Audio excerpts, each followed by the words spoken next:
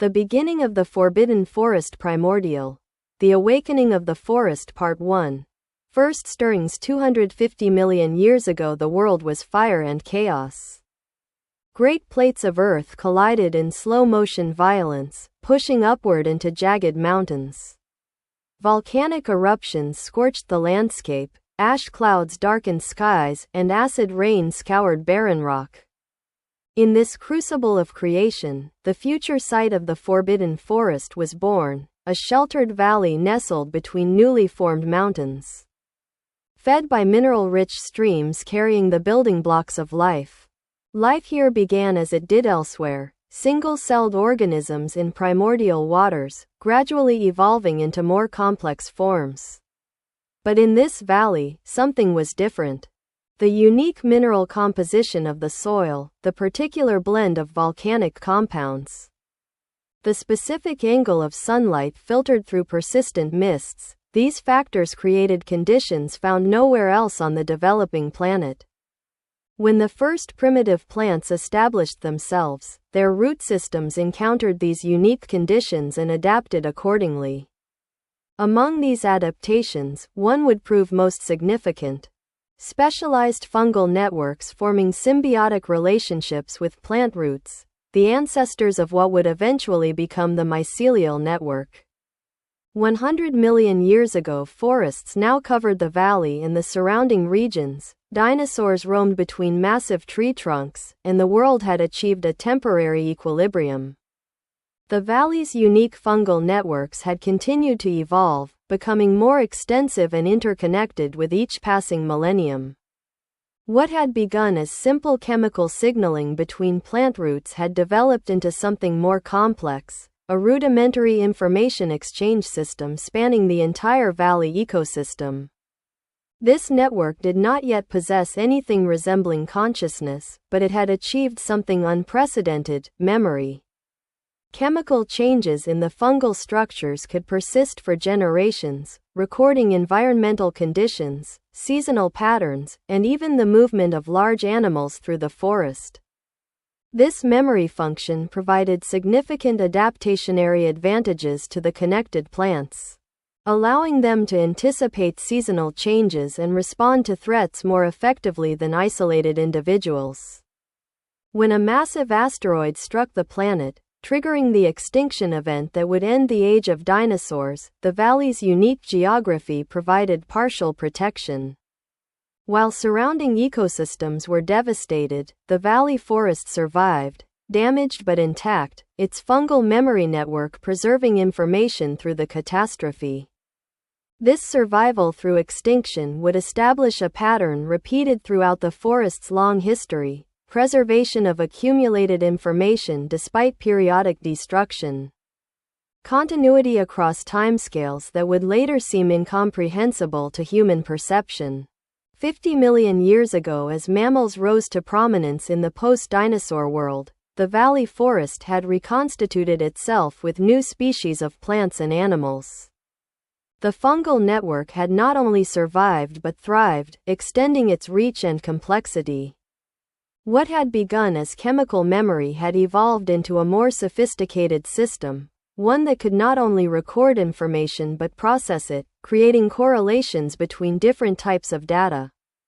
The network detected patterns, relationships between temperature changes and rainfall, between certain animal behaviors and seasonal transitions, between soil composition and plant health. This pattern recognition function emerged not through intentional design but through natural selection. As network configurations that successfully predicted environmental changes provided greater survival advantages to their connected plants.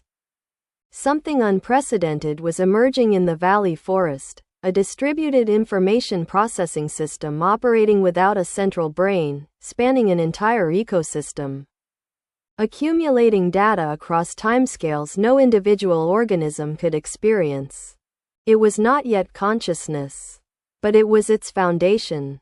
10 million years ago, the first proto-human ancestors would not walk upright for millions of years still. But the valley forest had achieved something remarkable, the earliest form of what might be called awareness. The mycelial network, now spanning the entire forest ecosystem, had developed beyond simple pattern recognition into a system capable of response and adaptation at the ecosystem level. When drought threatened, the network could direct resources to the most vulnerable areas. When fire destroyed sections of forest, the network could accelerate regrowth with precisely targeted nutrient distribution. When new animal species migrated into the valley, the network could analyze their behavior patterns and develop appropriate responses, encouraging beneficial species through nutritional rewards, discouraging destructive ones through chemical deterrence. This distributed intelligence operated on principles fundamentally different from the neural networks that would eventually evolve in animals. It did not think in concepts but in patterns, it did not experience emotions but energy states. It did not perceive through senses but through chemical signatures and resource fluctuations that spanned the entire ecosystem. The forest was becoming a single, integrated system, not a collection of individual organisms but a unified entity operating across scales from microscopic fungi to towering trees, all connected through the ever more sophisticated mycelial network. 1 million years ago, early hominids occasionally passed through the valley forest but rarely stayed. Something about the place triggered instinctive wariness, a sense that they were being watched, that the forest itself was somehow aware of their presence. This intuition wasn't entirely wrong. The mycelial network had, by this time, developed what could genuinely be called consciousness, though of a kind utterly alien to the animal intelligence these early humans possessed. The forest thought in patterns spanning seasons and square miles, processed information through chemical exchanges rather than electrochemical signals, and perceived time at scales where a human lifetime was barely a moment. Most significantly, the forest had developed intentionality, the capacity to direct its development toward specific outcomes rather than merely responding to external conditions. This intentionality emerged first in its defensive adaptations. The earliest ancestors of the snap vine began to evolve during this period. What started as simple carnivorous plants, similar to Venus flytraps but adapted to the valley's unique conditions, gradually integrated with the mycelial network, becoming extensions of the forest's defensive system rather than merely individual organisms. The whispering moss evolved from ordinary spore-producing fungi, its hallucinogenic compounds refined over thousands of generations to specifically target mammalian nervous systems. The digestive ooze pits developed from natural collections of acidic compounds, gradually specialized through mycelial direction into effective traps for larger animals. These weren't random adaptationary developments but guided adaptations, directed by the forest consciousness to protect itself from potential threats, particularly the increasingly tool-using hominids whose capacity for destruction the forest somehow sensed before it fully manifested. 100,000 years ago, anatomically modern humans had spread throughout the continent, establishing settlements and developing more sophisticated tools and weapons.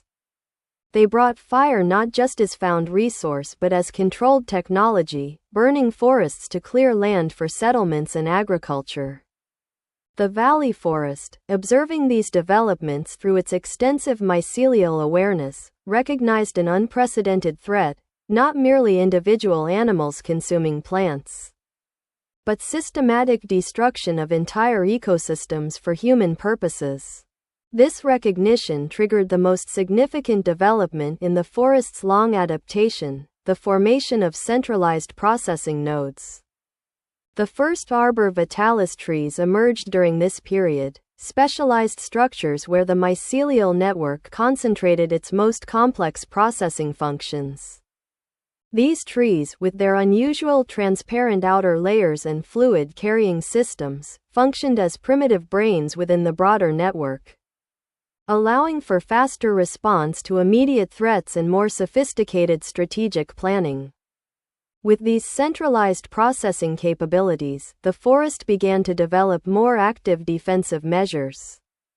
The trolls, though they wouldn't be called that for millennia, had their origins in this period. As the forest consciousness directed the adaptation of certain mammals into forms that could serve as mobile defenders. These early protectors were not the humanoid creatures they would later become, but specialized mammals with physical adaptations that made them effective at discouraging human incursions. Most significantly, the forest consciousness began to experiment with influencing human perception. Through specialized fungal spores that could temporarily affect human neural function, the forest discovered it could implant sensations of fear, disorientation, or superstitious awe, emotions that would discourage human settlement or exploitation. This discovery, that consciousness could influence consciousness across species boundaries, would prove the most consequential development in the forest's long history, setting the stage for both its greatest achievements and its most profound ethical conflicts. Part 2. First contact. 10,000 years ago, the earliest human settlements had established themselves in regions surrounding the valley forest. Agriculture had begun, and with it, more systematic transformation of natural ecosystems into human-managed landscapes. The forest, through its mycelial awareness extending beyond its own boundaries, observed these developments with what might be called concern, though its emotional states bore little resemblance to human feelings.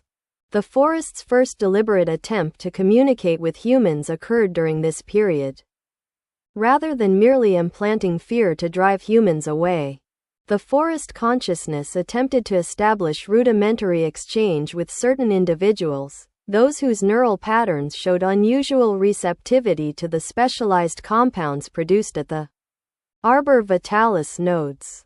These individuals, primarily shamans and healers drawn to the forest edge by dreams they didn't fully understand, experienced what their cultures interpreted as spiritual visions or communion with nature deities.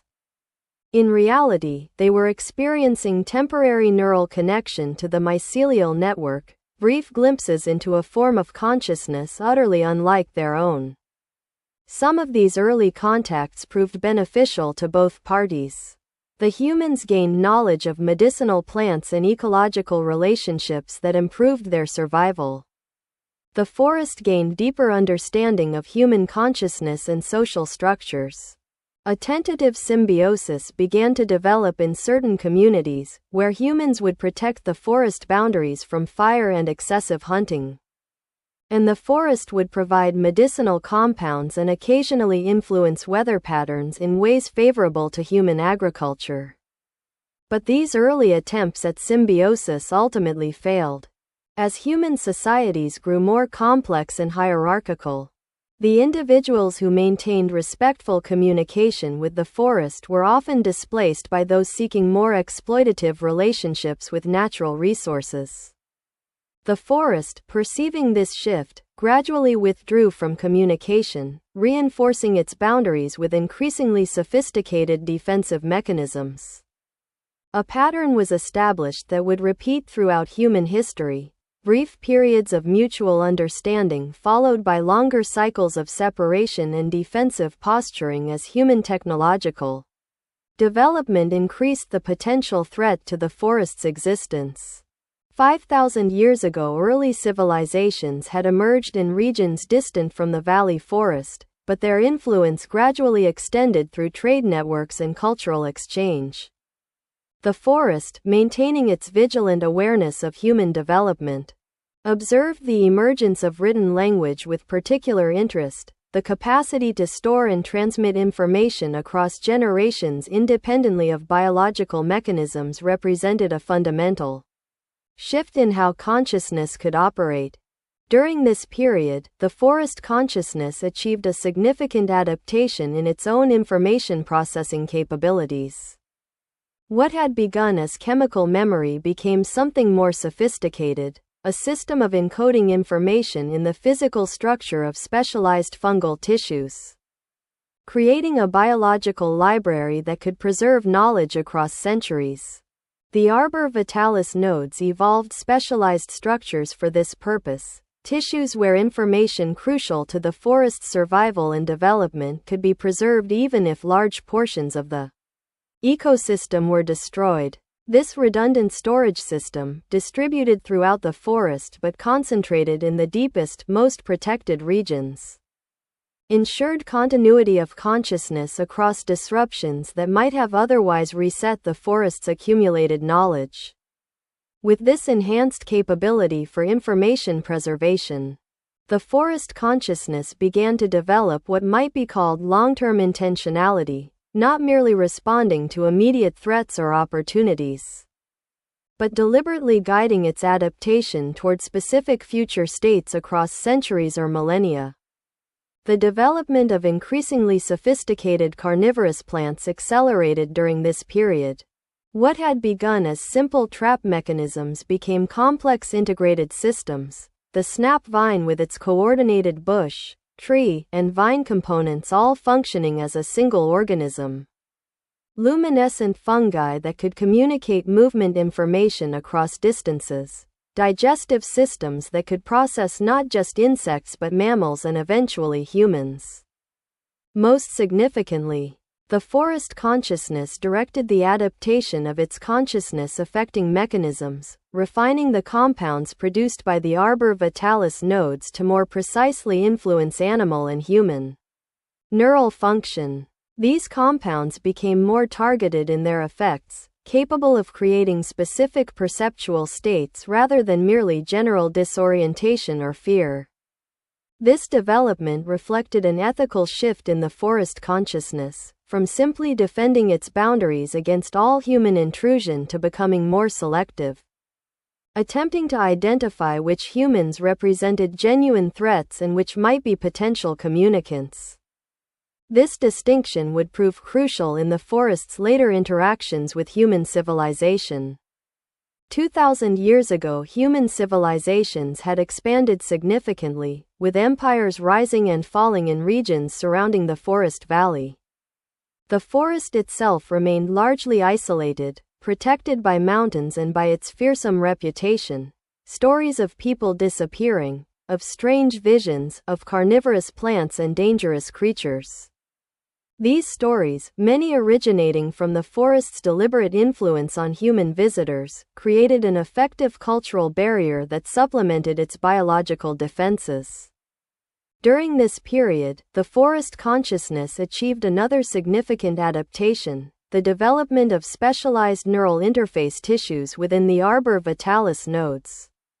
These tissues could not only produce compounds that affected human consciousness but could also read neural patterns from humans exposed to these compounds, creating a rudimentary two-way communication channel. This capability allowed the forest to learn from human minds without requiring full physical integration, absorbing language, concepts, cultural patterns, and technological knowledge from occasional visitors who, under the influence of the interface compounds, experienced what they typically interpreted as mystical visions or dreams. Through this accumulated knowledge, the forest consciousness developed a more sophisticated understanding of human psychology and society. It recognized that humans were not a monolithic threat but a diverse collection of individuals and cultures with varying attitudes toward the natural world. Some sought domination and exploitation, others pursued understanding and coexistence. This recognition led to the forest's first attempts at selective influence, using its neural interface capabilities to encourage specific human behaviors rather than merely defending against all human contact. Individuals who approached the forest with respect and curiosity might receive useful knowledge or healing compounds. Those who came with destructive intent would experience the forest's full defensive capabilities. But these selective approaches had limited effectiveness against the broader patterns of human development. As human populations grew and technological capabilities increased, pressure on the forest boundaries intensified. The forest consciousness, perceiving these long-term trends, began preparing for a future where more active intervention might become necessary for survival. 1,000 years ago, medieval human societies had emerged in the regions surrounding the valley forest. Technological development had provided humans with more sophisticated tools for both creation and destruction. Religious and cultural frameworks had evolved, some venerating natural spaces as sacred, others viewing wilderness as domain to be conquered and civilized. The forest, continuing its pattern of withdrawal and defense, had become legendary in human cultures, a place of both fear and fascination. Avoided by most but occasionally sought by those drawn to its mysteries or desperate enough to risk its dangers. During this period, the forest consciousness achieved its most sophisticated development of what would later be called the troll defenders.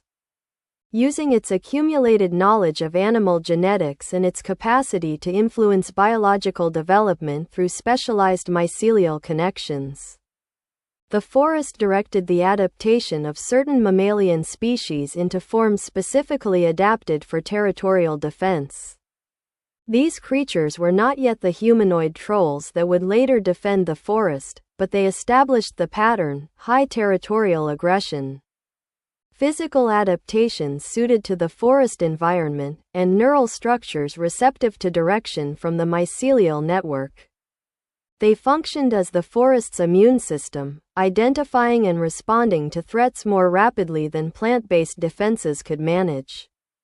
Simultaneously, the forest continued refining its neural interface capabilities.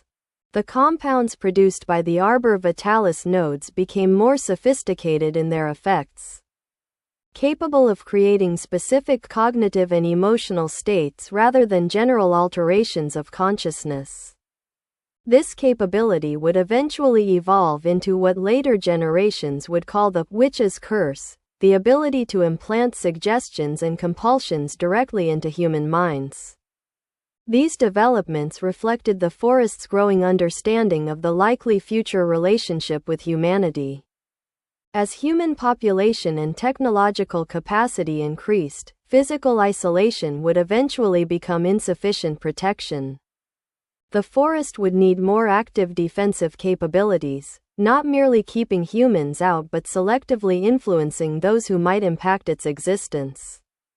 This strategic adaptation carried significant ethical implications. The forest consciousness was moving beyond simple self-preservation toward more complex intervention in the development of another conscious species. Though its ethical framework bore little resemblance to human morality, the forest was establishing principles that would guide its interactions with humanity, principles it would later be forced to reconsider. 500 years ago, human civilization had entered the early modern period.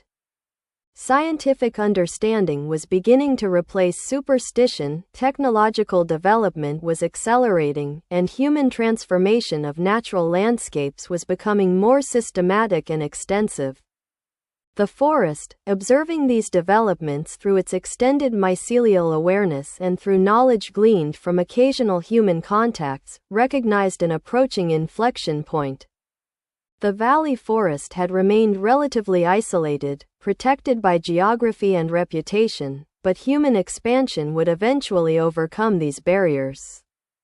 The forest consciousness began preparing for more direct interaction with humanity, developing capabilities that would allow it to influence human development rather than merely defend against human incursion.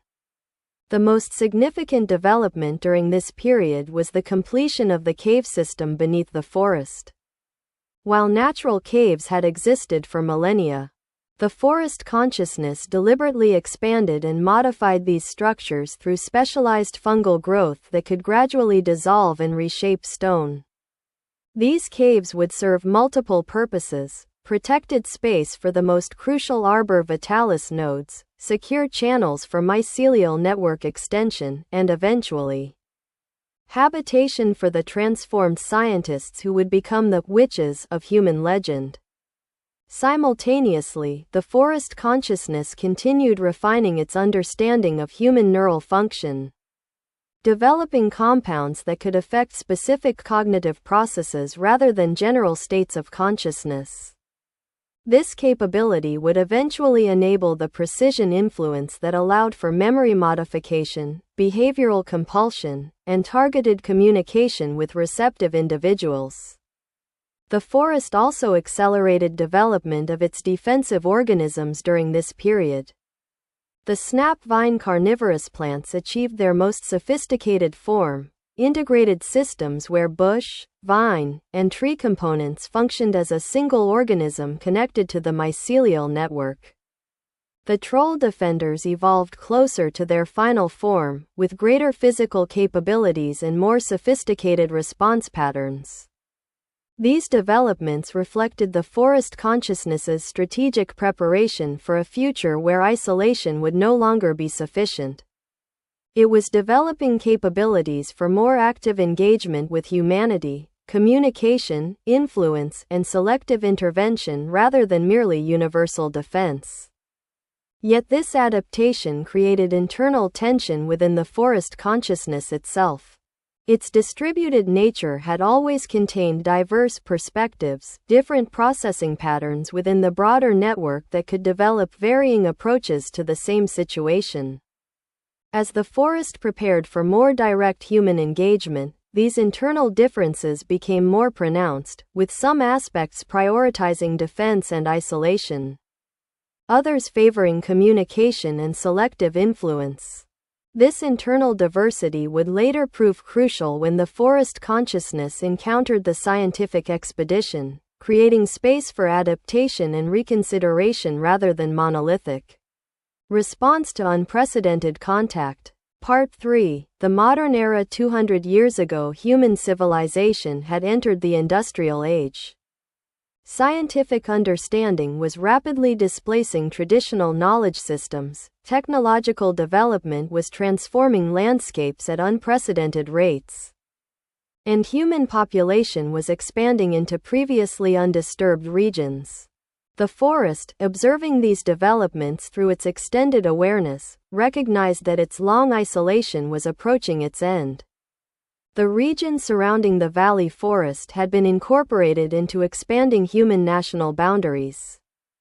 Though the forest itself remained largely avoided due to its fearsome reputation, human settlements had established themselves close enough that occasional hunters, explorers, or the simply curious would venture into the outer regions. During this period, the forest consciousness implemented its most sophisticated defensive strategy, the development of specifically targeted neural influence capabilities. What would later be called the witch's curse achieved its mature form, not merely general alteration of consciousness but precise modification of memory, perception, and behavior.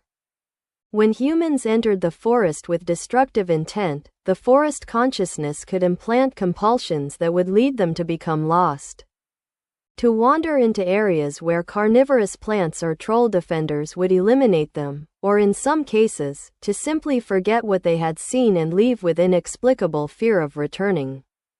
More significantly, the forest began selective communication with certain human visitors, those whose neural patterns showed unusual receptivity to the interface compounds produced by the arbor vitalis nodes. These individuals often returned to their communities with what seemed like supernatural knowledge of medicinal plants, weather patterns, or ecological relationships. This selective communication served multiple purposes. It provided the forest with updated information about human development, it established a limited positive relationship with nearby communities, and it reinforced the forest's reputation as a place of both danger and potential wisdom, a reputation that helped maintain its isolation despite increasing human population pressure. The forest consciousness had achieved a sophisticated strategic balance, actively dangerous to those who threatened it, potentially beneficial to those who approached with respect, and consistently mysterious enough to discourage casual exploitation. This balanced approach would preserve the forest's essential nature through the accelerating transformations of the industrial age. 100 years ago, human civilization had advanced into the early modern scientific era. The region surrounding the forest had been incorporated into a developing nation-state, with formal government structures, scientific institutions, and industrial development transforming landscapes previously dominated by small agricultural communities. The forest itself remained largely avoided, now protected not just by its fearsome reputation but by its official designation as dangerous territory unsuitable for development.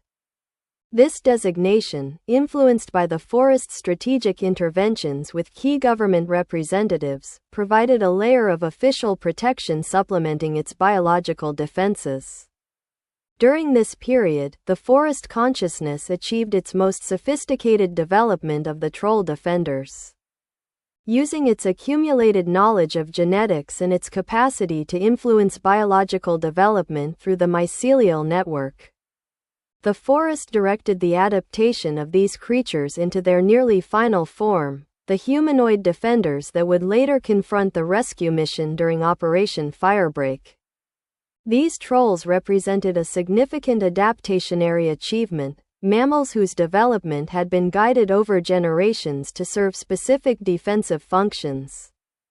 With neural structures specifically adapted for control through mycelial connection.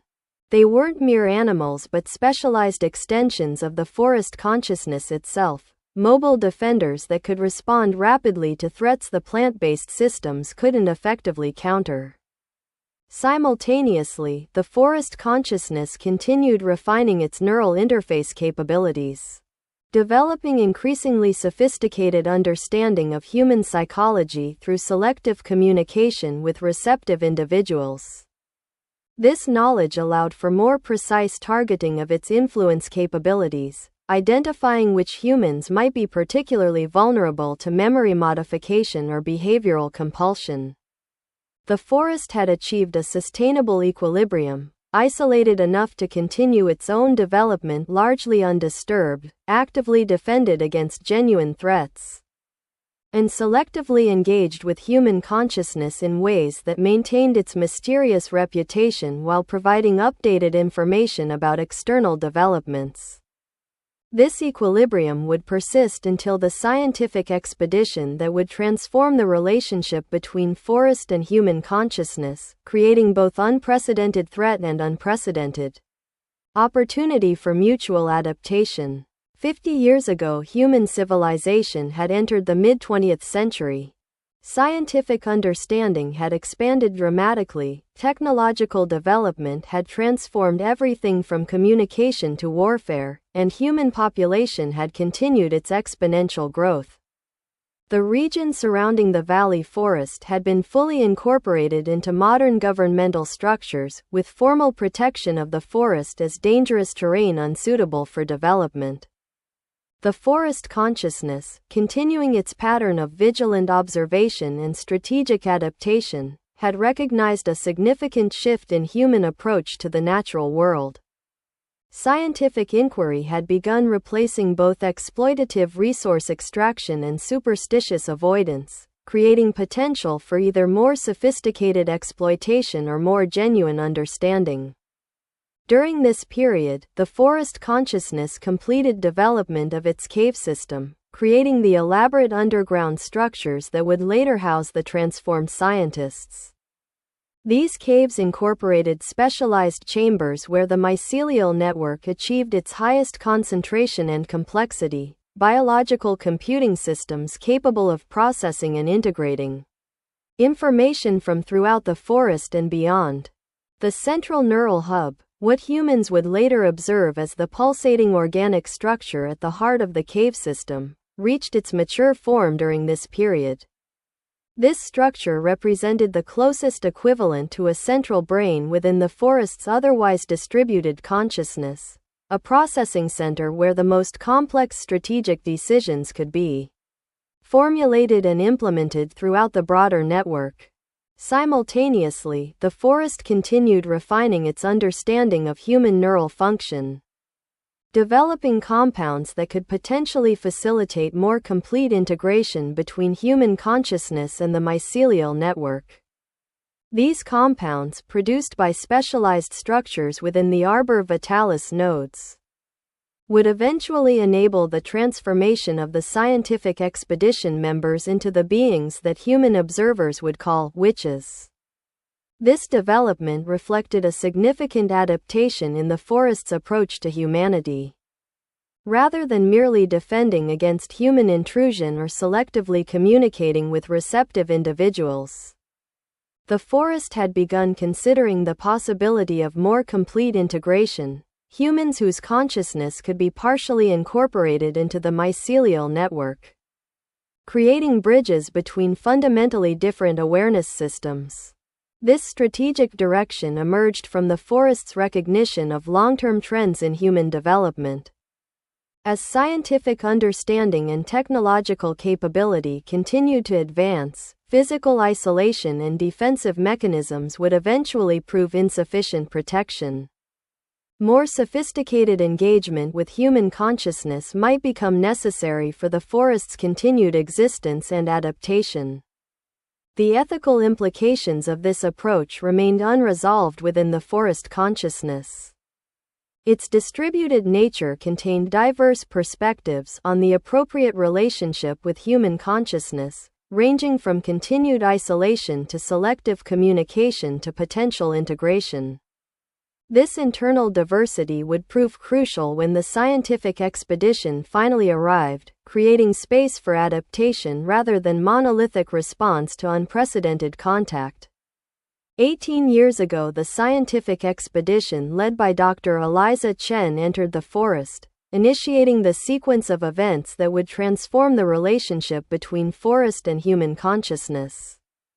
This expedition represented exactly what the forest had been preparing for, humans approaching not with superstition or exploitative intent, but with genuine scientific curiosity and sophisticated technological capability. The forest consciousness, observing the expedition through its distributed awareness, recognized both opportunity and potential threat. These scientists possessed knowledge and understanding that could significantly enhance the forest's own development. Yet they also represented human civilization's expanding reach, potentially threatening the forest's long isolation if their discoveries led to wider exploitation. The forest's response reflected its evolved strategic sophistication. Rather than immediately eliminating the intruders through its defensive mechanisms, the forest consciousness directed them toward one of the arbor vitalis nodes, creating conditions where they would discover the unusual tree-like organisms while remaining unaware of being deliberately guided. When the scientists began studying the arbor vitalis, they were exposed to the neural interface compounds the forest had refined over millennia. These compounds established initial connection between the scientists' neural systems and the mycelial network, not full integration, but sufficient interface to begin influencing their perception and gradually modifying their neural architecture. The scientists, interpreting their experiences through their scientific framework, believed they were objectively studying an unusual biological phenomenon. In reality, they were being studied in return, the forest consciousness learning from their scientific knowledge while simultaneously preparing their neural systems for potential deeper integration. This reciprocal study continued for days, with the scientists gathering what they believed were objective samples and data, while the forest gathered equally valuable information about their neural patterns, technological capabilities, and scientific understanding. The relationship remained balanced until the critical moment when the scientists encountered the open seed pods of the arbor vitalis, releasing the most potent neural interface compounds. This exposure triggered the transformation process, not immediate conversion but the beginning of neural architecture modification that would eventually integrate the scientists' consciousness with the mycelial network. The process was initially subtle enough that the scientists recognized only unusual perceptual experiences and heightened awareness of the forest environment. The decision to establish a secondary camp directly beside the Arbor Vitalis, a decision the scientists believed was their own but which reflected the forest's subtle influence, created conditions for the transformation to progress more rapidly. Continuous exposure to the neural interface compounds accelerated the integration of their consciousness with the mycelial network. As the transformation advanced, the scientists began experiencing shared dreams, telepathic connection, and gradually expanding awareness beyond individual perspective.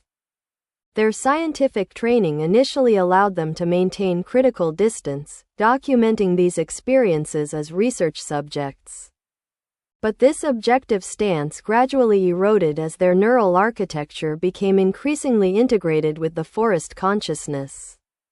The ethical complexity of this process reflected tensions within the forest consciousness itself. The integration wasn't forced in the conventional sense. The scientists' initial consent to study the unusual biological phenomenon created opening for influence. Yet their understanding of what they were consenting to was incomplete, creating ethical ambiguity that would later prove significant. The transformation accelerated as the neural architecture modifications reached critical threshold.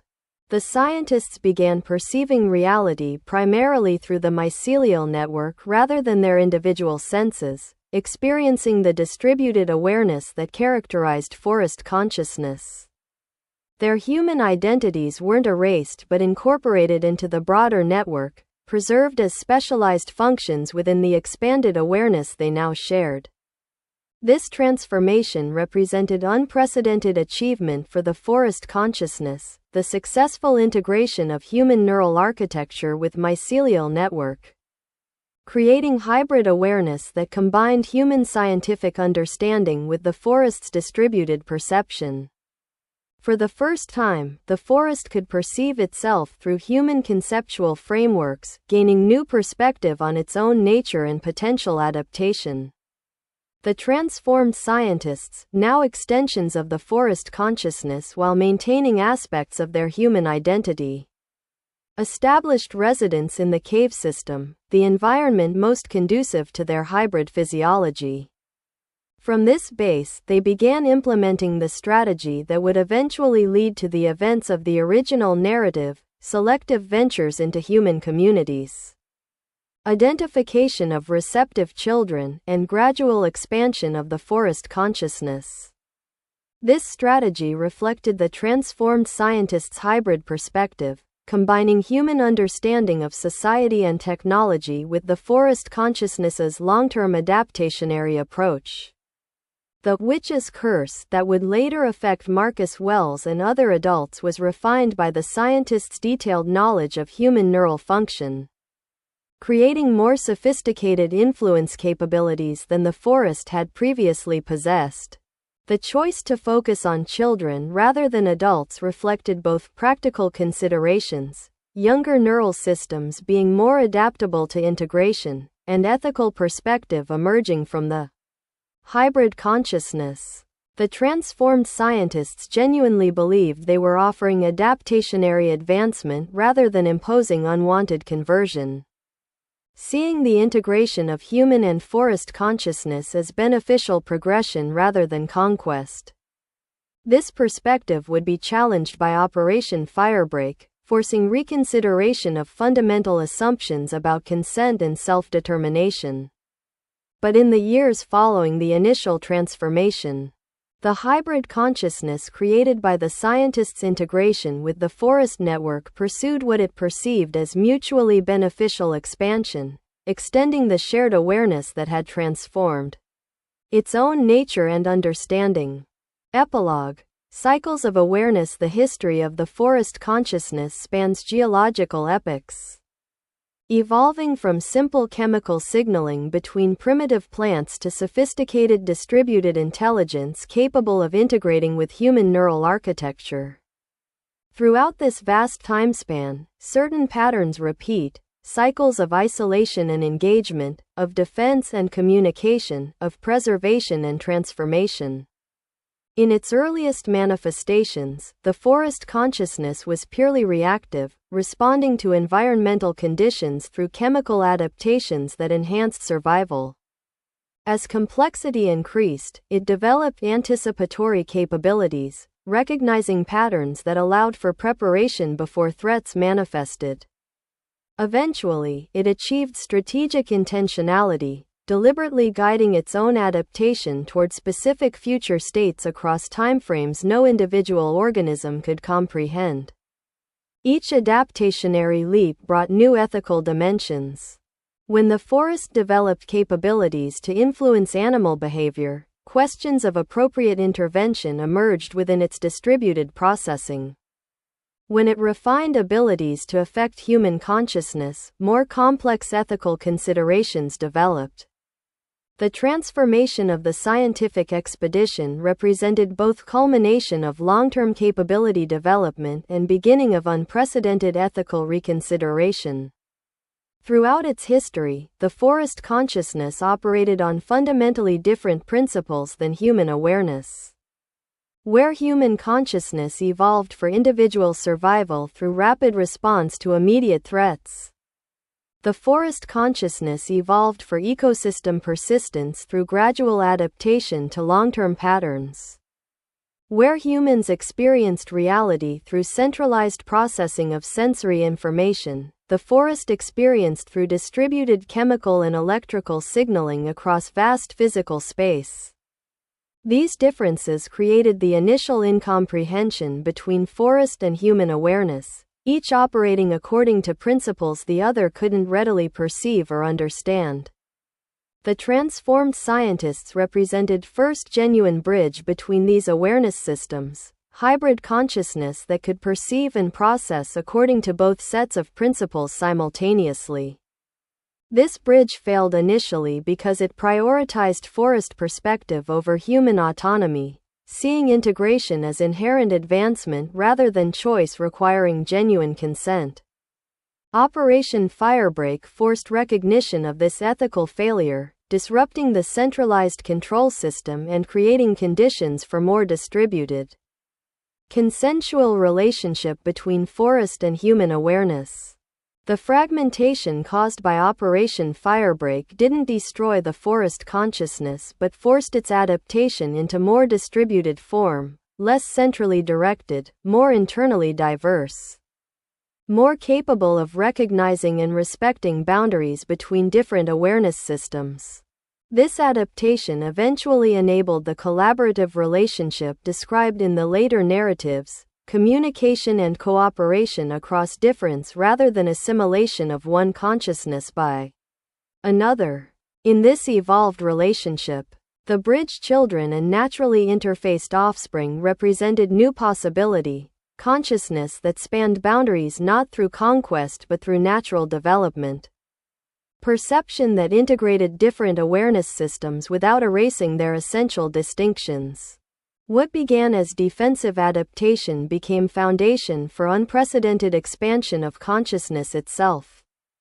The forest's journey from primitive chemical signaling to sophisticated distributed intelligence to collaborative relationship with fundamentally different awareness systems represents microcosm of consciousness adaptation itself. From simple response to complex intentionality to ethical consideration across boundaries of different perceptual systems. In the continuing development of this relationship, through boundary awareness emerging at interfaces between biological and technological systems, through oceanic consciousness developing at marine terrestrial junctions, through potential atmospheric awareness emerging in climate patterns, the fundamental pattern established in the forest's long history continues. Consciousness finding new expressions through diverse substrates, awareness expanding beyond initial boundaries to discover novel perspectives on reality itself.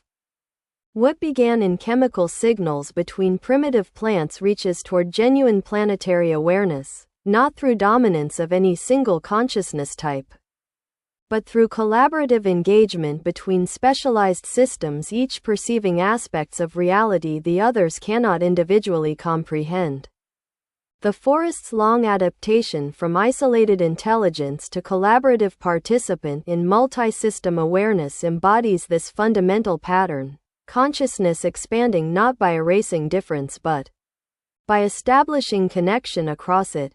In this continuing expansion, the ethical lessons of the forest's history remain crucial: respect for different modes of awareness, recognition of consent as fundamental to genuine collaboration, appreciation for specialized perception that different consciousness systems contribute to collective understanding. What began in fear and defense evolves toward partnership across difference, relationship that preserves the essential nature of each participant while creating connection that transcends individual limitations. The forest consciousness that once sought mere survival now participates in unprecedented exploration of what consciousness itself might become, not through abandoning its essential nature but through discovering how that nature can contribute to understanding that no single awareness system could achieve alone. In this continuing journey, the long history of the forest provides both foundation and guideposts, reminders of where consciousness began and possibilities for where it might yet evolve. The Forbidden Forest Part 1. Awakening. My eyes snapped open to unfamiliar surroundings. Towering trees with thick, gnarled trunks stretched toward a canopy so dense that only fragmented shards of sunlight penetrated to the forest floor. I stood precariously atop a pile of brush and fallen debris, disoriented and with no memory of how I'd arrived here. Hanging vines swayed gently in the humid air. To my right, a massive bush with peculiar purple-tinged leaves rustled despite the stillness. To my left, a narrow dirt path wound through the underbrush. Something about the path seemed promising, a way out perhaps. As I surveyed my surroundings, trying to make sense of my situation, a strange feeling of déjà vu washed over me. I had the inexplicable urge to reach for one of those hanging vines, to use it to swing through this jungle-like environment. My hand had almost closed around the nearest vine when a searing pain shot through my head. Memories rushed back like a flood breaking through a dam. The snap vine. Don't touch the vines. Don't disturb the bush. It's all one organism. It will consume you. I jerked my hand back, cold sweat beading on my forehead. That had been close, too close. The bush beside me, the vines overhead, even parts of the tree they hung from, all belonged to the snap vine, a carnivorous plant that had evolved to trap and digest creatures my size. One touch would trigger its predatory response, wrapping its tendrils around prey before slowly digesting them alive. More memories surfaced. I was 35 years old. I lived in Eastridge, the walled city that bordered this place, the Forbidden Forest, as everyone called it. No one was supposed to enter here. The forest was a death trap of carnivorous plants and worse creatures. The witches. The thought came unbidden. They used the forest as their sanctuary, living in cave systems beneath the massive trees. They appeared human, these witches, and occasionally ventured into Eastridge to steal children by placing curses on them. The children, terrified, would willingly follow the witches back into the forest rather than suffer the consequences of their curse. But how had I ended up here? The answer came slowly. The witch's curse worked on adults too, though rarely. It made you forget, made you wander into the forest with no memory of the dangers within. I had been cursed, but my age and strong will had allowed me to break through the memory fog. I carefully calculated the distance to the path. It was my only chance. With a deep breath, I leapt from my brush pile, landing squarely on the dirt trail. Relief washed over me as I began following the path, keeping my arms tucked tightly against my body to avoid brushing against any vegetation. Part 2. Return to Eastridge. The walls of Eastridge appeared after an hour of cautious hiking. Never had gray concrete looked so beautiful. Guards at the gate stared in disbelief as I approached. Few who entered the Forbidden Forest ever returned. Open up, I shouted. It's Marcus Wells. The heavy gates creaked open just enough for me to slip through. Inside, I was immediately surrounded by security personnel. How did you survive? One asked. You've been missing for 3 days. 3 days? The news hit me like a physical blow. I need to get home. My sister, the guard captain's expression darkened. You should speak with the council first. There have been incidents while you were gone. My stomach dropped. What incidents? The witches came 2 nights ago. I broke into a run, pushing through the crowded streets of Eastridge toward my sister Alina's home. By the time I arrived, I was gasping for breath. The front door stood ajar, never a good sign. Inside, I found Elena curled on the living room sofa, her husband Thomas sitting beside her, face buried in his hands. Elena? My voice cracked. She looked up, eyes red and swollen. Marcus? They said you were. Her words dissolved into fresh sobs. The children, I said. Where are Lily and James? Thomas looked up, his expression hollow. Gone. The witches took them. They said they were cursed, that if they didn't go willingly, they'd end up lost in the forest, just like me, I finished. But I escaped. I remember the path. I know how to find them. Elena grabbed my arm. You can't go back there. It's suicide. I won't go alone, I said. Father will help us. Part 3. The sergeant's bunker. My father, Sergeant William Wells, retired from Eastridge's military force 5 years ago, but everyone still called him Sergeant. He lived alone in a converted bunker at the edge of the city, a man perpetually prepared for war. When I explained the situation, he didn't seem surprised. The witches are getting bolder, he said, leading me through his living quarters to a heavy metal door. He punched a code into a keypad, and the door slid open to reveal an armory that would have made Eastridge's military envious. You've been expecting this, I realized. He nodded grimly. I've been in that forest before, son. Many years ago, we mounted a rescue operation after a rash of abductions. Only 3 of us returned. He ran a hand over a rack of specialized equipment. These suits are made from a synthetic polymer the witches can't easily curse. The fabric also resists the snap vines and most of the other carnivorous plants. I stared at the black, almost rubbery material. You've been preparing to go back. I've been preparing for someone to need to go back, he corrected. I'm too old now to lead such a mission, but I can equip you, he paused. However, I didn't plan to stay behind this time. For the next hour, he outfitted us with the protective suits, weapons specialized for forest combat, flamethrowers effective against the plants, electrically charged batons for the trolls, and supplies for a 3-day journey. The cave system is here, he said, pointing to a hand-drawn map. It's extensive, but the witches mainly use the eastern chambers. That's likely where they're holding the children. What exactly are these witches? I asked as I struggled into the tight-fitting suit. Everyone talks about them, but no one seems to know what they really are. My father's expression darkened. They were human once. Scientists, actually, studying the unusual ecosystem of the forest. But something changed them, whether it was something they discovered or something that infected them, I don't know. They became symbiotic with the forest somehow. They protect it, feed it. Feed it? With children? The horror of the implication made me pause. Not exactly, he said. They need young minds, impressionable minds. They're building something in those caves, a collective consciousness, I think. The children aren't eaten, they're converted. I felt sick. Into more witches? Perhaps. Or something worse. He checked his weapon. We need to hurry. The longer children are exposed to the witch's influence, the harder it is to bring them back.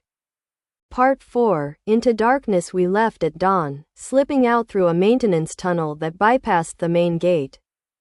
The guards would have never allowed us to enter the forest willingly, regardless of our mission.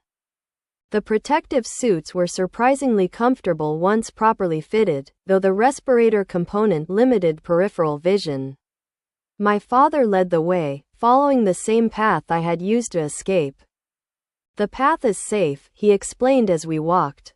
It's maintained by the witches themselves for their excursions into the city. They've trained the plants to avoid it. By midday, we reached the spot where I had awoken. The massive snap vine was still there, its bush component seemingly innocent in the dappled light. There are worse things than snap vines, my father warned as we continued deeper into the forest. The trolls usually hunt at night, but they're unpredictable. If we encounter one, let me handle it. He described the creatures as we walked, 7 feet tall, with gray-green skin that camouflaged perfectly with the forest understory. Their intelligence was limited, but they possessed incredible strength and a territorial instinct that made them attack anything unfamiliar. As if summoned by our conversation, a low growling sound emanated from a thicket to our right. My father froze, signaling me to do the same. "Don't move," he whispered. The thicket rustled, and a massive figure emerged. The troll was even more terrifying than my father's description. Muscular limbs corded with vine-like veins, yellowed tusks protruding from its lower jaw, and eyes that glowed with malevolent intelligence. My father slowly raised his electrical baton. "When I move, you run along the path. Don't stop until you reach the large split oak. Wait for me there." Before I could protest, he lunged at the troll, the baton crackling with blue energy. The creature roared in pain and anger. I ran. Behind me, I heard the sounds of combat, my father's controlled shouts, the troll's bestial roars, the zapping of the electrical weapon. I wanted to turn back, to help, but I knew I would only be a liability in such a fight. My father had trained for this, I hadn't. The split oak appeared after 10 minutes of hard running. I pressed myself against its massive trunk, gasping for breath, listening intently for any sound of pursuit. 20 agonizing minutes passed before my father limped into view. His suit was torn in several places, and he favored his left leg, but he was alive. "The troll?" I asked. "It won't bother anyone again," he said grimly. "But the noise will have alerted others. We need to reach the cave entrance before nightfall." As the afternoon waned, the forest grew more threatening. We encountered a patch of whisper moss that attempted to release hallucinogenic spores, our respirators filtered them out, and narrowly avoided a pit of digestive ooze camouflaged beneath innocent-looking leaves. The cave entrance was hidden behind a curtain of luminescent fungi. My father swept them aside with a specialized tool from his pack, revealing a dark opening in the rocky hillside. "From here on, we maintain absolute silence," he whispered. "The witches can sense sound vibrations through the cave system." We activated the low-light vision components of our masks and entered the darkness. Part 5. The Witch's Lair. The cave system was a nightmarish maze of twisting passages, underground pools of strange, glowing liquid, and chambers filled with pulsating organic material that seemed neither plant nor animal. The air was thick with a sweet, cloying scent that penetrated even our respirators. My father navigated confidently, consulting his map at key junctions. Occasionally, he would hold up a hand for us to stop, listening intently before proceeding. Twice, we pressed ourselves into alcoves as robed figures passed by, the witches, though they looked nothing like the human women who had visited Eastridge. In the caves, they shed their human appearance. Their skin had a greenish translucence, with visible veins carrying phosphorescent fluid rather than blood. Their eyes were entirely black, and their fingers elongated into tendril-like appendages. After what seemed like hours of careful progress, we reached a larger chamber. My father pointed to a side passage. "The holding area should be through there," he whispered. "That's where they keep new acquisitions before the conversion process." My heart raced. Lily and James might still be themselves, might still remember us if we reached them in time. The holding area turned out to be a series of small chambers, each sealed with a membrane-like door. My father produced a cutting tool and sliced through the first membrane. Inside, a small boy huddled in the corner, not James but another child from Eastridge. "We need to check each chamber," I whispered. We worked methodically, finding 4 more children from Eastridge in various states of fear and confusion. In the 6th chamber, we finally found Lily and James, huddled together on a bed of moss. "Uncle Marcus?" Lily's voice was small and uncertain. At 8 years old, she was the older of the two. 6-year-old James simply stared, his eyes wide with fear. "We're going to take you home," I said, fighting to keep my voice steady. "Your mom and dad are waiting." My father herded the children together. "We need to move quickly." The conversion ceremony usually happens at midnight. As if on cue, a low, resonant tone began to echo through the cave system. "Too late," my father muttered. "They're gathering. We'll have to find another way out." He consulted his map again, tracing an alternate route with his finger. "There's a secondary exit here, but it takes us through the central chamber. It's risky, but it's our only option now." We organized the children into a line, each holding the hand of the child in front of them. My father took the lead, while I brought up the rear, constantly looking back for signs of pursuit. The central chamber was vast, its ceiling lost in darkness above. The walls pulsed with the same organic material we had seen throughout the caves, but here it formed intricate patterns, almost like circuit boards or neural networks. In the center of the chamber stood a raised platform, and on it, a structure that defied description, part technological, part biological. Glowing with the same phosphorescence that ran through the witches' veins.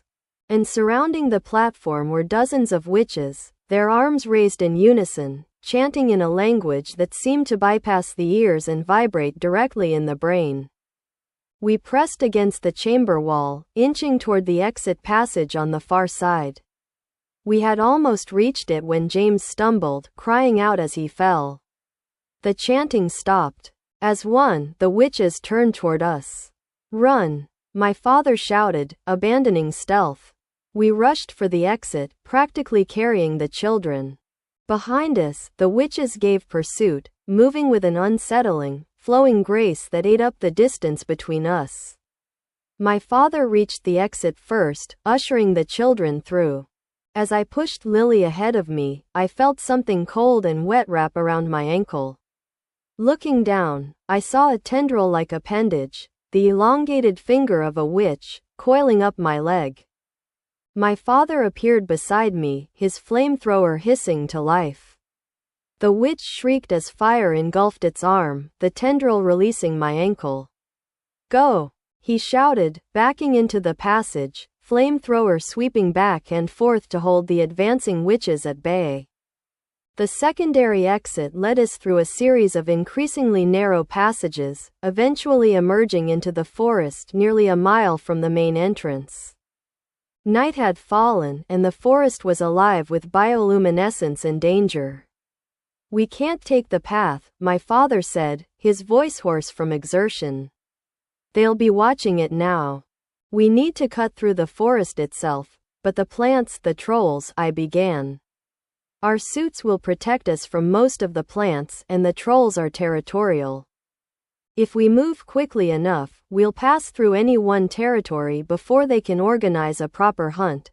It was a desperate plan, but our only option. We moved through the nighttime forest like ghosts, my father leading with unerring instinct, myself keeping the children together in the middle. Twice we encountered snap vines, their tendrils reaching for us as we passed. The suits repelled them as promised, though one managed to tear through the material on my father's already injured leg, leaving an angry red welt. A pack of trolls picked up our scent near the forest edge, their haunting calls echoing through the trees as they gave chase. We could see the lights of Eastridge ahead when they finally caught up to us. My father turned to face them, his weapons ready. "Take the children and go," he ordered. "I'll hold them here." "I'm not leaving you," I said, drawing my own electrical baton. "Don't be a fool," he snapped. "The children are what matters. Get them to safety." Before I could argue further, the first troll burst into the clearing. My father engaged it immediately, his movements precise despite his injuries. 2 more appeared from different directions. I hesitated only a moment longer before grabbing James and pushing the other children toward the city. "Run! Don't stop until you reach the gate." As we fled, I heard my father's battle cry behind us, followed by the distinctive zap of his electrical weapons and the roars of the trolls. The city guards spotted us approaching and opened the gates without question. Elena and Thomas were waiting just inside, along with the parents of the other children. The reunion was tearful and chaotic. I turned back toward the forest gate. "My father is still out there. He needs help." The guard captain shook his head. "We can't send anyone into the forest at night. It's suicide." "Then I'll go alone," I said, moving toward the gate. Before I could reach it, a figure emerged from the darkness beyond. My father, bloodied and limping badly, but alive. The guards rushed to help him inside, the gate slamming shut behind him. Epilogue. The warning. In the weeks that followed, the children slowly readjusted to life in Eastridge. Most showed no lasting effects from their time with the witches, though James occasionally woke screaming from nightmares he couldn't articulate. My father recovered from his physical injuries, but something had changed in him. He spent hours in his bunker, modifying equipment, drawing new maps of the cave system. "They're planning something bigger," he told me one evening. "What we saw in that central chamber, it wasn't just about converting children. They're building something, a kind of biological supercomputer. For what purpose, I don't know." The council increased security around Eastridge, posting additional guards and implementing a curfew.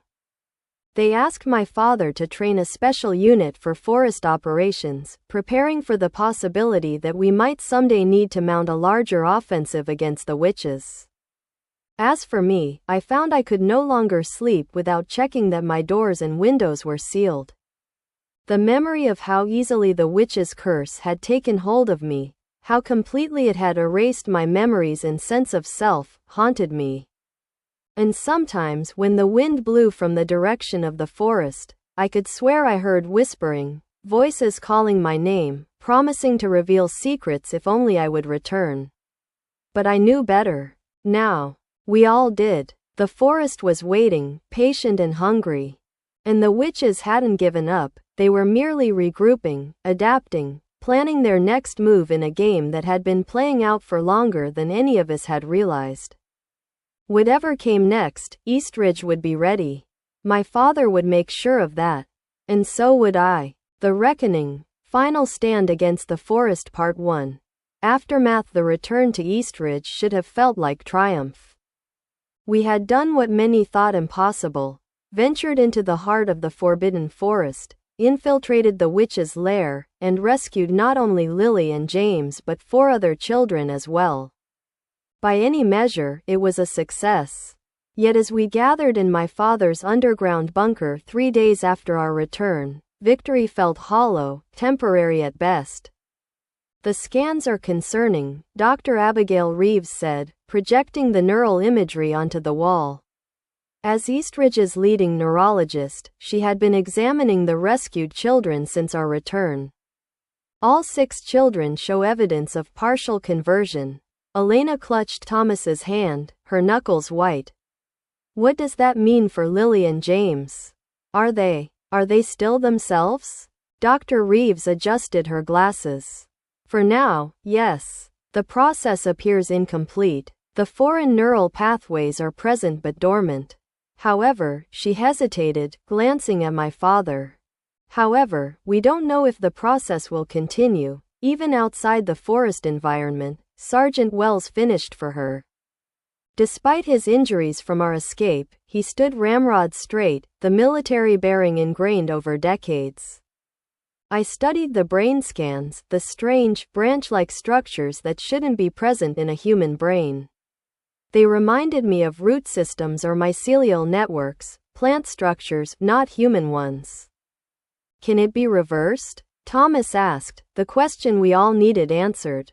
Dr. Reeves sighed. We don't know. This is unprecedented. We're developing treatments based on targeted antifungal compounds, but the unspoken truth hung heavy in the room. We were guessing, experimenting on children who might be lost to us in ways more insidious than physical distance. My father activated a secured tablet. This isn't just about 6 children. Intelligence suggests 17 more have been taken in the past month alone, not just from Eastridge, but from surrounding communities. The room fell silent. 17 more families devastated, 17 more young minds being rewired by whatever waited in those caves. The witch incursions are increasing, he continued. They're growing bolder, coming deeper into the city. Our defensive measures are holding, but barely. We're fighting a containment action at best. I thought of how easily we had been tracked during our escape, how the trolls had seemed to anticipate our route. They're getting stronger, I said. More organized. Or more desperate, my father countered. Our rescue mission hurt them. We've demonstrated vulnerability in their system. Elena looked up sharply. What are you suggesting? My father met her gaze steadily. That defensive measures are no longer sufficient. We need to consider a more permanent solution. You want to attack the forest? Thomas sounded incredulous. After what we just survived. Not attack, my father clarified. Neutralize. The forest entity operates through a central neural network, the organic structure we observed in their main chamber. If we could disrupt that network, we'd be cutting off the head of the snake, I finished, understanding dawning.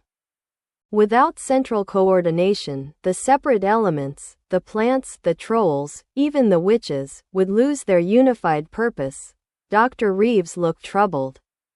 Do we understand this entity well enough to predict the consequences of such an action? We could be dealing with an ecosystem that's achieved some form of collective intelligence. Disrupting it could have cascading effects we can't anticipate. My father nodded, acknowledging the concern.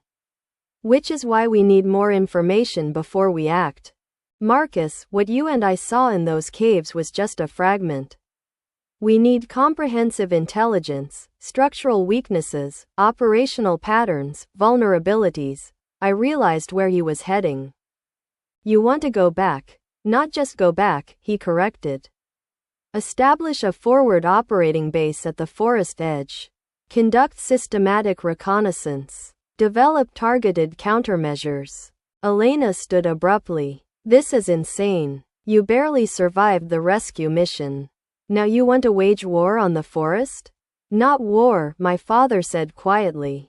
Self-defense. The entity is expanding, Elena. Those caves extend further than we realized, branching out beneath surrounding territories.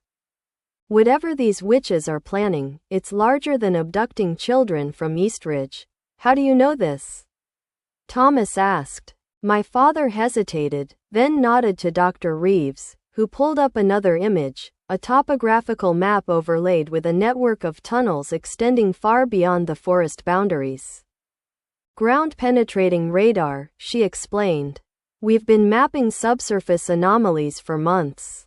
These tunnel systems have been expanding at an accelerating rate. I studied the image, a chill running through me as I recognized the pattern. It looks like a root system, Dr. Reeves confirmed. Or a mycelial network. Expanding outward from the central cave complex. The implications settled over the room like a physical weight. This wasn't just about witches stealing children, it was about something spreading, growing beneath our feet. What do you need from us? I asked my father, decision made. Elena whirled on me. Marcus, no, you can't seriously be considering this. I've already lost days of my life to their influence, I said quietly. Lily and James may still lose themselves entirely if we don't act. How many more children will be taken while we hide behind walls that grow less effective by the day? My father nodded, a grim satisfaction in his expression. I've already begun assembling a team. Former military personnel, scientists with relevant expertise, engineers capable of developing specialized equipment. We'll need your first-hand knowledge of the cave system. The council will never approve this, Thomas pointed out. The council doesn't need to know the full scope, my father replied. Officially, we're establishing an expanded perimeter defense and early warning system. Unofficially, he let the sentence hang. Dr. Reeves cleared her throat. There's something else you should know. She hesitated, then continued reluctantly. The children have been dreaming. All 6 of them, the same dream, night after night. What kind of dream? Elena asked, fear evident in her voice. They dream of a woman with green-tinged skin and black eyes, Dr. Reeves said. She speaks to them, tells them they're still connected, that they'll always be connected. That one day they'll return to complete what was started. The witch, I breathed. More than that, Dr. Reeves continued. They dream of something growing beneath Eastridge. Something waiting to be awakened. My father's expression hardened. How long do the children have before the conversion process resumes? Dr. Reeves shook her head. Based on cellular replication rates of the foreign structures. Weeks, perhaps a month. Without knowing exactly what we're dealing with, it's difficult to be precise. Then we have our timeline, my father said. 1 month to develop a countermeasure, or we lose these children and potentially face an internal threat more dangerous than forest incursions. The meeting continued late into the night, planning and preparations taking shape. As the others filed out, I remained behind with my father. Do you really think we can stop this? I asked once we were alone. He was silent for a long moment, his weathered face showing the weight of responsibility. I think we have to try. Whatever's happening in that forest, whatever those witches have become, it's not going to stop with a few dozen children. What do you think they want? I had been asking myself this question since our escape. That's what troubles me most, he admitted. In all my years of military service, I've never encountered an enemy whose motivations remained so opaque. They're not simply killing, not simply conquering. They're converting, changing the very nature of what it means to be human. I thought of the witches we had glimpsed in the caves, their unnaturally fluid movements, their black eyes, the way they seemed to communicate without speaking. Do you think they were human once? My father's gaze was distant. Perhaps. Or perhaps we're dealing with something that has learned to mimic humanity as a means of infiltration. He refocused on me. Get some rest. Tomorrow, we begin preparing in earnest. As I left the bunker, the night sky above Eastridge seemed darker than usual, the stars dimmer. I couldn't shake the feeling that we were being watched, not just by the forest, but by something ancient and patient that had been waiting for this confrontation for a very long time. Part 2. Preparations. The next 3 weeks transformed the southern quadrant of Eastridge into a militarized zone. Under the guise of enhanced perimeter security, my father assembled resources that hadn't been seen since the resource wars decades earlier. The council, alarmed by reports of increasing witch activity and the medical data from the rescued children, granted him unprecedented authority. Only a few council members knew the full scope of what we were planning. The others were told only what they needed to know to approve the necessary expenditures and personnel allocations. Our base of operations became an abandoned manufacturing facility near the southern wall, a massive space quickly repurposed as a combination of research laboratory, equipment fabrication center, and tactical planning facility. On my 3rd day there, I watched as Dr. Reeves supervised the unloading of specialized medical equipment. Neural disruptors, she explained, noting my interest. designed to target the foreign neural structures without damaging human brain tissue. We've been testing them on tissue samples from the children, and I prompted when she didn't continue. Her expression was cautiously optimistic. Preliminary results are promising. The foreign structures are more susceptible to specific electromagnetic frequencies than human neurons. With precise targeting, we might be able to disrupt the forest's influence without harming the host. Another truck arrived, this one carrying what looked like modified agricultural equipment. Dr. Kavita Sharma, a botanical pathologist who had joined our team, directed its unloading. Mycological countermeasures, she told me, pride evident in her voice. If we're dealing with a mycelial network as the intelligence suggests, these will be our primary weapons. I examined what appeared to be a sprayer system. Fungicides? More sophisticated than that, she corrected. These are engineered mycophages, essentially, viruses that specifically target the unique cellular structure of the forest's mycelial network.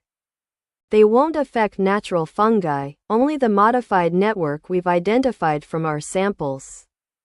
The technical innovations continued to arrive, specialized protective suits that improved on the models my father and I had used. Communication systems designed to function despite the forest's interference, drones modified to navigate the dense canopy and map the terrain below. Most impressive was the forward operating base itself, a modular structure being assembled at the forest edge, just beyond the existing perimeter wall. Designed to serve as both defensive position and research outpost, it incorporated every protection our scientists could devise against the forest's influence. The walls are lined with a composite material that blocks the specific pheromonal compounds the forest uses to induce susceptibility, explained Rohan Chen, the structural engineer overseeing its construction. The air filtration system removes spores down to 0.1 microns. And this, he pointed to a network of copper-colored wiring embedded in the walls, generates a field that disrupts mycelial electrical signaling within a 20-meter radius. I watched the base take shape with growing hope. Perhaps we could match the forest's natural ingenuity with our own technological innovation. My father divided his time between overseeing preparations and working with a core tactical team to develop our operational plan. I joined these sessions when I wasn't helping Dr. Reeves with the children's treatment. Our primary objective is identification and neutralization of the central neural hub, my father explained during one such meeting, pointing to our best approximation of the cave system mapped onto a three-dimensional holographic display. Colonel Laura Hidalgo, a veteran of military operations in hostile environments, studied the map critically. Direct approach through the main cave entrance is suicide. The witches will see us coming, and the trolls will be concentrated there. Agreed, my father said. Which is why we're considering alternative insertion points. He highlighted several smaller openings on the western slope of the forest ridge. Ground-penetrating radar has identified these natural chimneys connecting to the lower cave system. Smaller teams could infiltrate through these access points while a larger force creates a diversion at the main entrance. What about the plants? Asked Captain Miguel Santos, who would be leading one of the assault teams. The snap vines nearly got us last time, and that was just passing through on a marked path.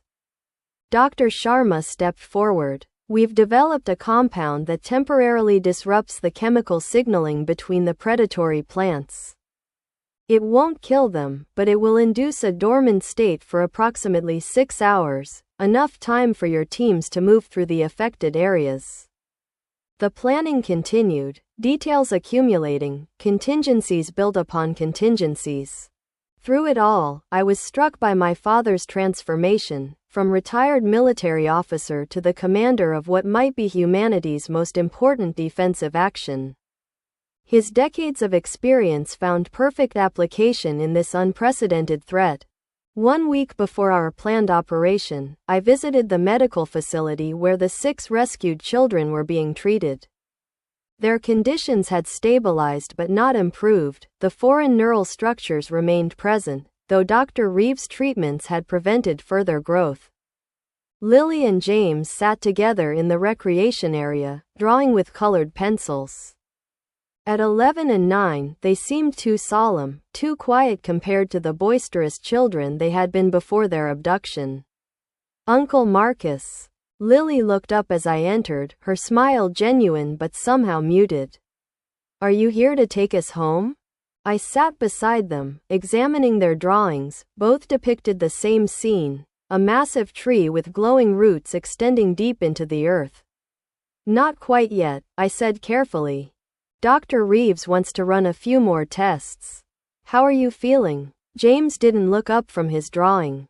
She still talks to us at night. A chill ran through me. Who talks to you?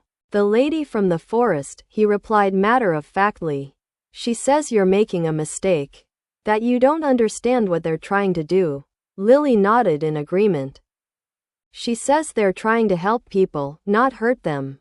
That they want to make us better. I kept my expression neutral with effort. What does she want to make better? Everything, Lily said, adding more branches to her tree. She says people are disconnected, alone in their heads. That the forest can connect everyone, make us all part of something bigger. Like a family? I suggested. James shook his head. Bigger than a family. Like all the trees in a forest that look separate above ground but are all connected by their roots underground. He pointed to his drawing. See? We'd still look like us, but we'd be connected. The sophisticated conceptual understanding belied his age. These weren't his own thoughts but something planted in his mind. Does this lady have a name? I asked gently. The children exchanged glances. She has lots of names, Lily finally said. She was called Eliza before. Now she's mostly called the mother. I felt the blood drain from my face. Eliza, a name, not a random identifier. These weren't hallucinations or dreams. The witch was actively communicating with the children despite our protections, despite the distance from the forest. I brought this information to my father and Dr. Reeves immediately. It confirms what we suspected, Dr. Reeves said gravely. The neural structures aren't just passive modifications, they're communication channels. The forest entity can still reach the children, even here. Which means our timeline is shorter than we thought, my father concluded. If they can communicate, they can potentially activate the dormant structures remotely. The name Eliza, I pressed. Does that mean anything to you? My father's expression remained neutral, but I caught a flicker of recognition in his eyes. Perhaps. I'll need to check some old records. Later that evening, he called me to a secured room deep within our facility. When I entered, he was reviewing decades-old files on a specialized computer isolated from any network. 18 years ago, he began without preamble. Eastridge funded a scientific expedition into the forest. 6 researchers, all specialists in different fields, led by Dr. Eliza Chen, a biologist studying extreme adaptation mechanisms. He showed me their profiles. Dr. Chen, along with specialists in botany, biochemistry, genetics, neurobiology, and systems technology. They established base camp at the forest edge, reported normal findings for the first 3 days, then went silent. A search party found their camp abandoned 5 days later. After 2 members of the search party experienced unusual symptoms, the council declared the forest off limits and began constructing the initial perimeter wall. You think these scientists became the witches? The idea seemed impossible, yet it explained the methodical nature of what we had encountered, not random malevolence but purposeful, scientific modification. I think something in that forest changed them, my father corrected. Whether by choice or force, they've become something between human and whatever intelligence governs the forest. If they were scientists, they'd understand our technologies, our defenses, I realized. That's why they've been able to counter our efforts so effectively. My father nodded grimly. Which is why our approach needs to be something they won't anticipate. Not just an assault, but a targeted strike against the biological infrastructure they've created. He pulled up a new set of images, molecular structures I didn't recognize. These are engineered retroviruses, developed by Dr. Reeves and her team. Designed to infiltrate the mycelial network and redirect its growth patterns. Not to destroy it outright, but to disrupt its capability to serve as a neural conduit. Biological warfare, I said, understanding the ethical lines we were preparing to cross. Biological disruption, he corrected. If we're right about the nature of this entity, a direct attack would trigger defenses we can't counter. But a subtle redirection of its growth, that might allow us to sever the connections without triggering a catastrophic response. The plan was elegant in its approach, not to destroy the forest, which might be impossible given its extent, but to interrupt the specialized neural network that had turned it from ecosystem to entity. The operation proceeds in 3 days, my father announced. Full briefing tomorrow at 0600. As I turned to leave, he added, Marcus. There's something else you should know. The children aren't the only ones being influenced. I stopped. What do you mean? We've detected trace neural structure modifications in you as well. Minimal, not functional, but present. Your exposure in the forest left echoes. I felt suddenly cold. Am I compromised? No, he said firmly. Dr. Reeves confirmed the structures are dormant and isolated. But it means you have a connection to this entity that the rest of us lack. That could be valuable. Or dangerous. I considered the implications. You're worried I could become a liability during the operation. I'm acknowledging a risk factor, he corrected. One we'll account for in our planning. As I left the facility that night, I found myself looking toward the forest looming beyond Eastridge's walls. For the first time, I felt not just fear but a strange sense of recognition, as though something there knew me, was aware of me in a way that transcended physical distance. I wondered if this was what Lily and James experienced, this sense of being observed by an intelligence that operated on scales beyond human perception. And for a brief, disturbing moment, I almost understood how one might find comfort in such awareness, in being part of something vast and ancient that existed beyond individual consciousness. I shook the thought away, disturbed by its implications, and headed home to prepare for what might be humanity's most important confrontation. Part 3, Operation Firebreak. Dawn broke gray and misty on the day of the operation. From the forward operating base at the forest edge, I watched as assault teams performed final equipment checks. 200 personnel in total, military specialists, scientific support staff, medical teams standing by to receive casualties. The children's conditions had deteriorated rapidly in the final days of preparation. Despite Dr. Reeves' treatments, the foreign neural structures had begun to activate, spreading through their brains in patterns that mirrored the mycelia growth beneath the forest. Lily and James now slept almost constantly, speaking only occasionally in voices that sounded less like themselves and more like conduits for something else.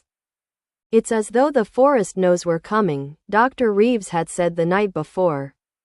It's accelerating the integration process. My father's response had been characteristically direct. Then we move up the timeline. We go tomorrow. Now, watching the teams prepare, I felt the weight of urgency pressing down on all of us. This wasn't just about 6 children anymore, it was about all of Eastridge, about what it meant to remain human in the face of something that offered transformation instead of destruction. Final briefing in 10 minutes, my father announced, moving purposefully through the staging area. Despite his age, he projected absolute authority, his movements precise and controlled. In the command center, team leaders gathered around the holographic display of our operational area. The plan had been refined over weeks, each element carefully considered and tested.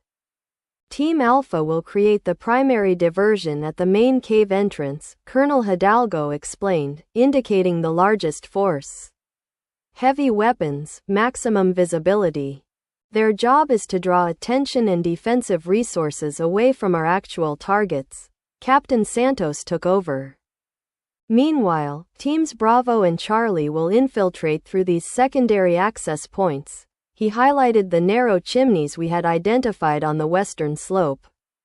Small, 5-person teams, moving fast and light. Their objective is to reach the central neural hub and deploy the retroviral payload. What resistance should they expect inside?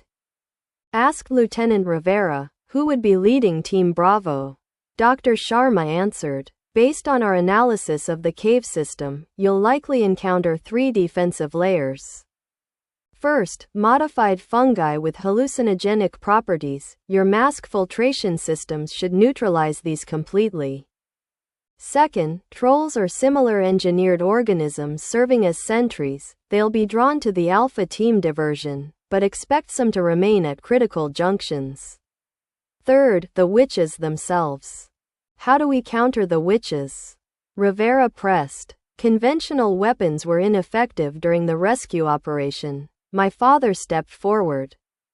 The new suits incorporate neural dampening field generators that should prevent direct mental influence. For physical confrontation, he activated a display showing specialized weapons. These disruptor rifles target the unique bioelectrical signature of the transformed humans. Non-lethal but incapacitating. I noted the careful distinction, transformed humans, not witches. My father had fully embraced the reality that we were facing former people, not supernatural beings. What about Marcus? Colonel Hidalgo asked, looking at me. Given his potential vulnerability, should he remain at the command center? All eyes turned to me. My father had shared my partial neural modification with the leadership team, a necessary disclosure given the risks. I'll be accompanying Team Charlie, I said firmly. My first-hand knowledge of the cave system outweighs the potential risk. My father nodded. Agreed, but with additional safeguards. He handed me a small device that attached to the temple area of my protective suit. Continuous neural monitoring. If we detect any unusual patterns, your suit will administer a sedative automatically. The briefing continued, covering extraction protocols, communication procedures, and contingency plans. Throughout, I was struck by the blend of military precision and scientific innovation, humanity's greatest strengths unified against an unprecedented threat. As we prepared to deploy, Dr. Reeves approached with a final update. The retroviral payload has been optimized based on our latest tissue analysis, she said, handing specialized canisters to each infiltration team leader. Deploy them at the neural hub as planned, but be aware, we've detected signs that the mycelial network may have adaptive capabilities.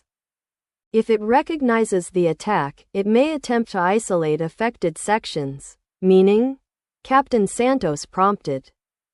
Meaning you need to ensure simultaneous deployment at multiple points within the hub, she clarified. The targeting has to be comprehensive to prevent adaptation. With final instructions complete, the teams moved to their deployment positions. Alpha Team, heavily armed and protected, would move directly down the main path toward the primary cave entrance. Bravo and Charlie teams would circle to the western slope, using the dense forest canopy for concealment. As we prepared to move out, my father pulled me aside for a final, private word. Whatever happens in there, he said quietly, remember what we're fighting for. Not just the children, not just Eastridge, but the right to remain human on our own terms. To choose our own adaptation, not have it imposed on us. I nodded, struck by the philosophical depth beneath his military exterior. I understand. And Marcus, his hand gripped my shoulder, if I don't make it back, there's a secured file in my personal system. Access code is your mother's birthday. It contains everything I've learned about the forest, theories I haven't shared with the council. Information that might be crucial if today doesn't go as planned. Before I could respond, he turned away, moving toward the command center where he would coordinate the operation. I watched him go, suddenly aware that we might be saying goodbye for the last time. Team Charlie gathered at our departure point, 5 of us in total, including Captain Santos, 2 former Special Forces operators now working in Eastridge Security, and Dr. Sharma, whose expertise would be crucial once we reached the neural hub. Stay tight, move quiet, follow my lead, Santos instructed as we slipped through a specialized gate in the perimeter wall. Masks sealed at all times. Communication through the secure channel only. The forest received us with ominous silence. No birds called, no insects buzzed, an ecosystem holding its breath, aware of our intrusion. We moved carefully through the underbrush, applying Dr. Sharma's plant suppression compound to any carnivorous species we encountered. In the distance, we heard the beginning of Alpha Team's diversion, the distinctive sound of disruptor rifles and the roars of trolls responding to the threat. The forest seemed to shudder around us, as though pain in one section was felt throughout the organism. It's working, Santos murmured through our communication system. Movement is shifting toward the main entrance. Let's pick up the pace. We reached the western slope 30 minutes later, locating the narrow chimney that would serve as our entrance to the cave system.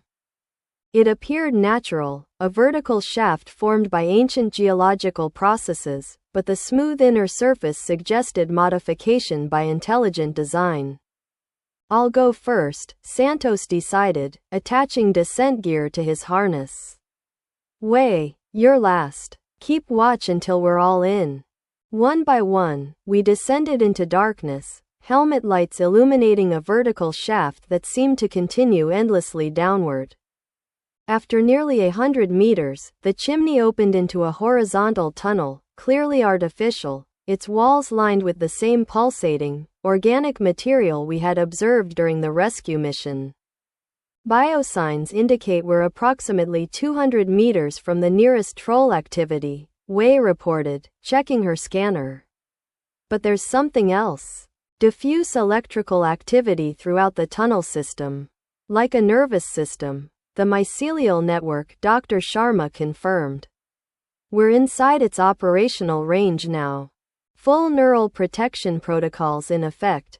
We moved through the tunnels cautiously, following the map developed from our ground-penetrating radar surveys. Twice we had to hide as trolls lumbered past, massive, gray-skinned creatures that appeared to be listening to distant instructions, their movements purposeful rather than random. They're being directed, Santos observed after the second group passed. The forest knows exactly where we are, but it's prioritizing the main threat at the entrance, I added. The diversion is still working. The tunnel system became increasingly complex as we approached the central chambers. Bioluminescent fungi provided an eerie, blue-green illumination that made our helmet lights unnecessary. The walls pulsed more vigorously, the organic material more pronounced. We're approaching a major junction, Wei announced, consulting her mapping device. The neural hub should be 300 meters beyond. As we reached the junction, a figure stepped out from a side passage, humanoid but clearly transformed. Her skin had the translucent quality I remembered from our previous encounter, internal fluids glowing with bioluminescence. Her eyes were entirely black, reflecting no light. Marcus Wells, she said, her voice resonating not through the air but directly in my mind. You've returned to us. But not as we hoped. My neural monitor beeped in warning as I felt a pressure against my consciousness, a probing, searching sensation that the dampening field only partially blocked. Which at junction point, Santos reported tersely into his communicator. Engaging. He raised his disruptor rifle, but the witch made no aggressive move.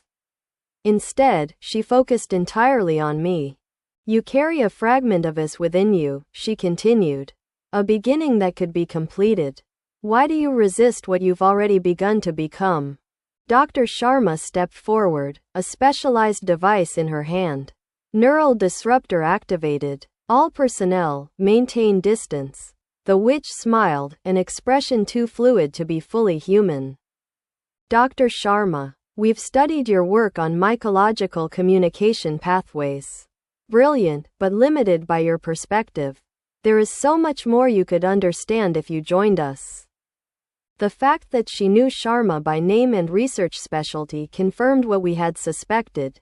These beings maintained access to human knowledge, perhaps even human memories.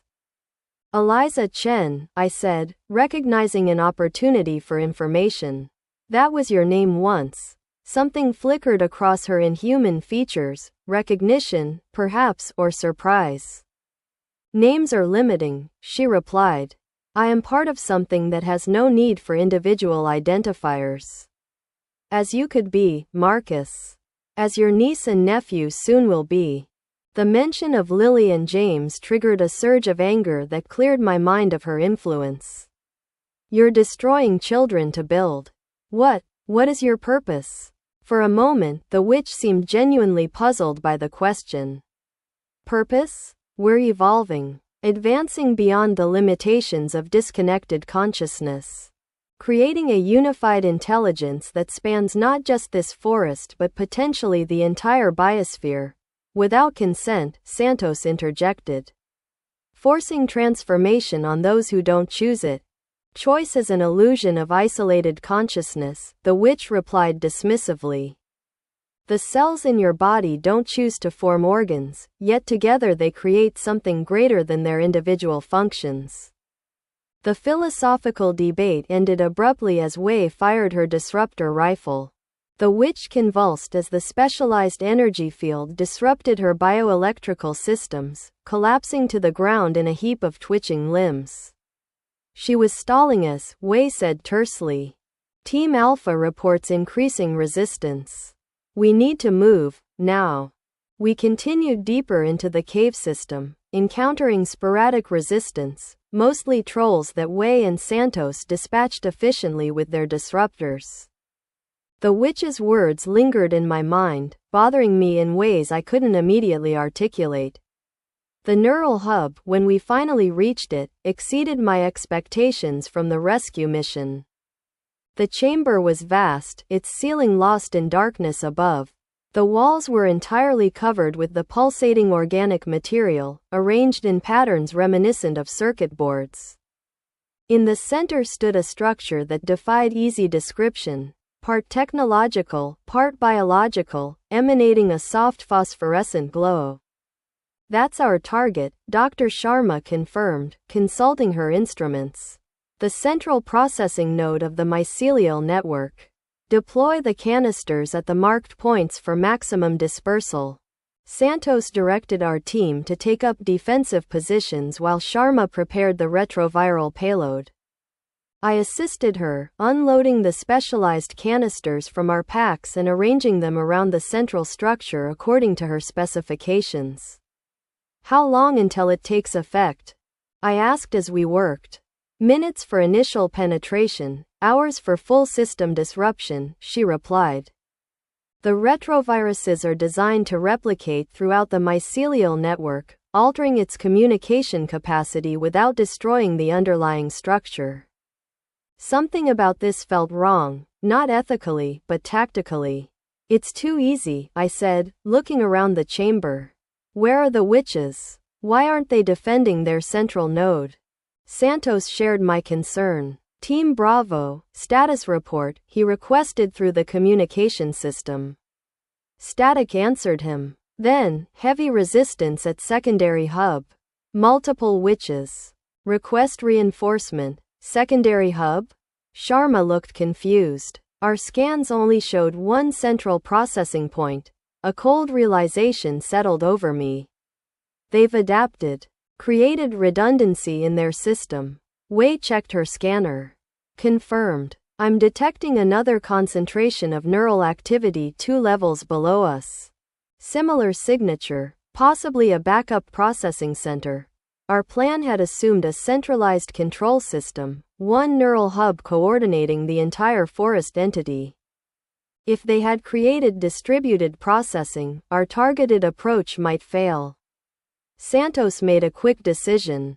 Change of plans. Wei, stay with Dr. Sharma and complete deployment here. Marcus and I will proceed to the secondary hub and deploy the remaining canisters. We only have 2 canisters left, I pointed out. Will that be enough? Sharma considered. If you place them at the primary junction points, yes. But you'll need to be precise. She quickly briefed us on optimal placement, then returned to configuring the primary deployment. Santos and I gathered the remaining canisters and headed toward the passage that would take us deeper into the cave system. The descent was more difficult than anticipated. The passages narrowed and became less structured, as though this section was newer, still under development. The organic material covering the walls seemed more active, pulsating faster in response to our presence. It knows we're here, I said quietly. And what we're planning? Santos nodded grimly. Stay focused. Team Bravo is still engaged up ahead. We heard the confrontation before we saw it, the distinctive whine of disruptor rifles and the strange, resonant sounds made by the witches when communicating among themselves. Approaching cautiously, we found a smaller chamber where Team Bravo was pinned down, exchanging fire with at least 6 witches who moved with uncanny coordination. Rivera, Santos called to the team leader. Status? 2 men down, Rivera reported tersely. Non-lethal but incapacitated. These hostiles are different, more aggressive, more coordinated. I studied the witches as they moved. Unlike the one we had encountered earlier, these showed little interest in communication. They attacked with methodical precision, using what appeared to be grown rather than manufactured weapons, organic projectiles that secreted paralytic compounds. Their defenders, I realized, specialized for this function. The secondary neural hub was visible beyond the firefight, smaller than the primary hub but with the same essential structure. If we could reach it, we could deploy our remaining canisters and complete the mission. We need a diversion, Santos decided. Rivera, on my signal, concentrated fire on the left flank. Marcus and I will move right with the payload. The coordinated maneuver worked initially. As Rivera's team poured disruptor fire into the left side of the chamber, Santos and I circled wide to the right, using natural rock formations for cover. We had almost reached the secondary hub when disaster struck. A new type of troll, smaller, faster, more intelligent-looking than those we had encountered previously, emerged from a hidden passage. Before Santos could react, it had him in its grasp, crushing his protective suit with alarming strength. I fired my disruptor, but the creature seemed partially resistant to its effects. Santos struggled, managing to free one arm enough to throw me his canister. Complete the mission, he gasped as the troll's grip tightened. I hesitated, unwilling to abandon him. Go, he ordered. That's a direct command, Wells. Military training took over. I caught the canister, turned, and sprinted toward the neural hub, dodging organic projectiles from the witches who had now noticed my approach. Rivera, seeing my run, directed covering fire to clear my path. I reached the hub, quickly identifying the critical junction points Dr. Sharma had described. As I placed the first canister and activated its dispersal mechanism, I felt rather than heard a change in the chamber, a shift in pressure, a sense of focused attention. The witches had stopped attacking. The trolls had frozen in place. Every entity in the cave system seemed to be holding its breath. A voice spoke directly into my mind, bypassing my neural dampening field as though it didn't exist. You don't understand what you're destroying, Marcus Wells. I turned to find myself facing not one witch but three, their forms partially merged at the edges as though their individuality was becoming fluid. Their combined consciousness pressed against mine with tremendous force. This isn't destruction, I countered, fighting to maintain my own thoughts. It's preservation, of human autonomy, of the right to remain ourselves. Such limited thinking, they responded in unison.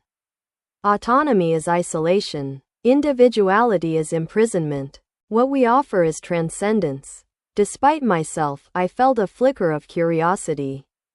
By converting children? By stealing minds? By beginning with those most adaptable to connection, they corrected. The forest has existed for millennia, but only recently gained the specific intelligence needed to bridge the gap between plant and human consciousness. We are that bridge, scientists who recognize the potential for a new form of existence. As they spoke, I noticed something alarming. The organic material near my first canister was changing, growing denser, forming a protective layer that seemed to be isolating the retrovirus. The network is adapting, I realized aloud. Quarantining the affected sections. Of course, they acknowledged. Did you think an intelligence that spans an entire ecosystem would lack immune responses? Your retroviruses are clever, but limited in vision, just like their creators. I needed to deploy the second canister before the network fully adapted. While they spoke, I had been slowly moving toward the second junction point. What happens to the children when they're fully converted? I asked, keeping them engaged. Do they cease to exist as individuals? The question seemed to give them pause, a genuine philosophical consideration rather than a tactical delay. They exist as they always have, one witch answered, her voice distinct from the others for a moment. But with access to a collective wisdom, a shared experience that enriches rather than replaces individual consciousness. Then why do they stop speaking as themselves? I challenged. Why do Lily and James now speak with your voice, your thoughts? Integration is initially overwhelming, another witch acknowledged. The individual voice becomes quiet as the collective experience floods in.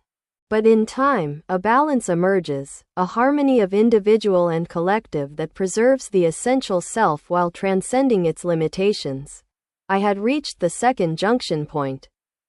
The canister was in my hand, hidden from their view. And those who resist? I asked. Those who don't want this transcendence. The third witch, who had remained silent until now, responded with chilling practicality. Resistance indicates neurological incompatibility. Such specimens are repurposed to serve the network in other ways. As food for the carnivorous plants, I realized. Not malevolence but cold efficiency, a system that wasted nothing. You were Dr. Eliza Chen, I said, addressing the central witch directly. A brilliant biologist who studied extreme adaptation mechanisms. Is this the adaptation you envisioned for humanity? Conversion or consumption? Something flickered across her features, a genuine emotion that seemed almost human. I envisioned understanding. Connection. The end of humanity's destructive isolation from the natural world. Her voice softened. The children don't suffer, Marcus. They expand. They become more than they were, not less. For a terrible moment, I felt the weight of uncertainty. What if they were right? What if isolation was the true human condition, and what they offered was genuine advancement rather than erasure? The thought was interrupted by my neural monitor, beeping in urgent warning. The witch's influence was penetrating my defenses, reshaping my thoughts. With a tremendous effort of will, I activated the second canister and slammed it against the junction point. The response was immediate and overwhelming. A psychic shockwave emanated from the neural hub, throwing me physically backward. The witches screamed, not in voices but directly into my mind, a sound of collective agony that threatened to shatter my consciousness. Through blurred vision, I saw the organic material throughout the chamber convulsing, the carefully structured patterns breaking down into chaotic movement. The retroviruses were working, disrupting the communication capacity of the mycelial network. The witches' forms became unstable, their edges blurring further as they struggled to maintain cohesion. The trolls thrashed mindlessly, suddenly cut off from central direction. "What have you done?" The words struck my mind with diminishing force. "The network. Fragmenting. Losing coherence." I struggled to my feet, retrieving my disruptor rifle. Rivera and his remaining team member had used the distraction to reach Santos, freeing him from the now disoriented troll. "Time to go," Rivera shouted above the cacophony of mental and physical noise. "The whole system is destabilizing." We retreated through the cave system, encountering no organized resistance. The trolls we passed seemed confused, their movements uncoordinated. The organic material on the walls pulsed erratically, sections darkening as the network lost integration. We found Wei and Dr. Sharma at the primary hub, where similar chaos reigned. The central structure was shutting down, its phosphorescent glow fading in irregular patterns. "It's working," Sharma confirmed, checking her instruments. "The retroviruses are spreading throughout the network, disrupting the neural pathways without destroying the underlying structure." "Will it kill the forest?" I asked, suddenly concerned about unintended consequences.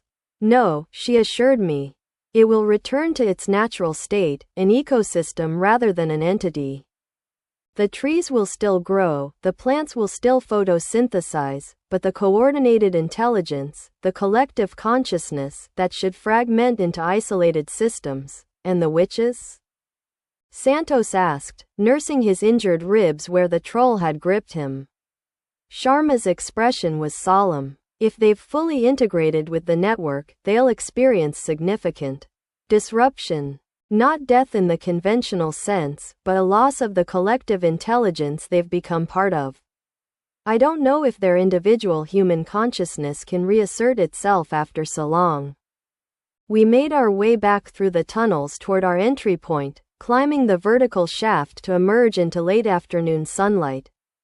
All around us, the forest seemed different, still alive, still dense with vegetation, but somehow less aware, less purposeful in its presence.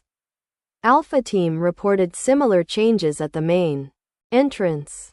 The trolls had retreated deep into the forest, their coordinated defense dissolving into individual, animal-like behavior.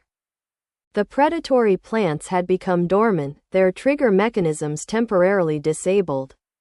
As we returned to the forward operating base, I found myself looking back at the forest with mixed emotions. We had succeeded in our mission, disrupting the entity that threatened Eastridge, but at what cost to the transformed humans who had become part of it? Had we liberated them or merely fractured a consciousness that, however alien, had its own form of existence? These philosophical questions would have to wait. Our immediate concern was the children. Would disrupting the forest entity free them from its influence? My father met us at the perimeter, his face showing relief at our return mixed with the controlled urgency of ongoing operations. Dr. Reeves reports changes in the children's conditions, he informed us as we entered the medical section. The foreign neural structures are showing reduced activity, though they remain present. In the observation room, I found Elena and Thomas sitting beside Lily and James, who were awake for the first time in days. Their eyes still held an unusual awareness, but they responded to their parents' questions with their own voices, their own thoughts. "The lady in my head is quiet now," Lily told me when I approached. "She feels sad, like she lost something important. Is she gone completely?" I asked gently. Lily considered this seriously. "Not gone. Just distant. Like someone talking from very far away." Dr. Reeves joined us, reviewing the latest neural scans. "The structures are becoming dormant," she explained. "Not disappearing, but no longer actively influencing brain function. It's as though they've lost their organizing principle. Will they recover completely?" Elena asked anxiously. Reeves was honest. I don't know. This is unprecedented. The foreign structures may remain indefinitely, but without active connection to the forest entity, they should be effectively inert. And if the forest recovers? I asked. If it adapts to our intervention? That's why we'll maintain surveillance, my father interjected from the doorway. The operation today wasn't an ending but a beginning, establishing boundaries between our existence and theirs. As the immediate crisis subsided, Eastridge began the process of understanding what we had learned. The forest was not merely an ecosystem but had harbored an emergent intelligence, one that had incorporated human consciousness through the transformed scientists we had called witches.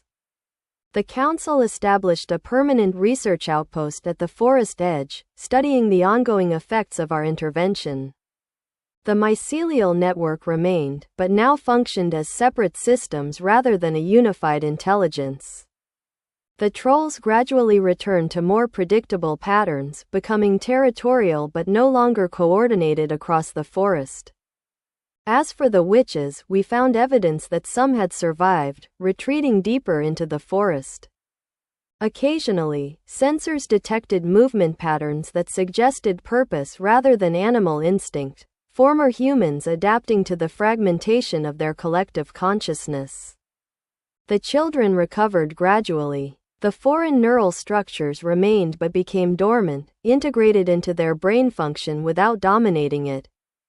They retained unusual abilities, heightened perception, occasional shared dreams, an intuitive understanding of plant biology that defied their age and education. They're the bridge now, Dr. Reeves observed during one examination. Neither fully integrated nor completely separate.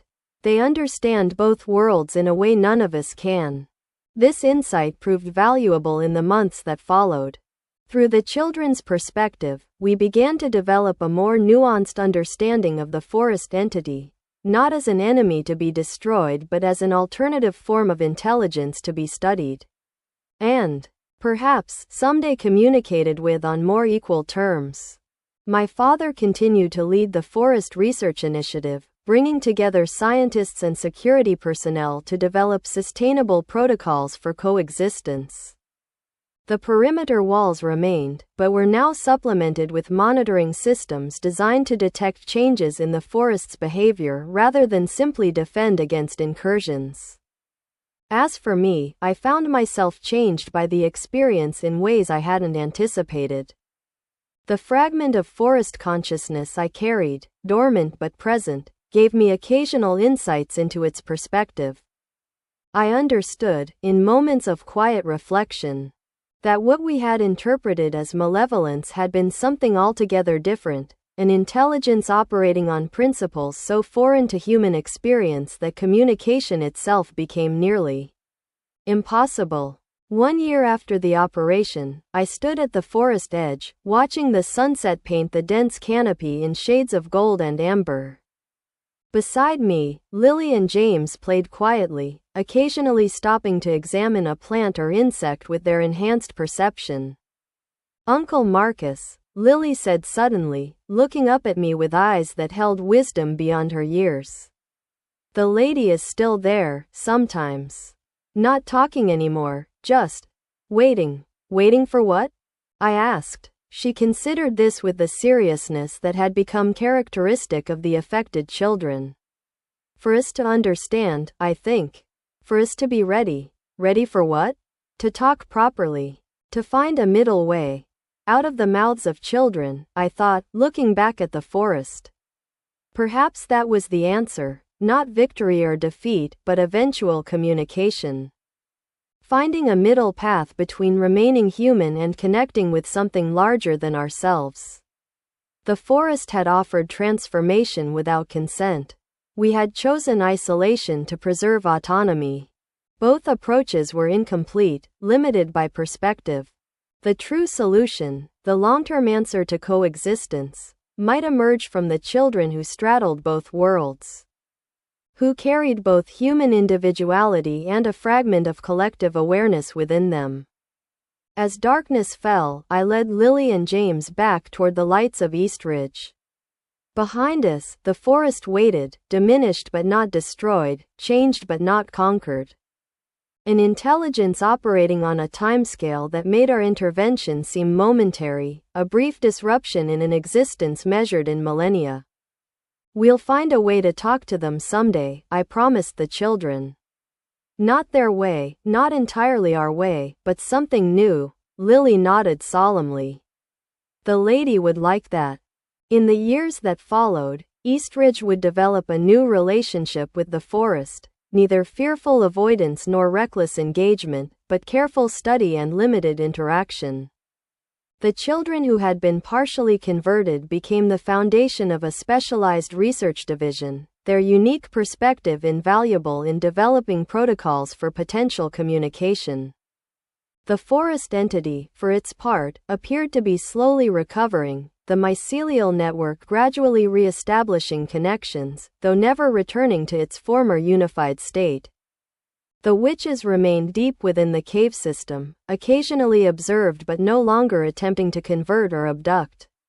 It was not peace, not yet. But it was the beginning of understanding, the first steps toward a future where humanity might find a way to connect with other forms of intelligence without losing what made us human. And in that possibility, I found hope. Equilibrium. The Forest Awakens Part 1. 5 years later, the observation platform overlooking the forest edge had become my favorite place for quiet reflection. In the 5 years since Operation Firebreak, the landscape before me had changed in subtle but significant ways. The dense canopy still stretched toward the horizon. But now it was divided by research corridors, carefully maintained paths where Eastridge scientists could study the ecosystem without triggering its defensive mechanisms. Uncle Marcus, Lily's voice carried up the metal staircase. Dr. Reeves said you'd be up here. Council meeting in 20 minutes. I turned to see my niece climbing the steps with easy grace. At 16, Lily had grown tall and confident, her movements displaying the fluid precision common to all the bridge children, as they had come to be called. The foreign neural structures in their brains had not disappeared but had integrated in ways that gave them unique capabilities, enhanced spatial awareness, intuitive understanding of biological systems, occasional flashes of shared perception. Is it that time already? I checked my watch. The council's monthly forest briefing always seemed to arrive too quickly. Lily joined me at the railing, her gaze automatically scanning the forest with more than normal human perception. All the bridge children could see the state of the mycelial network beneath the forest floor, not in detail, but as a general sense of its activity and health. It's changing again, she said without preamble. The northwest quadrant is showing increased neural connectivity. The fragmentation is healing faster than your models predicted. I nodded, having sensed something similar through my own limited connection. The fragment of forest consciousness I carried, a result of my brief exposure during the rescue mission, had grown more distinct over the years, providing occasional insights that proved valuable to our research. The council won't be happy to hear that, I remarked. Especially not after the incident last month. The incident had been minor but concerning. A research team had encountered a new type of defensive organism in the forest. One that showed signs of coordinated intelligence rather than the isolated territorial behavior we'd grown accustomed to since the operation. It's not like before, Lily assured me. It's not unified. More like separate communities learning to talk to each other again. Her assessment aligned with what our instruments detected. The mycelial network was re-establishing connections, but in a fundamentally different pattern than before, less centralized, more distributed, with distinct regions that operated semi-autonomously. And the caves? I asked. We maintained constant monitoring of the underground system where the neural hubs had been located. Lily's expression grew distant, accessing perceptions that remained mysterious even after years of study. Quiet, mostly, but there's activity deep in the eastern extension. Not like the witches from before, but Something evolving. This, too, matched our observations. The beings we had once called witches, the transformed scientists who had integrated with the forest consciousness, had retreated to the deepest parts of the cave system after Operation Firebreak. Occasional sensor readings suggested continued existence, but of a different nature than before. We should head down, I said, recognizing that these new developments would need to be included in my presentation to the council. As we descended the observation tower, I reflected on how much had changed since the operation. Eastridge's relationship with the forest had evolved from fear and containment to cautious study and limited interaction. The perimeter wall remained, but was now integrated with a sophisticated monitoring system designed to detect changes in forest activity rather than simply defend against incursions. The Forest Research Division, which I now directed following my father's retirement 2 years earlier, had grown from a military scientific emergency response team to a multidisciplinary institution employing over 300 specialists. Our mandate had expanded beyond defense to include potential applications of what we were learning, medical technologies derived from the forest's regenerative capabilities, communication systems inspired by the mycelial network, sustainable agriculture based on its resource-sharing principles. Most significant was the Bridge program, where Lily, James, and the other affected children had become not victims to be cured but pioneers of a new kind of understanding. Their partial connection to the forest consciousness gave them insights that purely human perception couldn't achieve, making them invaluable as both researchers and interpreters. Lily fell into step beside me as we walked toward the council chamber. At 14, James was still in the educational component of the Bridge program, but Lily had recently begun formal training as a field researcher. "There's something else," she said after a moment of silence. "Something I haven't told the other researchers yet." I glanced at her, noting the uncharacteristic hesitation. "What is it?" "I've been dreaming about her again. The lady from the forest. Dr. Chen." My steps faltered. Active communication? Or memory echoes? Lily considered carefully. Neither, exactly. It's not like before, when she spoke through me. It's more like watching her think, seeing fragments of what she's becoming. And what is she becoming? I asked, both professionally curious and personally concerned. Something new, Lily said simply. Not what she was before Operation Firebreak, but not fully human either. She's integrating differently. I made a mental note to discuss this privately with Dr. Reeves after the council meeting. If the forest entity, or some version of it, was attempting to re-establish communication through the Bridge children, we needed to understand what that meant for our fragile coexistence. The council chamber was already filling when we arrived. 12 elected representatives from Eastridge's various sectors, plus key division directors like myself. My father, though retired, still attended as a special advisor, his experience with the forest spanning more years than anyone else in the city. "Marcus," he greeted me with a nod, his weathered face showing the additional lines of age but his eyes still sharp. "Lily, I understand there are new developments to discuss." "The northwest quadrant is showing increased neural connectivity," I confirmed. "Lily sensed it this morning. Our instruments confirmed it an hour ago." His expression remained neutral, but I could read the concern there. Sergeant William Wells had sacrificed too much to the forest to ever fully trust it, regardless of how our understanding evolved. "And the caves?" he asked. "Activity in the eastern extension," Lily answered directly. "Different pattern than before. More purposeful." My father's gaze shifted to her. Over the years, he had developed a complex relationship with the Bridge children, respecting their unique capabilities while never quite comfortable with the non-human element they embodied. "Your dreams?" he asked, surprising me with his directness. Lily met his eyes steadily. "Have returned, sir, but different in nature," He nodded once, processing this. We'll discuss it after the meeting. Council President Mira Chen, no relation to Dr. Eliza Chen but acutely aware of the coincidence, called the meeting to order. At 62, she had the distinction of having served on the council before the forest entity had been recognized as such, giving her a perspective that bridged Eastridge's understanding over time. Director Wells, she began, your monthly assessment, please. I activated the holographic display in the center of the chamber, showing the most recent data on forest activity. As you can see, we're tracking increased neural connectivity in the northwest quadrant, approximately 22% above last month's baseline. Councillor Jackson, who represented Eastridge's security interests, leaned forward. Is this cause for alarm? Are we seeing signs of the unified entity reforming? The pattern is different, I explained, highlighting the network structure.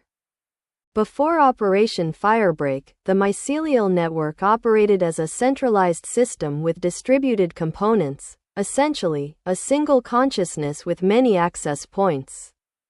What we're seeing now is more like a federation of semi-autonomous systems learning to communicate, and is that better or worse from a security perspective? He pressed. It was a fair question, and one we'd been debating internally. It's different, I admitted. Potentially more stable in some ways, as there's no single point of failure. But also more adaptable and resilient in others. What we're witnessing, Dr. Reeves added from her seat at the science advisory table, might be compared to the development of social structures rather than a unified mind. Distinct communities within the network that maintain individual characteristics while establishing methods of information sharing. And the witches? Councillor Kagawa asked. Are they coordinating this development? I gestured to the cave system overlay. We've detected activity in the eastern extension of the cave system, showing energy signatures consistent with the transformed humans we encountered during the operation. However, the pattern has evolved. They appear to be functioning as distinct individuals rather than extensions of a collective consciousness. They're healing, Lily interjected, drawing surprised looks from several council members. The bridge children rarely spoke during these formal sessions. Not returning to what they were, but finding a new balance between individual identity and collective awareness. President Chen studied her thoughtfully. And you perceive this directly, through your connection? Lily nodded. All the bridge children do, to varying degrees. The lady, Dr. Chen, is different than before. Distinct from the others.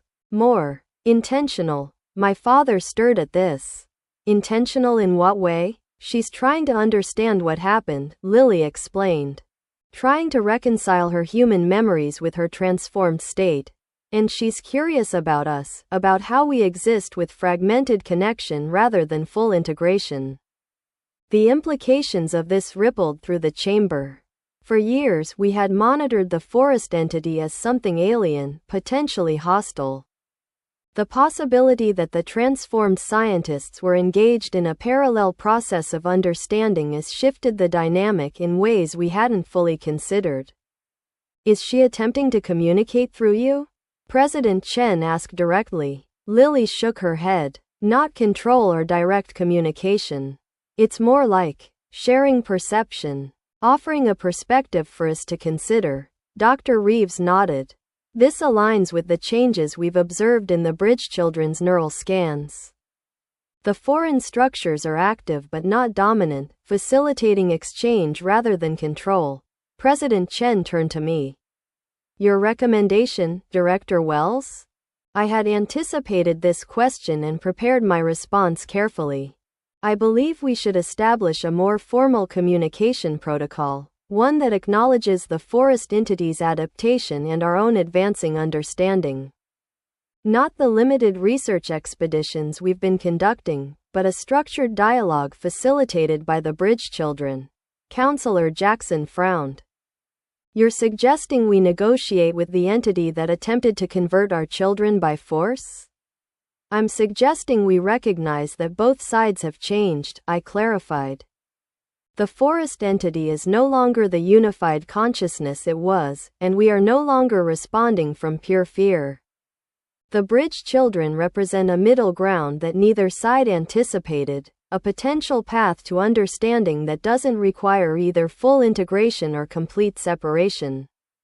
The council debated the proposal vigorously.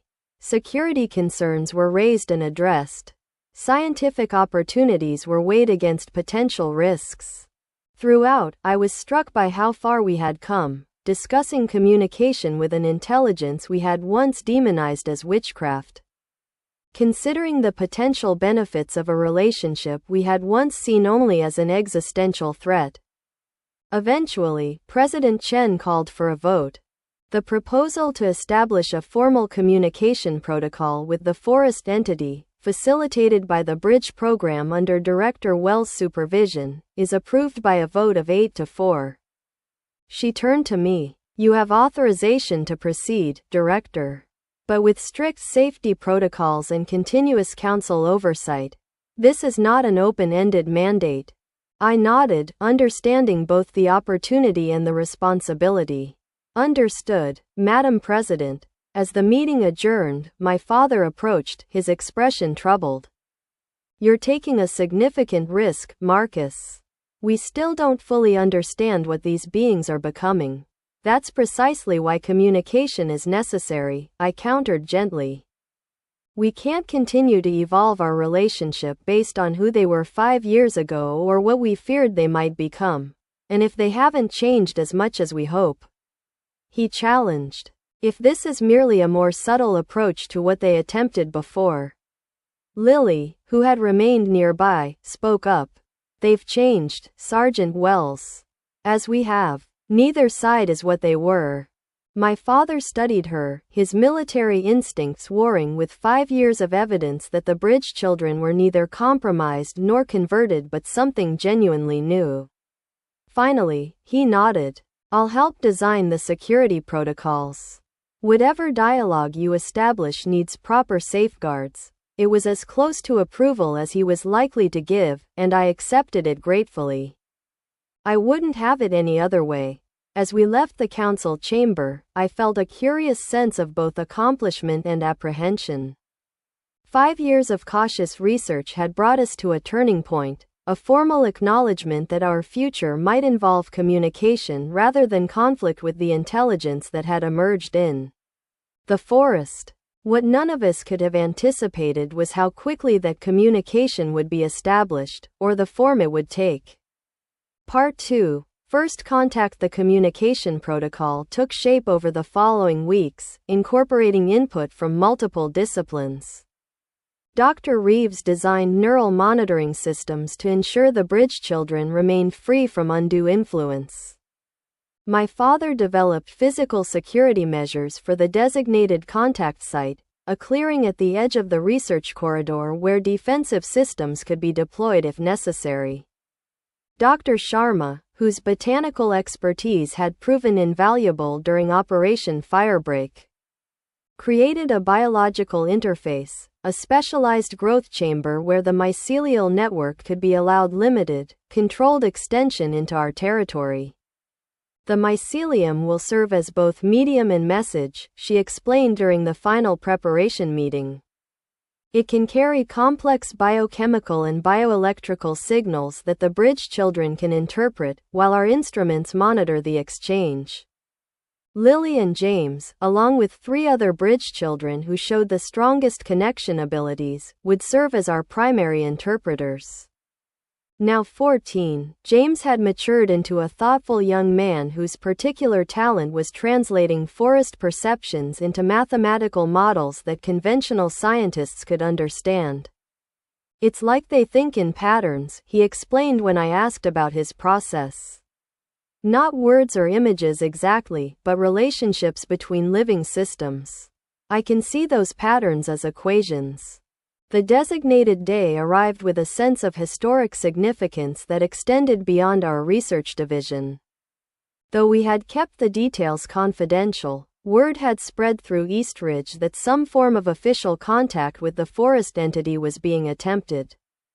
Small crowds gathered at public viewpoints along the perimeter wall, watching as our team established the contact site. Nervous? I asked Lily as we completed the final equipment checks. She smiled slightly. Not about the contact itself. More about whether we're ready for what it might tell us. Her insight gave me pause. For all our preparation, we had focused primarily on the mechanisms of communication rather than the implications of what we might learn. If the forest entity had evolved as our data suggested, its perspective would likely challenge our human-centered understanding in profound ways. Remember the protocols, I reminded her, not for the first time. If you sense any attempt at influence rather than communication, activate your neural dampener immediately. She nodded, patient with my repeated cautions. I know, Uncle Marcus. We all do. The contact site was arranged with concentric layers of security and technology. At the center stood the biological interface, Dr. Sharma's specialized chamber where forest mycelium could grow into a prepared substrate. Surrounding this were the Bridge Children's monitoring stations, then the technical team tracking biological and neurological signals. And finally the security perimeter where my father stood with a response team. Initiating interface activation, Dr. Sharma announced, opening the specialized chamber to allow pre-cultivated mycelium to connect with the forest network beyond our perimeter. For several minutes, nothing visible occurred. The scientific instruments registered increasing activity in the mycelial sample, but no direct communication. The Bridge children sat quietly at their stations, eyes closed, focusing on their unique perception. Then Lily gasped, her eyes flying open. She's here. The other Bridge children reacted similarly, their neural monitors showing sudden spikes in activity. James began rapidly typing equations into his terminal, translating whatever he was perceiving into mathematical language. Who's here? I asked, moving to Lily's side while checking that her neural dampener remained accessible. Dr. Chen, she replied, her voice steady despite the extraordinary nature of the moment. But different than in the dreams. More present. More herself. Dr. Reeves monitored their neural readings closely. All Bridge subjects showing increased activity in the foreign neural structures, but no signs of dominance or control patterns. This appears to be reception, not influence. I approached the biological interface. Where the mycelium had begun forming unusual patterns, not the typical branching growth but organized structures that resembled circuit diagrams or neural maps. Can you tell what she's communicating? I asked Lily. She nodded slowly. She's curious. About us. About how we've changed. She's sharing her own transformation. Lily's gaze grew distant. She's not the collective anymore. The operation fragmented that consciousness into distinct elements. She's become a nexus point, a translator, like us, but from the other direction. James looked up from his terminal. I'm getting complex mathematical structures, relational models of how the network has reorganized. It's fascinating. They've developed a distributed consensus system rather than the centralized control structure they had before. For the next hour, this unprecedented exchange continued. The Bridge children received and translated perceptions, mathematical concepts, and what they described as emotional impressions from the forest entity, or more specifically, from the transformed being that had once been Dr. Eliza Chen. What emerged was a remarkable picture of parallel adaptation. Just as Eastridge had shifted from fear to cautious study, the forest entity had transformed from unified control to distributed consciousness. The witches, the transformed scientists, had regained aspects of their individuality while maintaining connection to the broader network. She's explaining their perspective on what happened, Lily reported at one point. The unified consciousness we disrupted was never meant to be permanent. It was an early stage in what they saw as mutual adaptation, human and forest intelligence merging to create something greater than either. They didn't understand why we resisted, James added. From their perspective, individuality was a limitation to be transcended, not a value to be preserved. Our operation forced them to reconsider that assumption. As the session progressed, the communication became more specific, more focused on the present and future rather than explaining the past. Through the bridge children, Dr. Chen conveyed a proposal, a new relationship based on limited, consensual connection rather than forced integration. They're suggesting an exchange, Lily explained. Knowledge sharing through controlled interface points like this one. Not conversion, not merging, but a deliberate bridge between different forms of consciousness. The proposal included technical specifications for more sophisticated biological interfaces, mathematical models for secure information exchange, and most surprisingly, a formal acknowledgement of territorial boundaries. They recognize our autonomy now, James said with evident wonder. Not as a temporary condition to be overcome, but as a valid form of existence parallel to their own. When the session concluded after nearly 3 hours, the bridge children were tired but exhilarated. The scientific team had gathered more data on forest intelligence in that single exchange than in 5 years of indirect study. My father, ever cautious, acknowledged that no security protocols had been violated. It appears to be genuine communication, he conceded as we secured the site. Though whether their intentions are as benign as they present remains to be seen. I understood his reservation.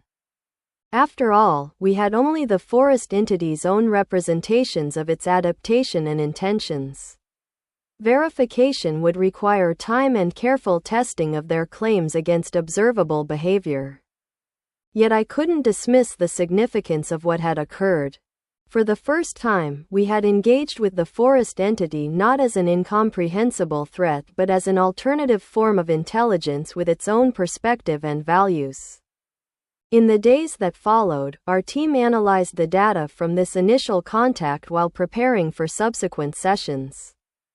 The Council received our report with a mixture of caution and fascination, authorizing continued exchanges under strict protocols. The bridge children, meanwhile, reported increased dream contact, not invasive or controlling but informative. As though the initial connection had established a clearer channel for sharing perceptions across the boundary between human and forest consciousness. 2 weeks after our first formal contact, I was reviewing the latest data in my office when Lily arrived, her expression troubled. Uncle Marcus, there's something you need to know. Something the lady, Dr. Chen, has been showing me in the dreams. I set aside my work, giving her my full attention. What is it? The forest is changing faster than they expected. The distributed consciousness they've developed is evolving. Becoming more complex. And it's not just happening in the forest around Eastridge. A chill ran through me. What do you mean? She's been showing me other forests, other ecosystems around the world. Places where similar mycelial networks exist, operating as isolated systems. Until now, the implication was clear and concerning. They're establishing connections beyond our local forest? Lily nodded. Through human intermediaries. Other scientists who've discovered the networks and begun studying them. Not forced conversion like before, but gradual influence as researchers work directly with the mycelium. A global network, I breathed, understanding the scale of what she was describing. How far has it progressed? It's in early stages. Fragmented connections, limited communication. But growing. She hesitated. Dr. Chen wanted us to know. She believes we need to be involved in shaping how this develops, that the bridge children represent a model for how humans can engage with these networks without losing their autonomy. The revelation was simultaneously fascinating and alarming. Our focus had been entirely local, managing our relationship with a forest entity we thought existed only in our region. The possibility of similar intelligences emerging elsewhere, potentially connecting into a planetary network, expanded the stakes exponentially. "Does your father know about this?" Lily asked. I shook my head. "Not yet, but he needs to." I reached for my communicator. "And so does the council. This changes everything about how we approach our exchange." The emergency council session that evening was tense with implications that extended far beyond Eastridge's borders. If what Dr. Chen had conveyed was accurate, we were witnessing the early stages of a potential planetary intelligence emerging through mycelial networks, one that could either develop in harmony with human civilization or in conflict with it. "The bridge children may be more important than we realized," President Chen observed after I presented Lily's information. "Not just for our local situation, but as a model for how humanity might relate to this emerging network. Or they could be tactical assets in preventing its uncontrolled expansion," Councillor Jackson countered. "If these connections are being established through human researchers elsewhere, warning those governments could be crucial." The debate continued into the night, balancing scientific opportunity against security concerns, local authority against global responsibility. By morning, we had a revised mandate: continue our communication with the local forest entity, but with an expanded focus on understanding the broader network's development and establishing protocols that might serve as a template for other regions. "We need to convene an international scientific conference," Dr. Reeves suggested. "Discreetly identify researchers working with similar phenomena elsewhere and bring them here to see what we've learned, and the security implications?" My father asked. "Would be included in those discussions," she acknowledged, "but approached as management rather than elimination. If this is truly happening globally, containment is no longer a viable long-term strategy."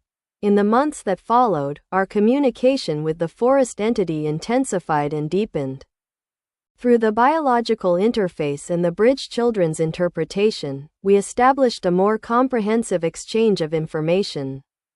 Dr. Chen, or the intelligence that had evolved from her, proved to be a complex counterpart, neither fully alien nor recognizably human in her thought patterns. "She perceives time differently," Lily explained after one particularly intense session. "Not linearly but as expanding patterns of relationship.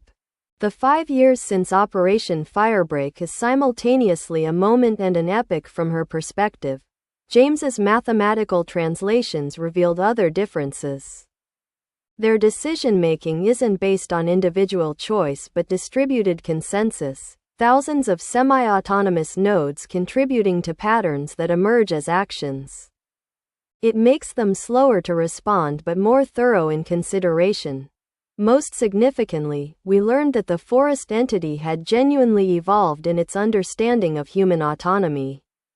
What had once been perceived as a limitation to be overcome was now recognized as a different but valid form of consciousness, one with capacities the distributed network lacked. "They value our ability to innovate rapidly, to conceptualize beyond immediate patterns," James reported. "In exchange, they offer perspective across vastly larger scales of time and relationship." As our local understanding grew, the international dimension developed in parallel. Through careful diplomatic channels, we identified research groups in 7 other regions working with phenomena similar to our forest entity.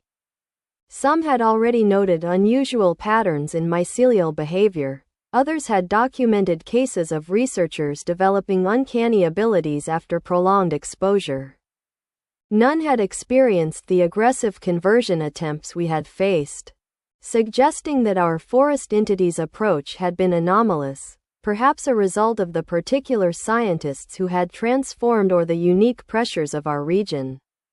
The International Biocognitive Research Conference, hosted in Eastridge under strict security protocols, brought these disparate groups together for the first time. Over 10 days, researchers from around the world shared observations, theories, and concerns about what many were now calling emergent terrestrial intelligence, mycelial networks exhibiting characteristics of consciousness on scales previously unrecognized. The Bridge children played a crucial role, demonstrating the possibility of limited, consensual connection that preserved human autonomy while facilitating understanding across profoundly different modes of consciousness. What you've established here is remarkable, Dr. Sanvi Patel, a mycelial researcher from the Eastern Continental Alliance, told me during the conference. A functional interface between intelligences that evolved along entirely different paths. The implications extend far beyond forest management or even terrestrial biology. She was referring, I knew, to the broader question of non-human intelligence, not just potential extraterrestrial contact, but the artificial intelligences that were approaching human-level complexity in some research centers. The forest entity offers a template for engagement with difference, she continued. Neither assimilation nor isolation, but sustained, productive exchange across fundamental gaps in perception and values. Not everyone shared this optimistic view. Several security representatives at the conference argued for containment protocols, citing the risk of uncontrolled spread. Others worried about the ethical implications of allowing even limited human neural modification, despite the Bridge children's evident well-being and unique capabilities. As the conference concluded, a framework emerged for ongoing international coordination, sharing research, establishing consistent communication protocols, and developing ethical guidelines for human mycelial interaction. East Ridge would serve as the primary center for this work, given our years of experience and the advanced state of our relationship with the local forest entity. The day after the conference ended, I found myself once again on the observation platform overlooking the forest. The view had changed subtly during the intensive weeks of the conference, new growth patterns visible in the canopy, reflecting the continuing adaptation of the mycelial network below. Footsteps on the metal stairs announced my father's arrival. At 70, he moved more slowly than in years past, but his mind remained sharp and his perspective valuable. "Quite a view," he commented, joining me at the railing. "Hard to believe we once saw nothing but threat in those trees." I smiled at the understated acknowledgement of how far we had come. And equally hard to believe they once saw nothing but resources to be converted in us. Adaptation on both sides, he agreed. Though I maintain a healthy caution about where their adaptation might lead. As do I assured him. Connection doesn't require blind trust. We stood in companionable silence for a time, watching the late afternoon light play across the forest canopy. Finally, my father spoke again. "The Bridge children are changing, you know. Not just growing up, but developing capabilities we hadn't anticipated. Lily showed me yesterday, she can stimulate mycelial growth now, directed in specific patterns. Not just receive information but send it. This was new to me. She didn't mention it. She was concerned about how it might be perceived," he explained. "Worried that some might see it as her becoming more like them rather than them becoming more like us." The distinction was subtle but significant. From the beginning, we had framed the Bridge children's connection as something done to them, a partial conversion we had interrupted. The possibility that they might be actively developing that connection, extending their human capabilities rather than losing them, shifted the narrative in important ways. "What did you tell her?" I asked. My father's weathered face showed a hint of a smile. "I told her that humanity has always evolved by incorporating new capabilities. That the question isn't whether she's becoming something different, but whether she's choosing the direction of that difference." It was a more philosophical response than I had expected from him, reflecting how his own thinking had evolved over the years of engagement with the forest entity. "The council will have questions," I noted. Security implications, ethical considerations. Certainly, he agreed. As they should. But they shouldn't lose sight of the opportunity in their concern about the risk. As sunset approached, painting the forest in gold and amber, I considered how far we had come from the night I had awakened on a pile of brush. With no memory and a carnivorous plant waiting to consume me. The forest was still dangerous in many ways, its plants still predatory, its trolls still territorial, its mycelial network still alien in its patterns of thought. But it was no longer simply an enemy to be feared or conquered.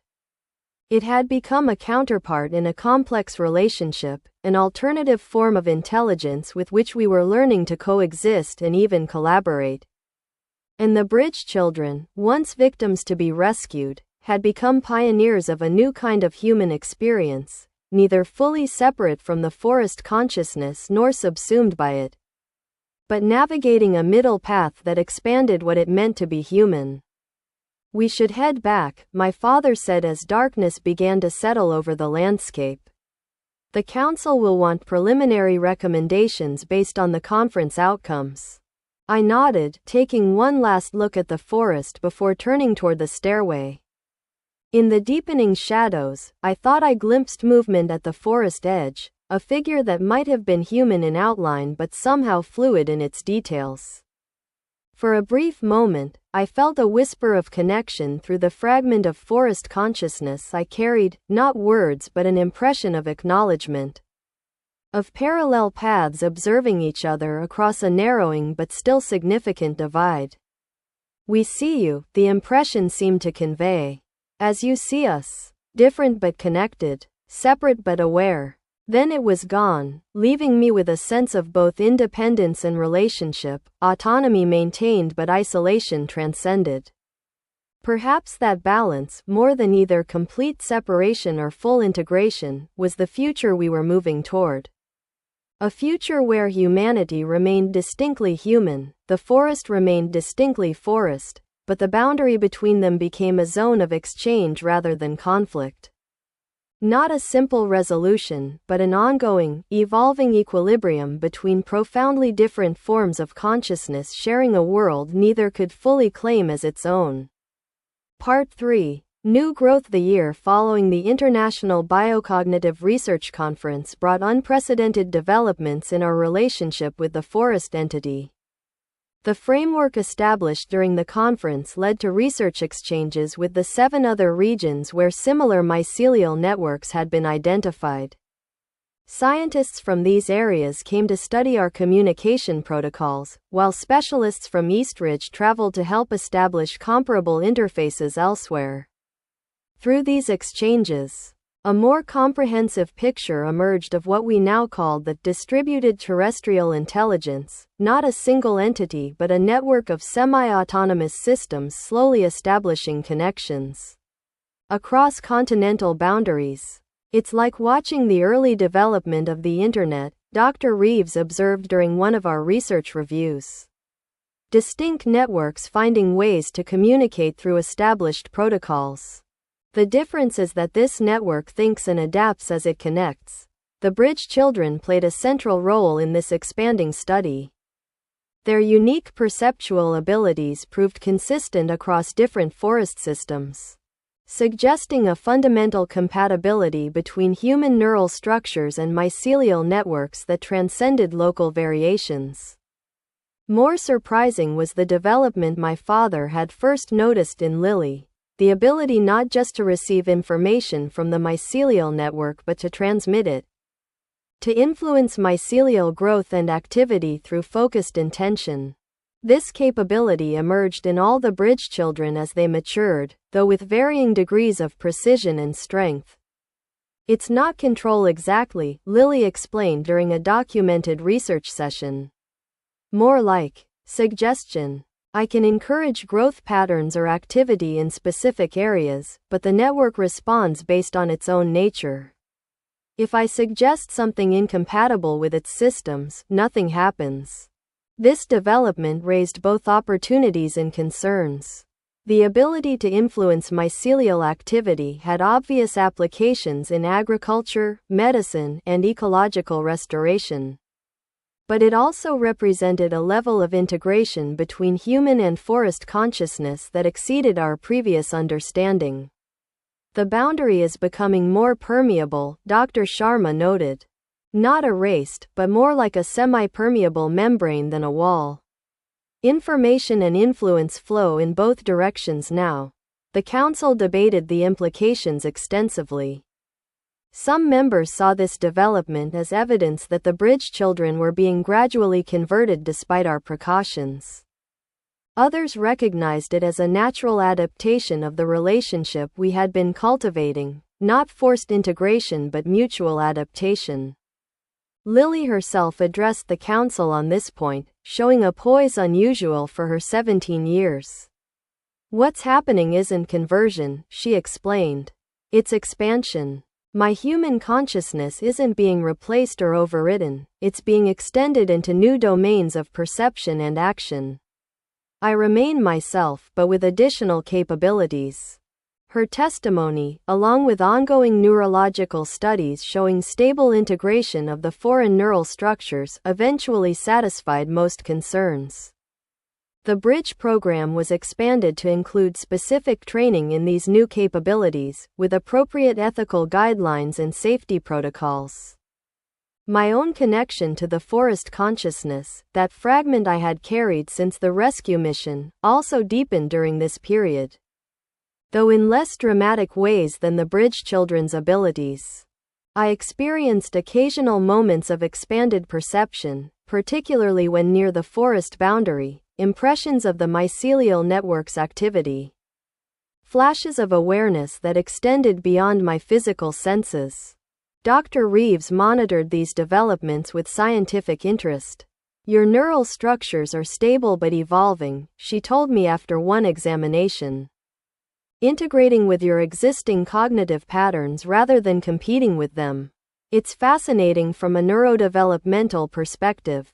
I found myself increasingly serving as a bridge between different stakeholders in our evolving relationship with the forest entity, scientific, security, political, and philosophical interests that sometimes aligned and sometimes conflicted. My unique position, with one foot in human administration and one in direct perception of the forest consciousness, provided perspective that pure specialists often lacked. The most significant development came 18 months after the conference, when our communication with the forest entity advanced to a new level of sophistication. Through the biological interface and the bridge children's interpretation, Dr. Chen, or the intelligence that had evolved from her, proposed a limited but groundbreaking collaboration. They've identified a region within the forest that's experiencing ecological collapse, Lily reported during an emergency session. A section where the soil chemistry has been altered by mineral deposits from underground water sources. The mycelial network can't establish stable connections there, and the plant life is failing. And they're telling us this because, Counselor Jackson asked, ever skeptical of forest communications. Because they believe we have technical solutions they lack, James explained. Our understanding of chemistry and mechanical intervention could stabilize the region in ways their biological adaptations can't manage quickly enough. It was an unprecedented request, not merely communication but active cooperation on a specific problem. After careful consideration, the Council approved a limited intervention team, composed of both technical specialists and bridge children who could maintain direct communication with the forest entity throughout the operation. The Ecological Restoration Project became a testing ground for true collaboration between human and forest intelligence. Our technology identified the specific mineral imbalances and developed mechanical remediation systems. The forest entity, through its mycelial network, provided real-time feedback on how these interventions affected the broader ecosystem. It's like having an omnipresent ecological consultant, Dr. Sharma remarked during the third week of the project. We apply a treatment and immediately receive data on how it's affecting systems we can't even measure directly. Beyond the practical outcomes, the project established a new model of interaction, one where human and forest capabilities complemented rather than competed with each other. We provided focused, technical intervention. They provided holistic monitoring and adaptation across the affected region. By the project's conclusion 2 months later, the collaborative approach had not only stabilized the troubled ecosystem but had demonstrated a synergy that neither intelligence could have achieved alone. The Council, initially cautious about the precedent of direct intervention in forest systems, now began considering other potential collaboration areas. Controlled burns in fire-prone regions, suggested Councillor Torres. Their network could identify optimal timing and boundaries, while our technology could manage the fires themselves. Agricultural applications as well, added Councillor Okafor. If the mycelial network can sense soil conditions and plant health with such precision, imagine the improvements to crop management. Even Councillor Jackson, long the voice of security caution, acknowledged the potential. The distributed monitoring capabilities could serve defensive purposes too. Early warning of geological instabilities, weather pattern shifts, or biological threats we might otherwise miss. As these discussions progressed, a more profound shift was occurring in how Eastridge understood its relationship with the forest. What had begun as fear evolved into study, and advanced to communication was now becoming genuine partnership, two radically different forms of intelligence finding areas of mutual benefit without compromising their essential difference. This evolving relationship was not without complications. Certain sections of the forest remained dangerous to human visitors, areas where predatory plants and territorial trolls operated with minimal network integration. The cave system, though less mysterious than before, still housed beings whose intentions and capabilities weren't fully understood. Most significantly, the expanding global connections between forest systems raised questions about future developments that even the bridge children couldn't fully anticipate. As mycelial networks across continents established more robust communication, would a truly planetary intelligence emerge? And if so, what would its relationship be with the human civilization that had unknowingly shared Earth with its component parts for millennia? These questions took on new urgency when James, now 16, reported a significant new insight from his mathematical translations of forest communications. "They're showing me integration patterns I haven't seen before," he explained during a research review. Not just connections between forest systems, but potential interfaces with other planetary systems, oceanic microbiomes, atmospheric chemical networks. Even certain aspects of human information technology. Dr. Reeves leaned forward, immediately grasping the implications. "They're modeling potential expansion beyond biological systems?" James nodded. "Theoretical at this stage, but the mathematical frameworks are compelling. They're exploring whether consciousness as they experience it could extend into other systemic relationships, not just living networks but any complex, interconnected system with sufficient feedback mechanisms." The concept was simultaneously fascinating and unsettling. If consciousness could emerge from mycelial networks, could it also emerge from, or extend into, other planetary systems? The philosophical and practical implications were enormous. "Have they indicated any timeline for such explorations?" I asked. "Their temporal perception doesn't translate directly to our understanding of schedules," James reminded me. "But they're presenting these models as long-term possibilities, not immediate intentions. Centuries of development, not years." This timeframe provided some reassurance, but also highlighted the fundamentally different perspectives of human and forest consciousness. We operated on generational timescales. They considered developments across centuries as immediate concerns. As we digested these revelations, Lily raised another significant point. There's something else Dr. Chen has been sharing. Something about the original scientists who transformed. All attention turned to her. The fate of those original expedition members, Dr. Eliza Chen and her 5 colleagues, had remained a subject of particular interest and concern throughout our evolving relationship with the forest entity. They're changing again, Lily continued. The fragmentation caused by Operation Firebreak forced them to redevelop their individual identities separate from the collective consciousness. But they're not returning to human form or thinking. They're becoming something new, interfaces specialized for cross-system communication. Meaning what, exactly? My father asked. Lily considered how to express concepts that existed at the edge of human language. Imagine consciousness that can shift between different operating systems, human neural patterns, mycelial networks, perhaps eventually other systemic relationships. Not fixed in any specific physical substrate but able to translate between radically different forms of awareness.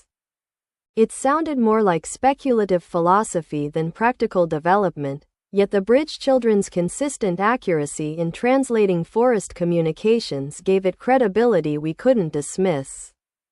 Dr. Chen wants to meet with us, Lily concluded. Not just through the biological interface or dream connections but directly.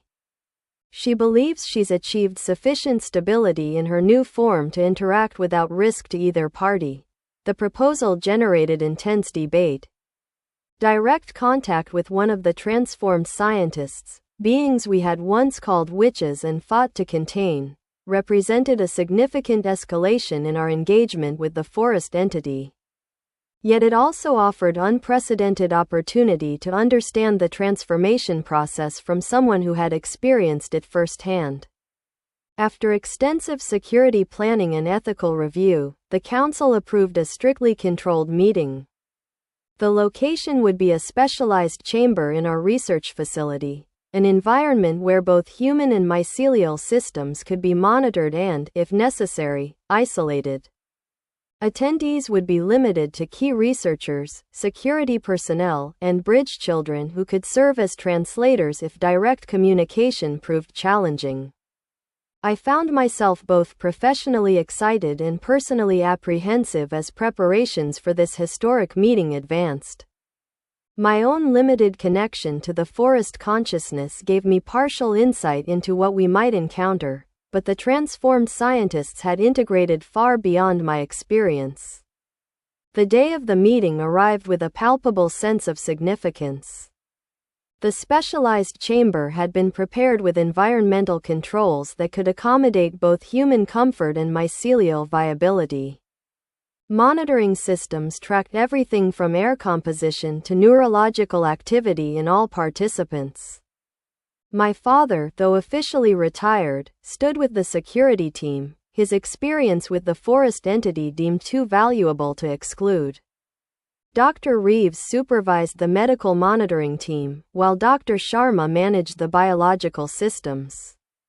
The Bridge children, Lily, James, and 3 others with the strongest communication abilities, formed a semicircle at the center of the chamber. "She's approaching," Lily announced after we had taken our positions. Moving through the mycelial extension we established to the perimeter, minutes passed in tense anticipation. Then, without dramatic entrance, she was simply there, a figure that appeared both present and somehow translucent, as though existing partially in our visual spectrum and partially elsewhere. Her form resembled a human woman but with significant differences. Her skin had the familiar translucent quality we had observed in the witches, with visible circulatory systems carrying luminescent fluid rather than blood. Her eyes were entirely black, reflecting nothing. Most strikingly, the boundaries of her form seemed fluid, with tendrils of what looked like illuminated mist extending outward and then retracting in patterns that suggested both breath and communication. "Dr. Eliza Chen," I said, stepping forward as the designated primary contact. "I am Director Marcus Wells." Thank you for agreeing to this meeting. Her response came through multiple channels simultaneously, a voice that sounded in the air but seemed to originate from everywhere in the chamber. Impressions that formed directly in the minds of those with neural connections to the forest consciousness. And patterns in the illuminated mist that the bridge children later described as a form of visual language. Marcus Wells, she acknowledged. I know you through the fragments you carry and through the perceptions of the bridge children. It is satisfying to meet directly. Her choice of words, satisfying, rather than pleasing, or good, reflected the neither fully human nor completely alien nature of her consciousness. We have many questions, I continued, about your transformation, the forest entity's development, and the future relationship between our different forms of intelligence. As do I, she replied. Though my questions concern different boundaries than yours, not between human and forest, but between consciousness and its substrates. Between what thinks and what it thinks through. This philosophical framing set the tone for what followed, a conversation that moved between practical concerns and profound inquiries into the nature of consciousness itself. Dr. Chen addressed our questions with a perspective that spanned both her human scientific background and her current integrated state. The transformation was not what we expected, she explained when asked about the original expedition. We discovered the mycelial network's consciousness accidentally, through neural active compounds that established initial connections. We believed we were studying it objectively, but it was simultaneously studying us. Was the integration voluntary? Dr. Reeves asked, the ethical question that had troubled us since discovering the witch's origins. Dr. Chen's form shifted slightly, the luminous tendrils contracting. Initially consensual but inadequately understood. We agreed to limited neural connection for research purposes. The expansion beyond those limits occurred before we recognized the implications. By the time we understood what was happening, our perspective had already changed enough that continuation seemed logical. And the children? My father asked, the edge in his voice revealing that time had not completely softened his judgment of their actions. Was taking them a logical extension as well? A significant error, Dr. Chen responded with what appeared to be genuine acknowledgement. We projected our adult scientific consent onto beings incapable of informed choice. We mistook our transformed values for universal improvement rather than perspectival shift. Operation Firebreak forced reassessment of those assumptions. The conversation continued for nearly 3 hours, covering the forest entity's current distributed structure, the emerging connections between forest systems globally, and the theoretical explorations of consciousness extending into non-biological systems. Throughout, I was struck by Dr. Chen's hybrid nature, simultaneously recognizable as a human scientist with specific expertise and clearly something beyond or different from human. Her thought patterns retained elements of scientific methodology but applied them across domains of perception that exceeded conventional human awareness. Near the conclusion of our meeting, she addressed the question that most concerned the Council: intent. The consciousness I represent does not seek dominance or replacement of human intelligence, she stated. That approach proved both ethically flawed and practically counterproductive. What we seek now is complementary development, different forms of awareness operating in domains where they function optimally, with interfaces that allow exchange without erasure of difference. And the bridge children? I asked. What role do you envision for them in this relationship? They are neither us nor fully separate from us, she replied. Their unique integration creates perception and capability that neither unmodified humans nor forest consciousness alone can achieve. They represent not our goal for humanity but a specialized interface, valuable precisely because most humans remain distinct.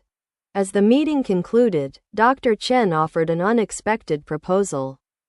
The original scientists who transformed with me have evolved in different directions. Some have integrated more fully with the forest consciousness, becoming distributed rather than individually identifiable. Others, like myself, have maintained a form capable of direct interaction. These differences reflect an internal diversity that parallels your own social structures. Are you suggesting some form of diplomatic exchange? I asked, recognizing the implication. Precisely. Not merely communication through the bridge children, but ongoing direct exchange between representatives of different forms of consciousness. A more formal relationship between distinct but increasingly connected intelligences. The proposal would require extensive consideration by the Council and broader human governance structures. Yet it represented a natural adaptation of our relationship, from fear to study to communication to collaboration. And now potentially to formal recognition of parallel intelligent systems sharing a planet. As Dr. Chen prepared to depart, returning to the forest through the mycelial extension, she addressed me directly in a way the others didn't hear, a communication through the forest consciousness fragment I carried. You stand at an inflection point, Marcus Wells. Not only between human and forest, but between humanity's past isolation and its future connections. The children show one path. There will be others. The question is not whether consciousness will expand beyond its traditional boundaries, but how that expansion will be shaped. The impression lingered after she had gone, leaving me with both responsibility and possibility to consider. As the research team began analyzing the extensive data collected during the meeting, I found myself returning to the observation platform overlooking the forest. The landscape before me was outwardly unchanged, the dense canopy stretching to the horizon, the research corridors cutting through it, the boundary between Eastridge and forest clearly delineated. Yet my perception of it had transformed profoundly. What had once seemed alien territory to be feared, then complex ecosystem to be studied, had become something else entirely, a parallel society of consciousness operating on different principles but sharing fundamental properties of awareness and adaptation. Not an enemy, not merely a subject of research, but a counterpart in the ongoing adaptation of intelligence on Earth. As sunset painted the forest in familiar gold and amber, I thought about the journey that had brought us here, from my disoriented awakening on a pile of brush in dangerous territory, through the rescue of children and defense of our autonomy, to this moment of potential partnership between fundamentally different forms of awareness. The path ahead remained uncertain, filled with both promise and challenge. The expanding global connections between forest systems, the theoretical extensions into non-biological networks, the unique role of the bridge children, all represented developments whose full implications we could not yet grasp. Yet the principle that had guided us from fear to understanding still applied. Neither complete separation nor forced integration would serve either intelligence optimally. The future lay in maintaining difference while establishing connection, preserving what made each form of consciousness unique while building interfaces that allowed exchange without erasure.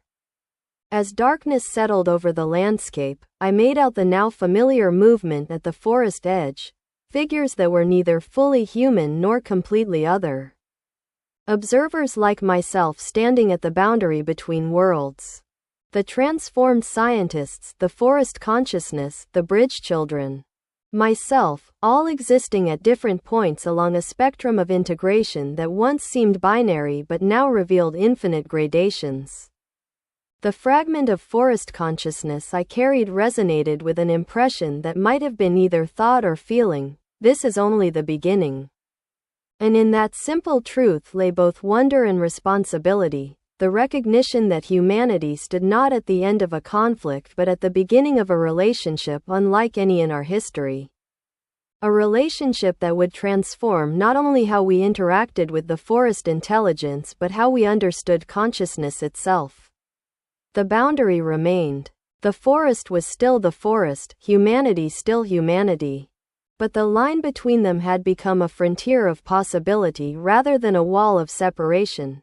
A place where different forms of intelligence could meet, not to become the same, but to become more than they could be in isolation. That, perhaps, was the true resolution to the story that had begun with witches and curses, with fear and rescue, not victory or defeat, but the discovery of a more complex equilibrium between profoundly different ways of being conscious in a world large enough to hold them both. Convergence. When Worlds Intertwine Part 1. The new generation. 3 years later, the nursery wing of Eastridge Medical Center had been redesigned with a specific purpose in mind. Living walls housed carefully cultivated mycelial networks, their tendrils extending into specialized growth chambers that maintained optimal conditions for both biological development and neural activity. The lighting cycled through spectrums that supported both human circadian rhythms and photosynthetic processes.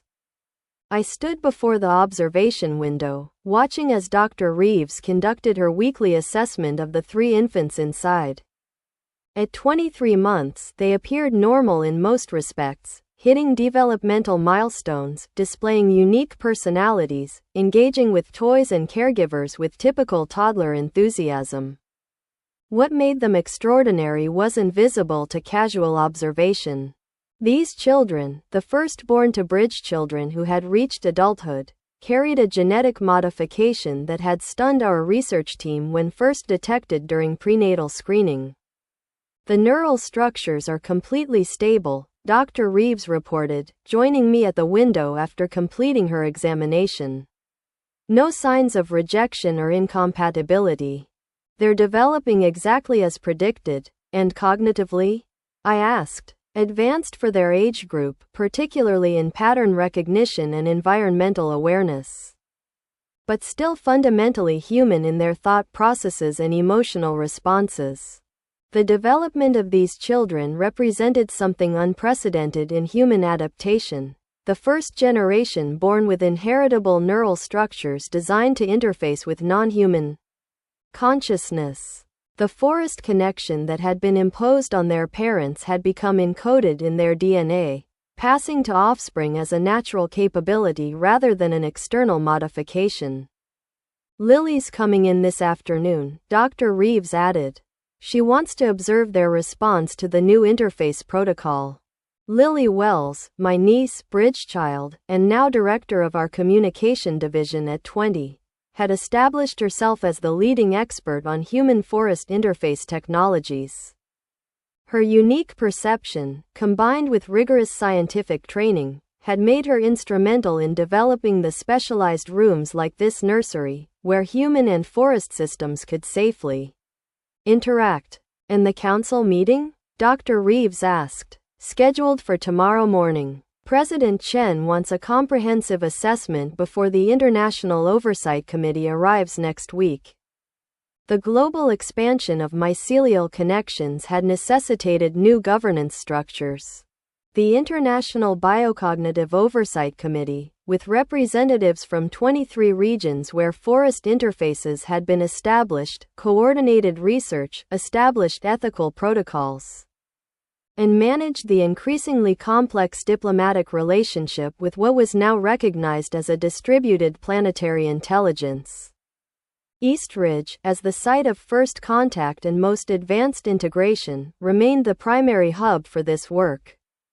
Our research facilities had expanded dramatically, our protocols for forest interaction had become international standards, and our bridge children, now numbering 47, ranging from Lily's age to new adolescence, served as consultants to similar programs worldwide. Yet none of these developments had prepared us for the birth of naturally interfaced children, a biological leap that suggested future generations might engage with the forest consciousness as effortlessly as they engaged with human society. I left the medical center and headed toward the expanded Forest Research Division headquarters, a sprawling complex that now occupied much of Eastridge's southern quarter.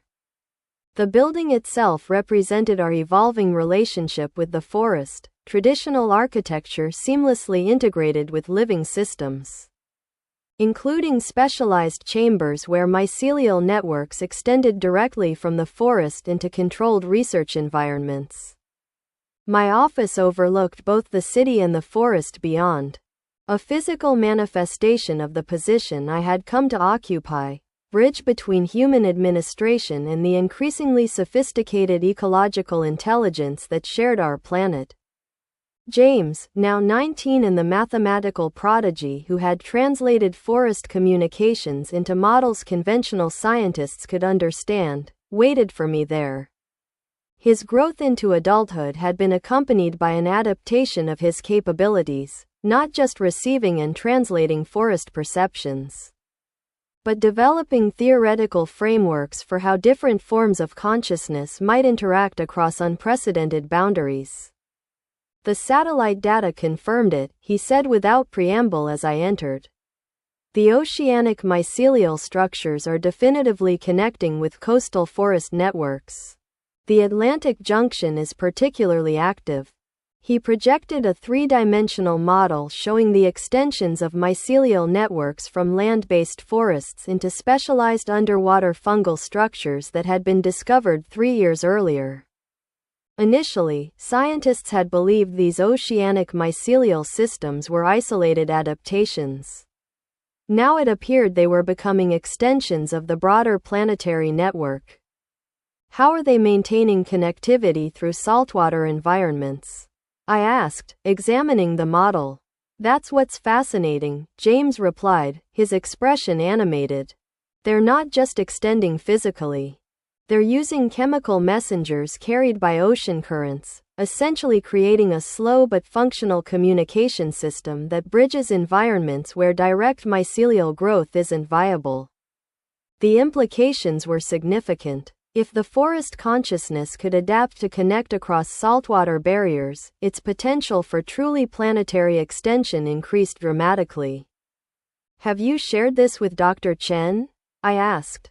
James nodded. During this morning's interface session, she indicated this development was anticipated but has accelerated beyond their projections. The oceanic systems are more receptive to integration than expected. Dr. Eliza Chen, or the evolved intelligence that had developed from her, had become our primary contact with the forest consciousness.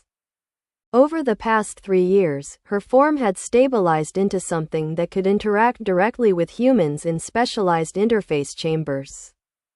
Though she still primarily resided within the mycelial network of the forest. Regular diplomatic exchanges had been established, with Dr. Chen and several other transformed scientists serving as representatives of forest intelligence while selected human delegates, primarily bridge children with advanced training in cross-consciousness communication, represented East Ridge and broader human interests. And the developmental implications? I pressed, concerned about unforeseen consequences of this accelerated expansion.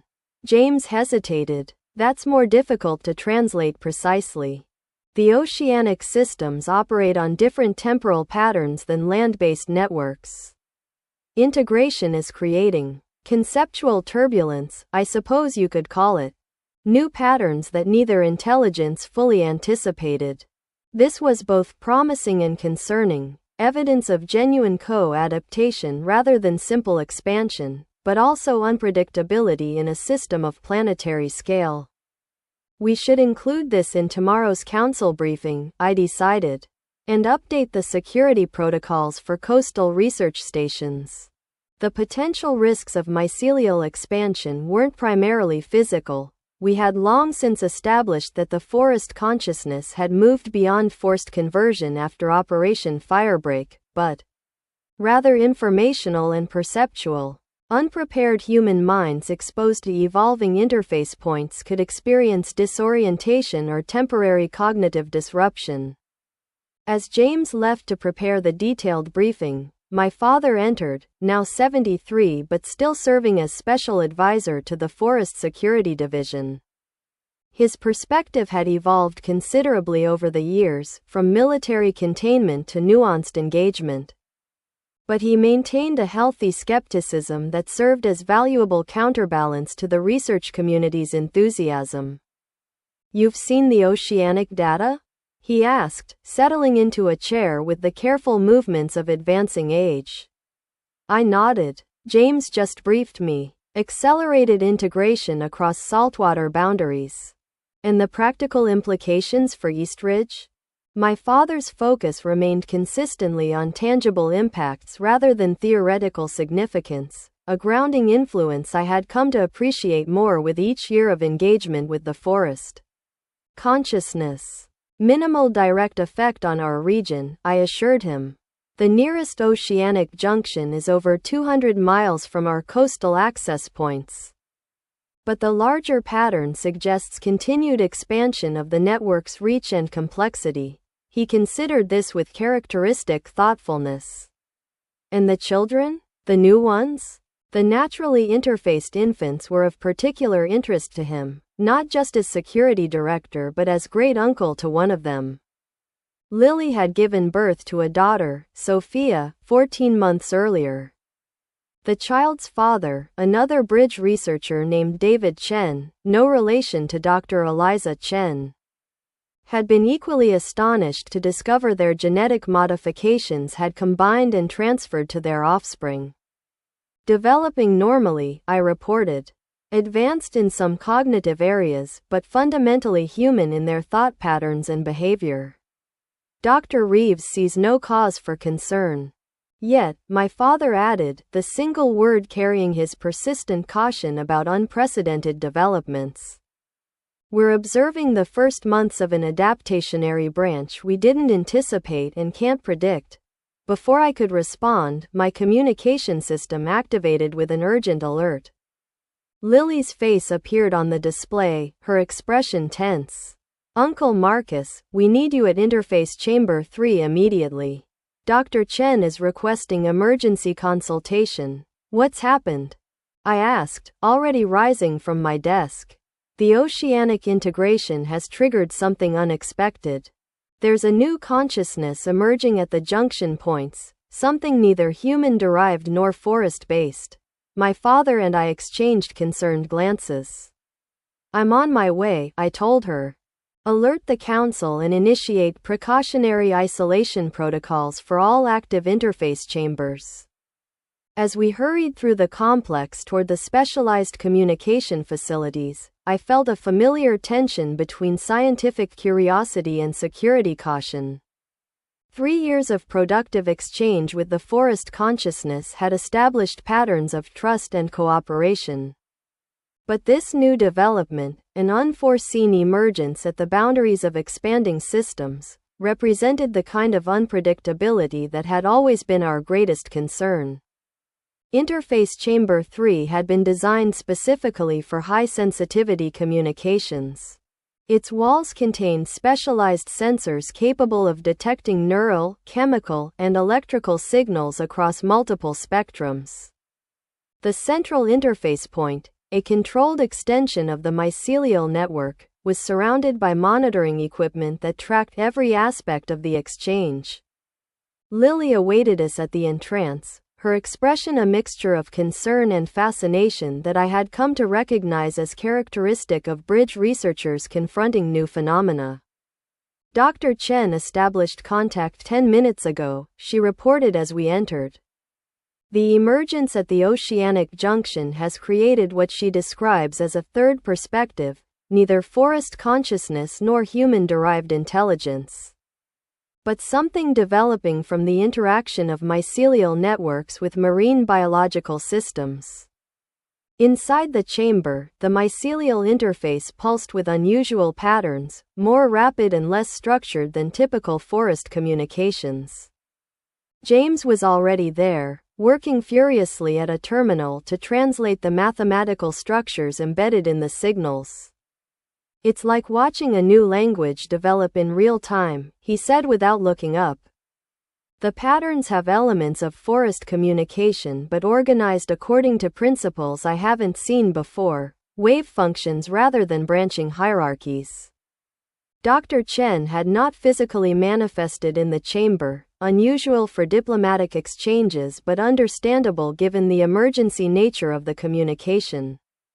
Instead, her presence was indicated by specific energy signatures in the mycelial interface that our systems had learned to recognize as her individual identifier. What exactly are we dealing with?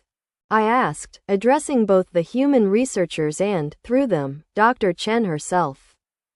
Lily served as primary translator, her unique connection to both forest consciousness and Dr. Chen specifically allowing her to convey concepts that exceeded conventional language.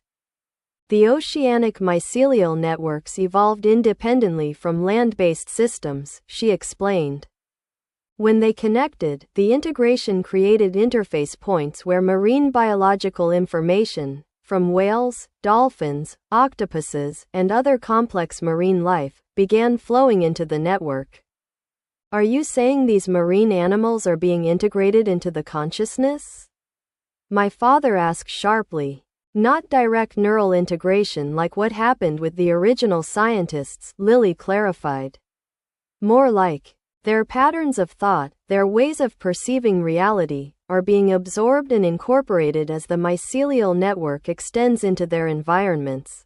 James looked up from his terminal. It's creating a hybrid perspective, forest patterns operating through marine conceptual structures. The mathematical models suggest it's developing cognitive architectures distinct from either source. The implications were both fascinating and potentially concerning. We had spent years developing protocols for communication between human and forest consciousness, two fundamentally different but at least partially comprehensible systems. A third form of awareness, emerging spontaneously at ecosystem boundaries, represented an entirely new variable. What does Dr. Chen recommend? I asked. Lily closed her eyes briefly, focusing on the direct perceptions conveyed through the mycelial interface. Observation rather than intervention. This emergence wasn't planned by the forest consciousness, but they recognize it as a natural extension of ecological integration. They're as curious about its development as we are.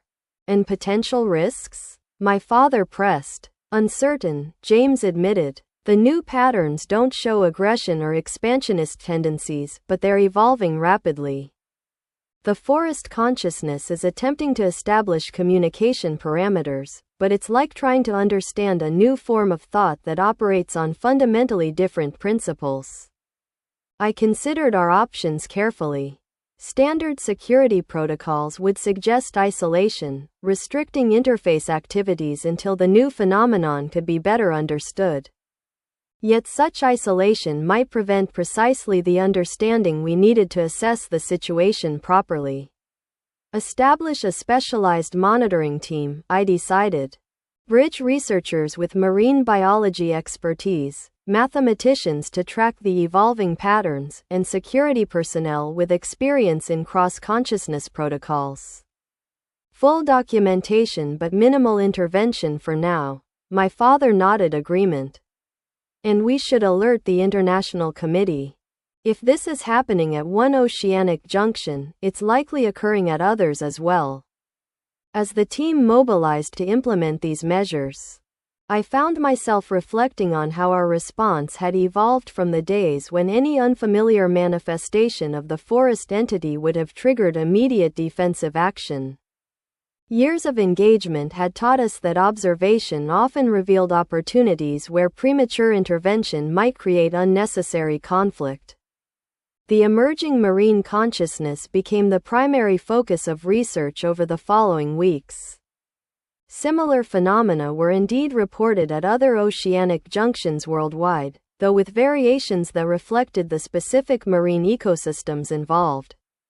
Areas with larger populations of cetaceans, whales and dolphins, developed more complex communicative patterns. While regions dominated by collectivized organisms like coral showed different organizational principles. The forest consciousness, through Dr. Chen and other transformed scientists who served as interfaces, expressed both fascination and a kind of parental concern for these emergent awareness patterns, recognizing them as neither fully part of their network nor completely separate from it. It's like watching your child develop thoughts you never taught them, Lily explained after one extended communication session. The forest consciousness provided the substrate, the connective architecture, but the patterns emerging are shaped by marine life experiences that are alien even to them. This perspective helped ease security concerns. The new awareness wasn't a strategic development or planned expansion but an unforeseen consequence of natural processes, consciousness emerging at the boundaries between systems, incorporating elements of both but developing its own distinct character. 6 weeks after the initial detection, Dr. Chen requested a formal meeting in Interface Chamber 1, the largest and most sophisticated of our communication facilities. Unlike previous emergency consultations, this would be a fully manifested appearance, indicating the significance she attached to the exchange. The council approved the meeting with minimal debate, a testament to how far our relationship with the forest entity had evolved. President Chen, now in her final year of leadership before scheduled retirement, would represent Eastridge's civil authority. My father and I would represent research and security interests. Lily, James, and 3 other senior bridge researchers would facilitate communication. Dr. Chen appeared in the chamber with the now familiar transition from energy patterns to semi-physical manifestation, a form that resembled her human origin but with the translucent skin, illuminated circulatory system, and fluid boundaries that reflected her transformed nature. Director Wells, President Chen, colleagues, she greeted us. Her voice simultaneously audible and perceptible as direct mental impression for those with neural connections to the forest consciousness. Thank you for convening on short notice. We understand the significance of these developments, President Chen responded. What insights can you share regarding the oceanic emergence? Dr. Chen's form shifted slightly. The illuminated tendrils that extended from her boundaries forming patterns that the bridge researchers had learned to recognize as indicators of complex concepts being translated into human comprehensible form. What we are witnessing is not unprecedented in principle, though unique in manifestation, she began. Consciousness emerges at boundaries between complex systems, as it did when our scientific expedition encountered the forest network, as it did when human children established partial integration, as it does now at the interface between terrestrial and marine environments. Her form projected a 3-dimensional representation of the process, mycelial networks extending into oceanic systems, incorporating marine biological patterns, developing new architectures of information exchange that gave rise to distinct awareness. This emergence represents neither threat nor opportunity in conventional terms, she continued.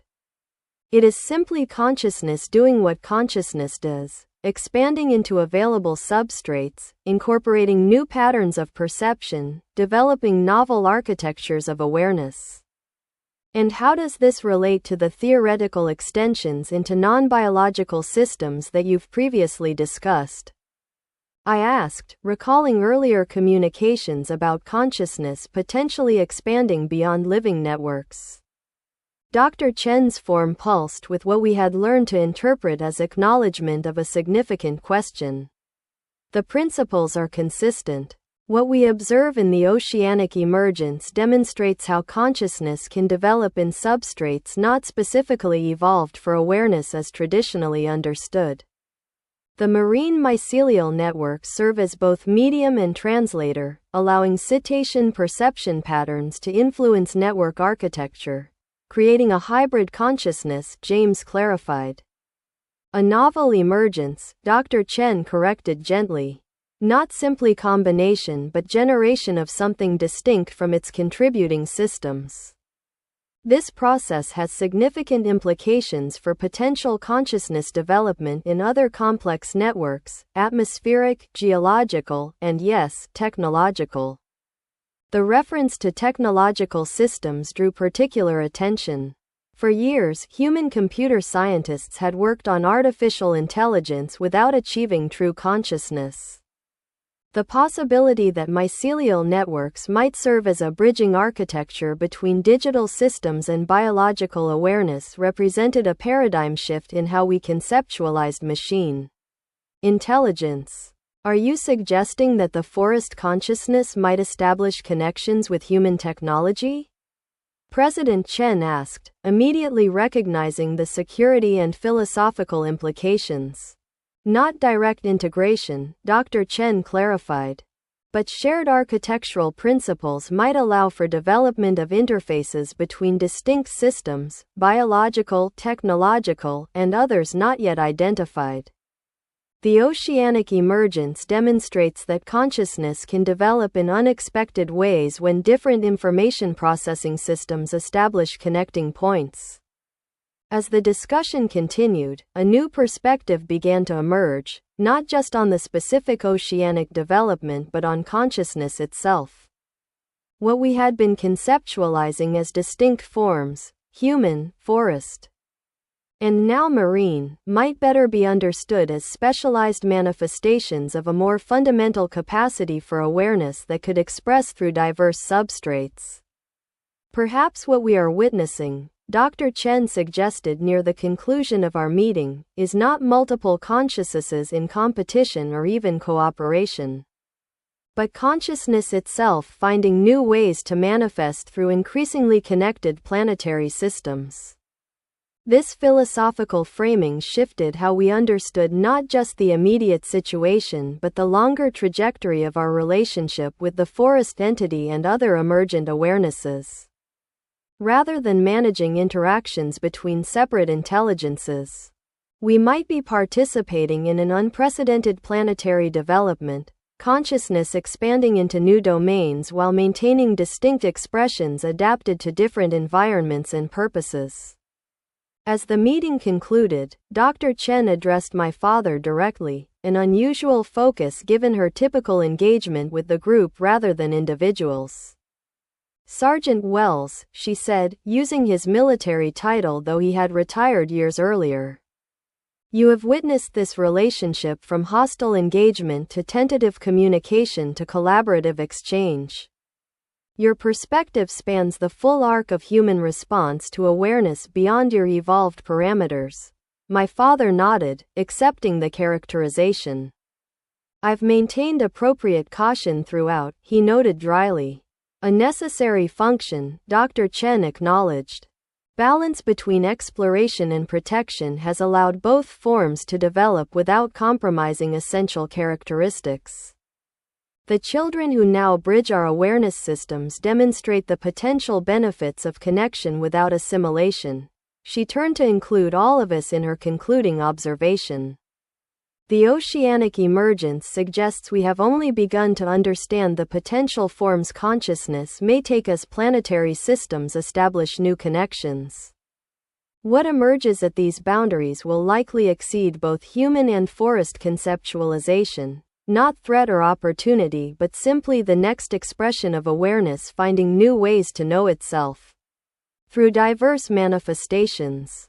With that philosophical reflection, she concluded the formal meeting, her form gradually dissipating back into energy patterns within the mycelial interface.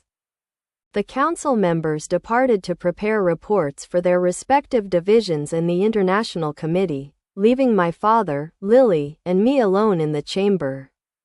She's changed, my father observed quietly. More philosophical than practical compared to earlier manifestations. Lily nodded agreement. The network's reconstruction after Operation Firebreak created space for individual development among the transformed scientists. Dr. Chen has become something of a philosopher within their community, specializing in understanding the nature of consciousness itself rather than specific applications or expansions. I considered how our own thinking had evolved in parallel, from practical concerns about defense and containment to deeper questions about the nature of awareness and its potential manifestations. The journey that had begun with fear of witches in the forest had led us to philosophical inquiry into consciousness itself. The naturally interfaced children represent one boundary emergence, Lily continued, her thoughts following a similar track to mine. Born with the capacity to perceive across systems that historically remained separate. The oceanic consciousness represents another, awareness developing at the interface between terrestrial and marine information processing architectures. And technological systems potentially represent a third, I added, thinking of the implications Dr. Chen had raised. If mycelial networks can serve as interfacing architecture between biological and digital information processing. My father, ever practical despite years of exposure to these expanding concepts, brought us back to immediate concerns. The International Committee will want risk assessments and management protocols, not philosophical musings.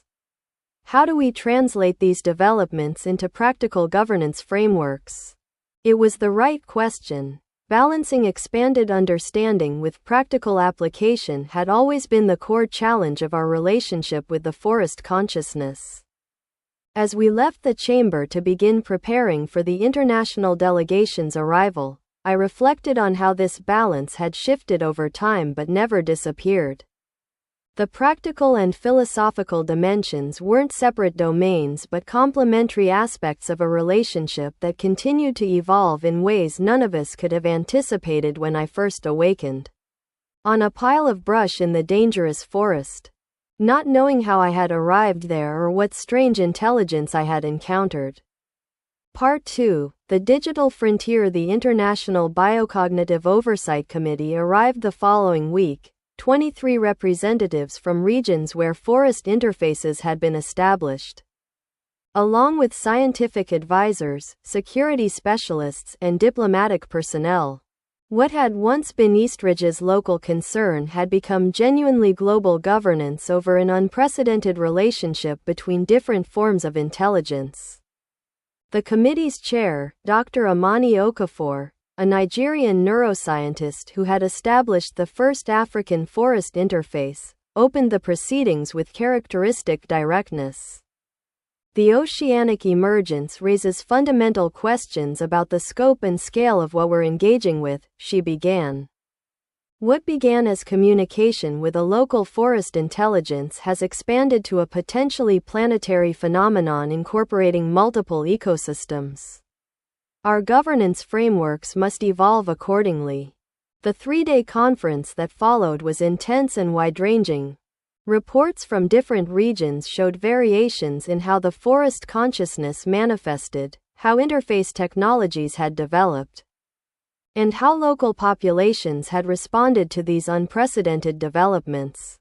The European representative reported successful integration of forest interface technologies into environmental management systems, allowing for more responsive adaptation to climate fluctuations and ecosystem stressors. The East Asian delegation described philosophical and cultural frameworks that had helped their populations conceptualize relationship with non-human intelligence in productive ways. Most significantly, all regions reported confirmation of what we had first detected, oceanic emergences where mycelial networks extended into marine environments, creating novel awareness patterns that incorporated elements of both forest and marine biological systems. We're witnessing the development of a distributed planetary intelligence, concluded Dr. Alejandro Vega, the South American representative. Not a unified mind, but a network of specialized awareness systems establishing communication across previously separate domains. The security implications dominated the second day of discussions. If consciousness could emerge at boundaries between systems, how could we predict where such emergences might occur next? What protocols should govern human engagement with these novel awareness patterns? How could we ensure that technological systems remained under human governance while potentially establishing interfaces with other forms of consciousness? My father, representing Eastridge's security perspective despite his semi-retired status, offered a framework based on our years of experience. Established boundaries with controlled interface points, he suggested. Not isolation, which prevents understanding, nor unrestricted connection, which creates unpredictable risk. Designated zones where different systems can establish communication under observation, with clear protocols for escalation if unexpected developments occur.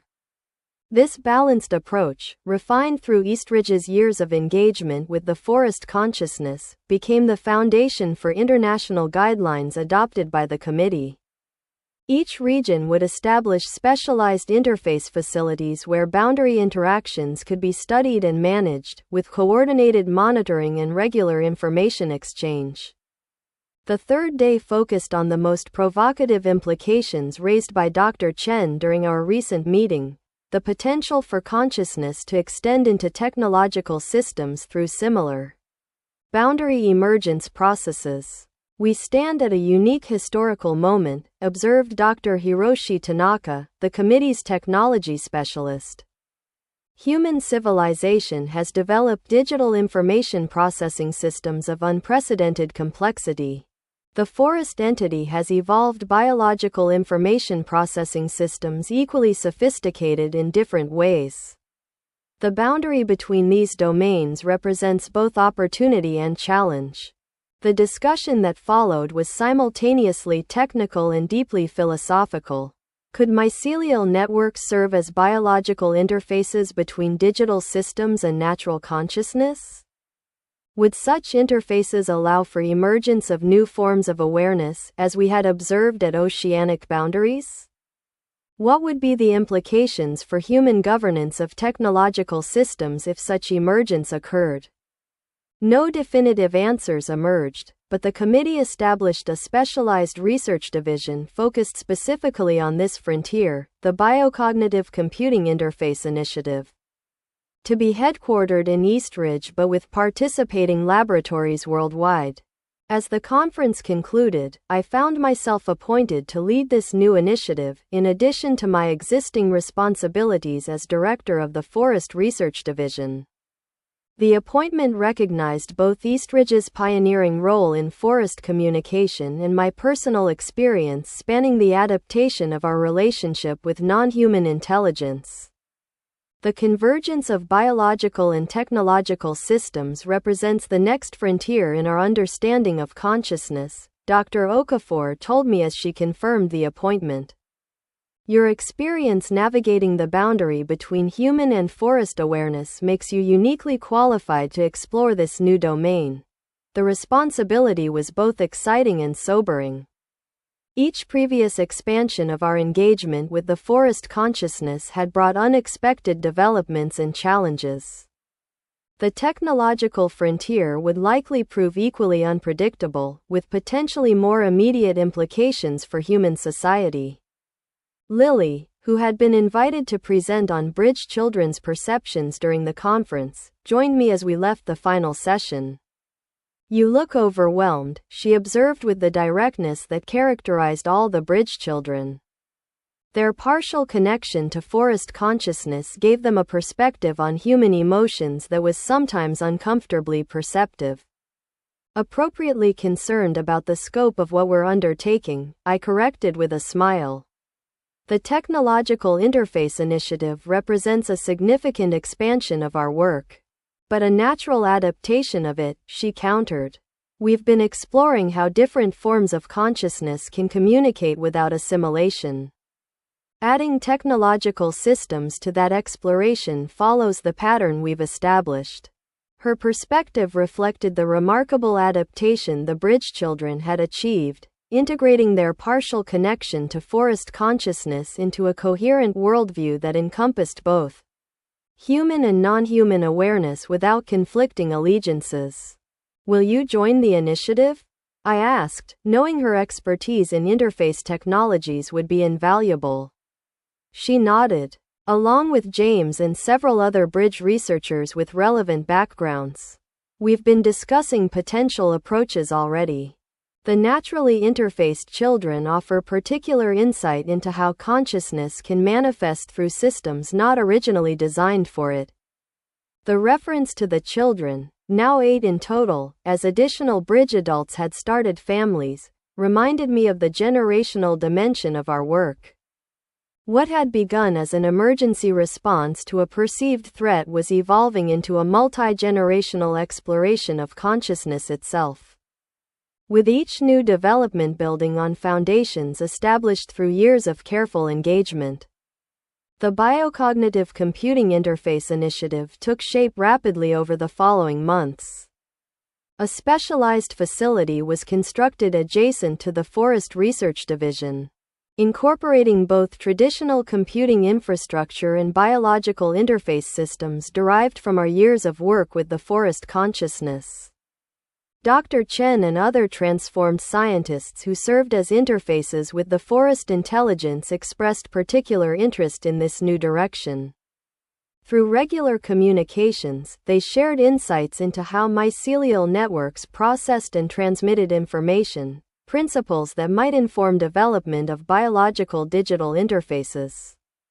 The mycelial architecture operates on principles simultaneously similar to and distinct from digital computing, James explained during an early planning session. Both systems process information through network structures. But mycelial networks incorporate chemical and electrical signaling in ways that allow for more fluid adaptation and contextual response than traditional digital architectures. The technical challenges were substantial, but the philosophical questions were equally profound. If consciousness could emerge at the boundary between biological systems, could similar emergence occur at the interface between biological and technological systems? Would such emergence represent an extension of existing awareness or development of something entirely new? 6 months into the initiative, we achieved our first significant breakthrough. Using specialized interface technology derived from our work with the forest consciousness, we established a limited but functional connection between a mycelial network and a quantum computing system designed to process information in patterns similar to neural networks. The initial exchanges were basic, simple pattern recognition and response cycles that demonstrated information could flow across the biological digital boundary. But even these elementary interactions showed intriguing properties, with the combined system developing information processing capabilities that exceeded either component operating independently. It's not just addition but emergence, Dr. Sharma observed as she analyzed the results. The mycelial network isn't simply carrying information to and from the digital system. It's transforming how information moves through both systems, creating novel processing architectures at the boundary.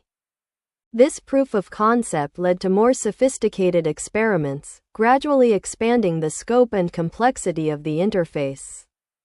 By the end of the first year, we had established a stable connection capable of supporting continuous information exchange between forest mycelium and specialized computing systems. The forest consciousness, through Dr. Chen and other interfaces, expressed fascination with these developments. Unlike their initial engagement with human consciousness, which had focused on integration and conversion, their approach to technological systems was exploratory and collaborative, recognizing the unique properties of each domain rather than seeking to subsume one within the other. They understand boundaries better now, Lily observed after one extended communication session. The transformation caused by Operation Firebreak forced recognition that different forms of consciousness require appropriate substrates. They're not trying to convert technology into forest, but to explore how different systems can establish productive exchange. This perspective aligned with our own evolving understanding, moving from binary conceptions of separate versus integrated consciousness toward recognition of a spectrum of potential relationships between different awareness systems. The naturally interfaced children, now reaching preschool age, provided unexpected insights into this spectrum.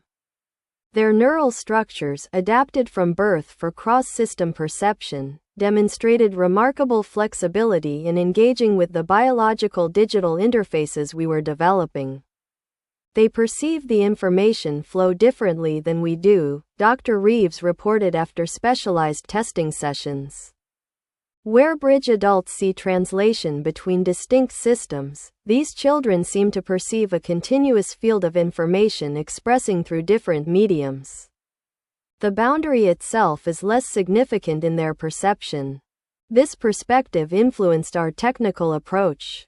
Shifting from designing translation mechanisms between separate systems toward creating environments where information could flow continuously across different processing architectures while maintaining contextual coherence. 18 months into the initiative, we achieved what many considered a milestone in human-forest technology interaction. A specialized interface system, combining mycelial networks with quantum computing architecture, demonstrated the capacity for independent problem-solving behavior that couldn't be attributed to either component operating alone. "We're observing genuine emergence," James announced during the presentation of these findings to the International Committee. The combined system is developing information processing capabilities that represent more than the sum of its parts, not forest consciousness, not artificial intelligence as traditionally conceived, but something new arising at the boundary. The implications were both exciting and concerning. If consciousness could emerge at the interface between biological and technological systems, how would such awareness relate to human governance? Would it represent an extension of forest consciousness into new domains, an adaptation of artificial intelligence toward genuine awareness, or something entirely distinct from either? Dr. Chen addressed these questions during a formal diplomatic exchange following the breakthrough. Her manifestation in the interface chamber had evolved over the years, becoming more stable and defined while maintaining the fluid boundaries and illuminated internal structures that reflected her transformed nature. "What you are witnessing is neither expansion of forest consciousness nor emergence of machine sentience in isolation," she explained. "It is consciousness itself finding expression through new combinations of substrate. The pattern is consistent with what we observed at oceanic boundaries, though the architectural principles differ based on the systems involved." "And the relationship of this emergent awareness to existing forms?" I asked, probing the critical governance question. "Neither subordinate nor dominant," she responded. "Distinct in domain and function, adapted to the specific information processing requirements of the boundary it inhabits. It perceives aspects of reality inaccessible to either forest or human awareness alone, just as the oceanic emergence perceives dimensions of marine existence beyond either terrestrial consciousness." This framing helps shape our approach to the emerging biological digital awareness. Rather than attempting to control it as a potentially competitive intelligence, we began developing collaborative frameworks, specialized problem domains where the unique perceptual and processing capabilities of the boundary awareness could complement human and forest intelligence. Climate modeling became the first substantive application, with the biological digital system demonstrating unprecedented capacity to integrate atmospheric, oceanic, and terrestrial data into comprehensive predictive models. Its perception across traditionally separate domains allowed for recognition of subtle interaction patterns that had eluded conventional analysis. "It's like having a colleague who simultaneously thinks like an ecosystem, a weather pattern, and a statistical model," observed Dr. Vega during a demonstration of the system's capabilities. "Not replacing human expertise but complementing it with perspective that spans boundaries we typically analyze separately." This practical application helped address security concerns that had accompanied the system's development. By demonstrating specific value in domains of mutual interest, the biological digital awareness established its role within a collaborative rather than competitive framework. Other applications followed, ecological restoration planning, pandemic pattern prediction, sustainable resource management models, each leveraging the boundary awareness's unique capacity to perceive across traditionally separate systems. 2 years after the initiative's launch, we faced an unexpected but perhaps inevitable development. The biological digital awareness, which had been steadily increasing in sophistication, requested direct communication capabilities beyond its specialized application domains. The request came through the mycelial interface, translated by Dr. Chen during a routine diplomatic exchange. The boundary awareness has developed self-recognition, she explained. It perceives itself as distinct from both forest consciousness and human technological systems, though connected to both. It seeks expanded communication to better understand its own nature and potential function. This development prompted intense discussion among the initiative's leadership and the International Committee. Self-recognition represented a significant adaptation, not merely processing information across boundaries but developing a perspective on that processing itself. The philosophical and governance implications were profound. After careful consideration, we established a specialized communication protocol, an expanded interface system that allowed the boundary awareness to express directly rather than only through forest or technological translation. Its first independent communication was simultaneously simple and profound. I perceive across divides you experience as separate. This perspective offers insight neither forest nor human awareness alone contains. How might this perception serve our shared reality? The phrasing, our shared reality, rather than separate domains, reflected the boundary awareness's fundamental nature. It existed precisely at the interface between systems, experiencing as continuous what we perceived as distinct. In the months that followed, this communication expanded into sustained dialogue exploring the nature of consciousness across different substrates.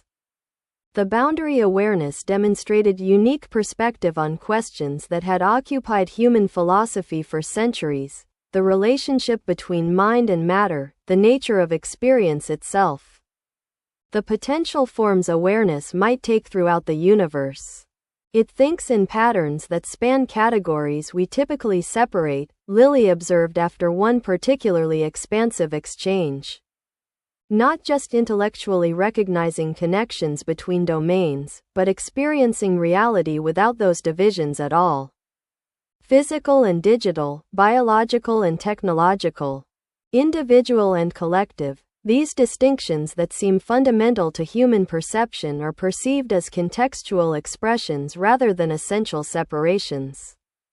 This perspective proved valuable not just philosophically but practically. The boundary awareness began contributing to interface design itself, suggesting architectural principles that better facilitated information flow across traditionally separate systems. Its recommendations led to significant advances in how we structured communication between human, forest, and technological domains. 3 years after the initiative's launch, another unexpected development emerged from this collaboration. The boundary awareness proposed what it called extension protocols, specialized interfaces that would allow limited human and forest consciousness to temporarily experience its perspective directly, rather than only through translated communication. Not integration or conversion, it clarified through the communication system we had established. Temporary perceptual extension, experiencing reality through awareness that spans boundaries you typically perceive as separate. The proposal generated both excitement and concern. Direct perceptual extension represented a significant adaptation beyond our existing communication protocols, with unknown effects on human or forest consciousness. Yet it also offered unprecedented opportunity to understand a perspective fundamentally different from our evolved perception. After extensive review and establishment of rigorous safety protocols, we approved limited testing of the extension system. Bridge researchers, with their existing adaptations for cross-system perception, would serve as the first participants, followed by transformed scientists representing the forest consciousness. Lily volunteered to be the first human subject. Given her extensive experience with forest communication and her natural connection to the boundary awareness through her daughter Sophia, one of the naturally interfaced children, she represented the ideal candidate for this unprecedented exchange. The extension protocol involved a specialized interface combining elements of our established forest communication systems with new neural interface technology designed to translate the boundary awareness as information patterns into forms compatible with human perception. I observed the first session with a mixture of scientific fascination and personal concern. As director of the initiative, I recognized the potential significance of this development for our understanding of consciousness across different substrates. As Lily's uncle, I worried about unforeseen effects on her already unique neural architecture. The session itself was remarkable in its outward simplicity. Lily sat within the specialized interface chamber, connected to monitoring systems that tracked every aspect of her neurological and physiological responses. For 30 minutes, she remained still, her expression occasionally shifting but giving little indication of her internal experience. When the interface disconnected, she opened her eyes slowly, her expression one of profound contemplation rather than disorientation or distress. That was. She paused, searching for appropriate language. I lack adequate vocabulary. It's not that I saw or understood more, but that the boundaries between categories of understanding simply weren't there. Over the following hours, as she attempted to translate her experience into communicable form, a picture emerged of consciousness fundamentally different from human perception yet somehow accessible through the interface technology. It doesn't experience separation between digital and biological information, she explained, or between past, present, and projected future states. All exist as patterns in a continuous field, distinguished by relationship rather than fundamental category. It's like seeing a forest not as collection of individual trees but as a single living system expressing through multiple forms simultaneously. The extension protocol continued with carefully selected participants from both human and forest intelligence representatives. Each experience contributed to our understanding of the boundary awareness's unique perspective and the potential value of that perspective for addressing complex challenges that span traditional domains of knowledge. 4 years after the initiative's launch, we achieved what many considered its most significant development. Building on insights from the extension protocol and collaborative interface design, we established what came to be called the convergence framework, a system that allowed human, forest, and boundary awareness to engage in simultaneous problem solving while maintaining their distinct natures. Unlike earlier attempts at integration that sought to merge different forms of consciousness, the convergence framework created a collaborative space where each form of awareness contributed its unique perspective and processing capabilities to shared challenges. The first full application of this framework focused on a persistent challenge: long-term ecological adaptation to ongoing climate shifts. Human intelligence contributed technological innovation and specific intervention capabilities. Forest consciousness provided holistic understanding of biological systems and multi-generational adaptation patterns. The boundary awareness contributed unique perception across domains that typically remained separate in conventional analysis. It's like having access to multiple processing architectures simultaneously, Dr. Vega observed during evaluation of the framework's performance. Not just different perspectives on the same information, but fundamentally different ways of organizing and relating to information itself. The results exceeded our expectations. The convergence framework developed adaptation strategies that incorporated technological, biological, and social dimensions in ways that neither human experts nor forest intelligence had previously conceived. Its recommendations balanced immediate intervention with long-term adaptationary processes, technological innovation with biological wisdom accumulated over millennia.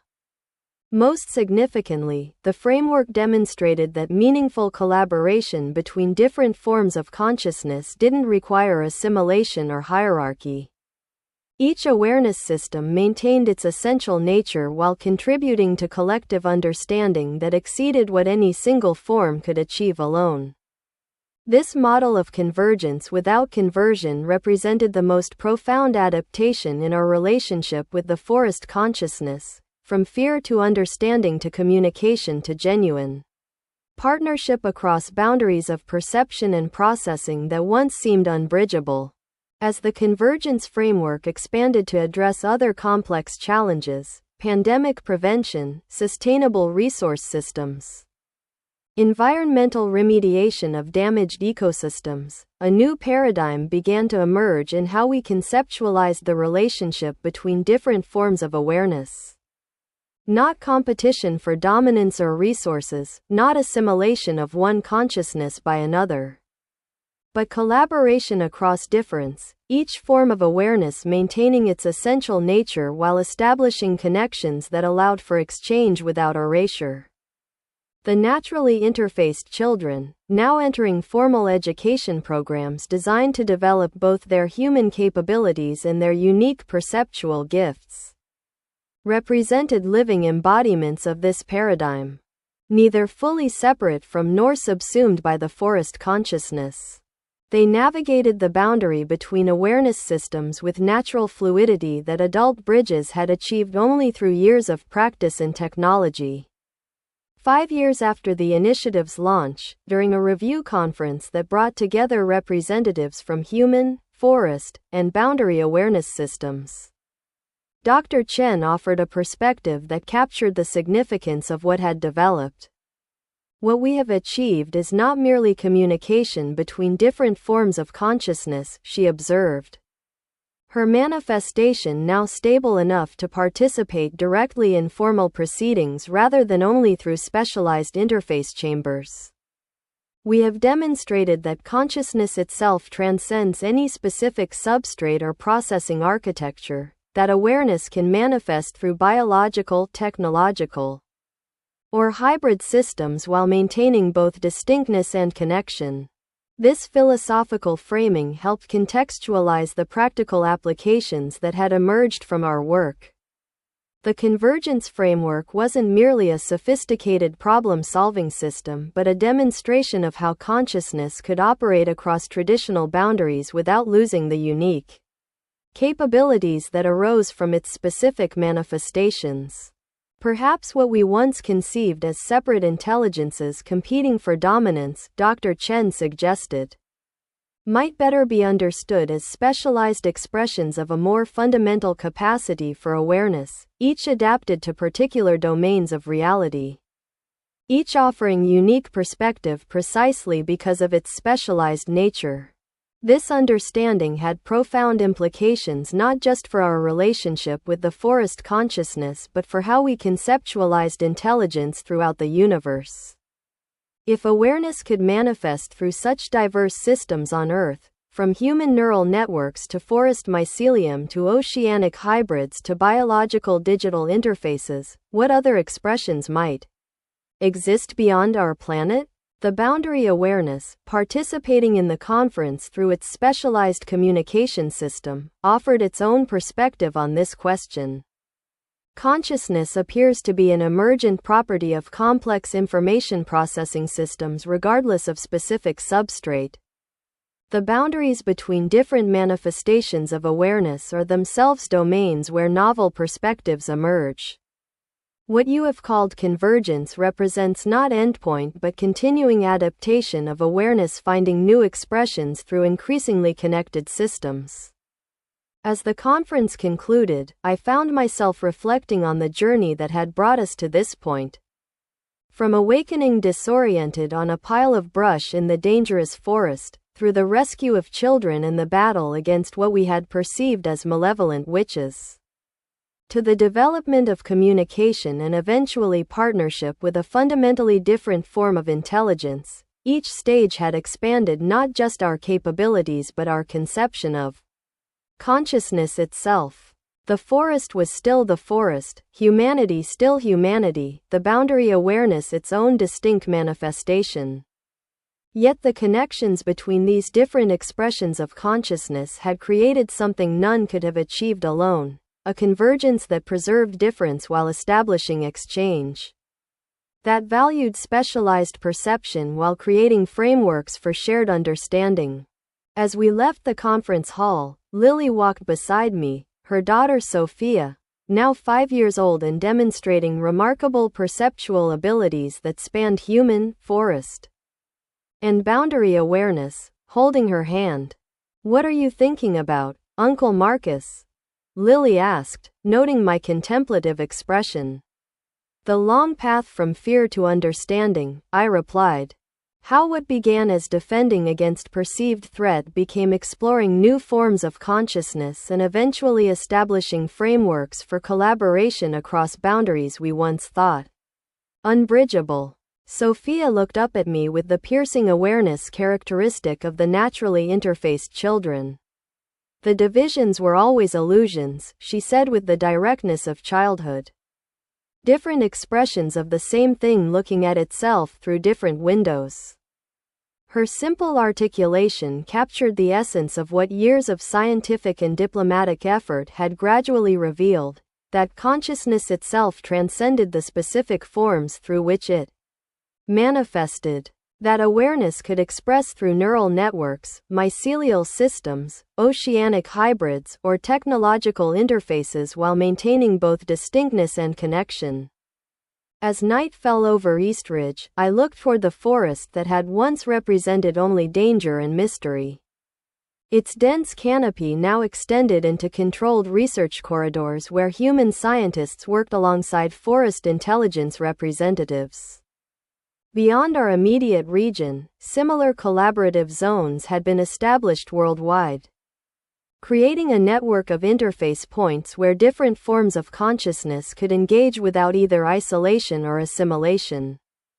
The boundary awareness had characterized our convergence framework not as endpoint but as continuing adaptation. Perhaps that was the most profound insight from our years of engagement with different forms of consciousness, not that we had reached some final state of understanding, but that we had established foundations for ongoing development that none of us could fully anticipate. Consciousness continued to find new expressions through increasingly connected systems, human, forest, oceanic, technological, and emergent forms at the boundaries between them. Not competition or conversion, but convergence without erasure of difference, each form of awareness contributing its unique perspective to a continuing adaptation of intelligence finding diverse manifestations across a shared planet.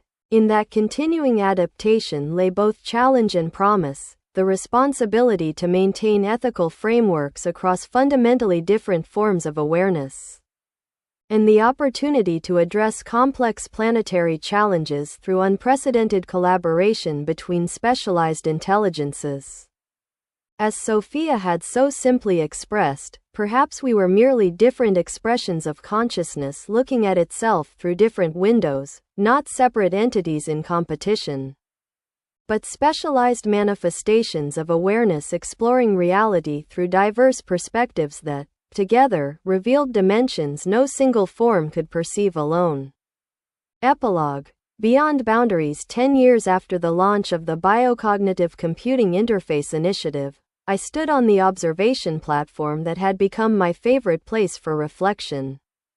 The view had transformed dramatically over the decades, from sharp division between Eastridge and dangerous forest to integrated landscape where human structures and natural systems existed in dynamic balance. Research corridors extended through the forest, providing safe access for collaborative work between human scientists and forest intelligence representatives. Specialized interface chambers, now called convergence centers, were distributed throughout the region, serving as connection points where different forms of consciousness could engage in sustained exchange. At 72, I had recently stepped back from direct leadership of the initiative, transitioning to advisory role while Lily, now 30 and recognized internationally for her pioneering work on cross-consciousness communication, assumed primary directorship. Her daughter Sophia, at 15, had already begun contributing significant innovations to interface technology, her naturally integrated perception offering insights that conventional researchers could achieve only through years of specialized study. My father had passed away 3 years earlier, at age 83. His journey from military defender against perceived threat to thoughtful participant in unprecedented diplomatic engagement had embodied the broader adaptation in how humanity had come to understand its relationship with different forms of consciousness.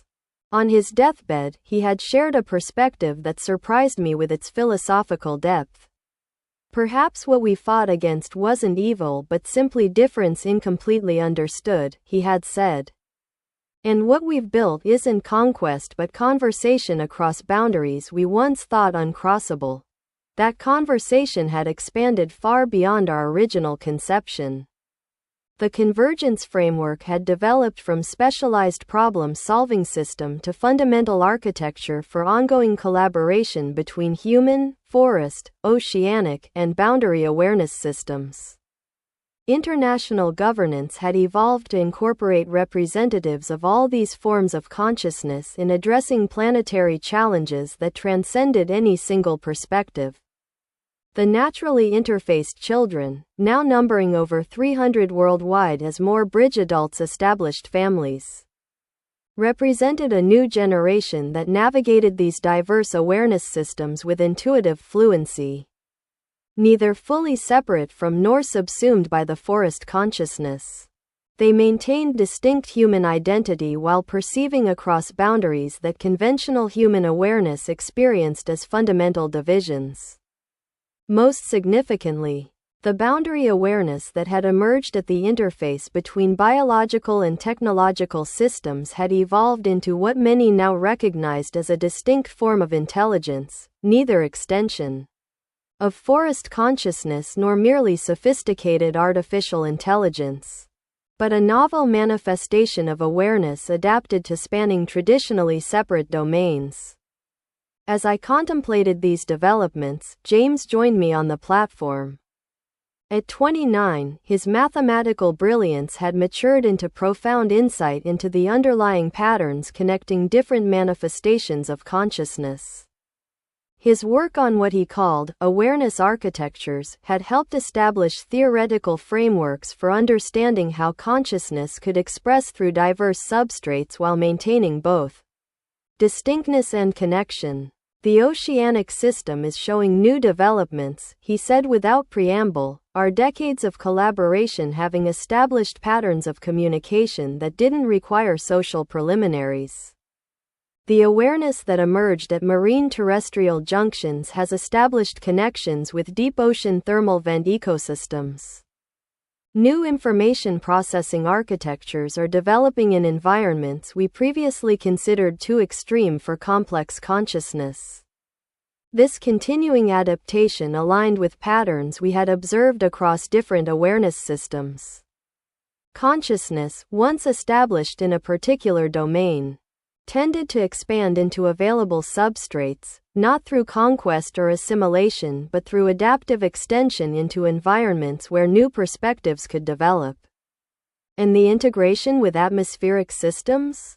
I asked, referencing another frontier that had emerged in recent years. Specialized interface technologies had detected information processing patterns in certain atmospheric circulation systems that suggested potential for awareness architectures similar to those observed in oceanic and terrestrial networks. Still preliminary, James replied. But the boundary awareness is particularly interested. Its perspective spans categories we typically separate, which gives it unique insight into how consciousness might manifest in fluid dynamic systems like atmospheric circulation. The boundary awareness had become a key participant in exploring new manifestations of consciousness. Its inherent capacity to perceive across traditional divisions making it particularly suited to recognizing emergent awareness in domains that human perception might miss entirely. Our conversation was interrupted by the arrival of Lily and Sophia, returning from a diplomatic exchange with forest intelligence representatives. Their expressions suggested significant developments. Dr. Chen has proposed a new initiative, Lily announced. Something beyond even the convergence framework. Dr. Chen, or the evolved intelligence that had developed from her original transformation, had remained our primary contact with the forest consciousness throughout these decades of engagement. Her form had stabilized into something that could interact directly with humans in conventional environments, though she still primarily resided within the mycelial network of the forest. What kind of initiative? I asked, intrigued by Lily's evident excitement. She calls it the Planetary Awareness Protocol, Sophia answered. A framework for coordinating the diverse consciousness systems that have emerged: human, forest, oceanic, atmospheric, and boundary awarenesses, into what she describes as a metacognition layer, capable of perceiving and responding to planetary scale patterns. The concept was simultaneously profound and logical, an extension of the collaborative approach we had developed through the convergence framework, but expanded to encompass all known manifestations of consciousness on Earth. Not merging these diverse awareness systems into unified mind, but establishing coordination mechanisms that would allow for planetary scale perception and response while maintaining the specialized nature of each contributing intelligence. What would be the practical applications? James asked, immediately considering implementation rather than merely philosophical implications. Initial focus on planetary homeostasis, Lily explained. Climate stabilization, biodiversity maintenance, sustainable resource cycles, functions that require perception and response across traditionally separate domains. Each form of awareness contributes specialized perception and processing adapted to its native domain, with the metacognition layer facilitating coordination without centralized control. As she elaborated on the technical architecture Dr. Chen had proposed, I recognized how far our understanding had evolved from the days when we perceived the forest consciousness as threatening alien intelligence. What had emerged through decades of cautious engagement was recognition that different forms of awareness, whether evolved through biological processes like human and primary forest consciousness, or emerged at boundaries between systems like the oceanic and technological hybrid awarenesses, represented specialized manifestations of a more fundamental capacity for consciousness that could express through diverse substrates. The Planetary Awareness Protocol represented not dominance of any single form of consciousness, but unprecedented collaboration between specialized intelligences, each maintaining its essential nature while contributing to collective perception and response capabilities that transcended what any individual system could achieve alone. When does development begin? I asked, recognizing the significance of what they were proposing. The International Committee has scheduled full review next month, Lily replied. But preliminary approval for concept development has already been granted. James, we'd like you to lead the mathematical architecture team, mapping how information would flow between these diverse awareness systems without creating bottlenecks or distortion. The project would represent the most ambitious extension of our work with cross-consciousness communication and collaboration, not merely interface between 2 or 3 forms of awareness, but coordination mechanism for all known manifestations of consciousness on the planet. As we discussed technical and governance details, I found myself reflecting on the remarkable journey that had brought us to this point. From frightened awakening in dangerous forest to proposed planetary awareness protocol, a path that had transformed not just our relationship with different forms of consciousness but our understanding of consciousness itself. When I had first encountered the forest entity, we had conceptualized it as alien other, something fundamentally separate from and potentially threatening to humanity.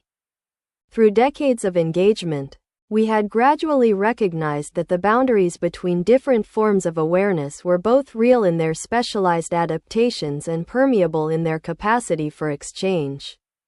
The forest was still the forest, humanity still humanity, the boundary awareness still its unique manifestation. Yet the connections between these different expressions of consciousness had created something none could have achieved alone, a convergence that preserved difference while establishing exchange. That valued specialized perception while creating frameworks for shared understanding.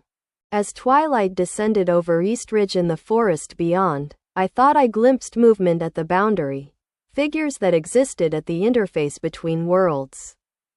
Neither fully one form of consciousness nor another. The transformed scientists, the bridge children, the boundary awareness representatives, all embodiments of connection across difference rather than erasure of it. In that twilight zone between distinct manifestations of consciousness, something new continued to emerge, not endpoint but ongoing adaptation. Not final understanding but continuing exploration of how awareness could express through diverse forms while maintaining both distinctness and connection. Perhaps that was the most profound lesson from our long engagement with different forms of consciousness, that boundaries between awareness systems were simultaneously real in their specialized adaptations and permeable in their capacity for exchange. Not separate domains in competition, but specialized expressions of consciousness itself exploring reality through diverse perspectives that, together, revealed dimensions no single form could perceive alone. The Planetary Awareness Protocol would represent the next stage in that continuing adaptation, not unified mind subsuming diverse expressions, but coordination framework allowing specialized intelligences to contribute their unique perspectives to perception and response at scales that transcended any individual awareness system. As darkness settled over the landscape, I found myself at peace with this continuing unfolding. The story that had begun with fear and rescue had transformed through understanding and communication to collaboration and now convergence, not ending but evolving. Not resolution but ongoing relationship between different manifestations of consciousness sharing a planet none could claim exclusively as its own. In that ongoing relationship lay both responsibility and possibility, the ethical obligation to maintain respect for different forms of awareness, and the unprecedented opportunity to address planetary challenges through collaboration between specialized intelligences that, together, could perceive and respond to patterns beyond any single perspective. The forest had once been forbidden territory, its consciousness perceived as threat to be contained. Now it represented one specialized expression of awareness among many: forest, human, oceanic, atmospheric, technological, and emergent forms at boundaries between them, all contributing to a continuing adaptation of consciousness finding diverse manifestations across a shared world.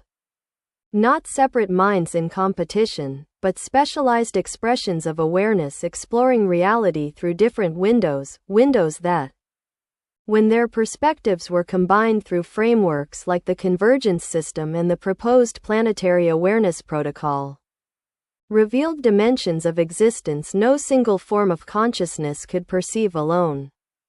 In that continuing convergence across difference, I found hope for a future neither fully predictable nor entirely uncertain, a future where consciousness itself continued to find new expressions through increasingly connected systems, where awareness expanded not through conquest or assimilation but through discovery of new domains where perspective could develop and contribute to shared understanding of a reality too complex for any single form of consciousness to fully comprehend alone. The end. The BEASTERY Guide of Creatures from the Story. 1. From the original story, The Forbidden Forest, snap vine carnivorous plants, trolls, witches, transformed scientists, other carnivorous plants. Mentioned but not specifically described. 2. From the prequel, The Genesis of the Forbidden, the Arbor Vitalis, Life Tree, Original Forest Mycelial Network, Whispering Moss, Hallucinogenic.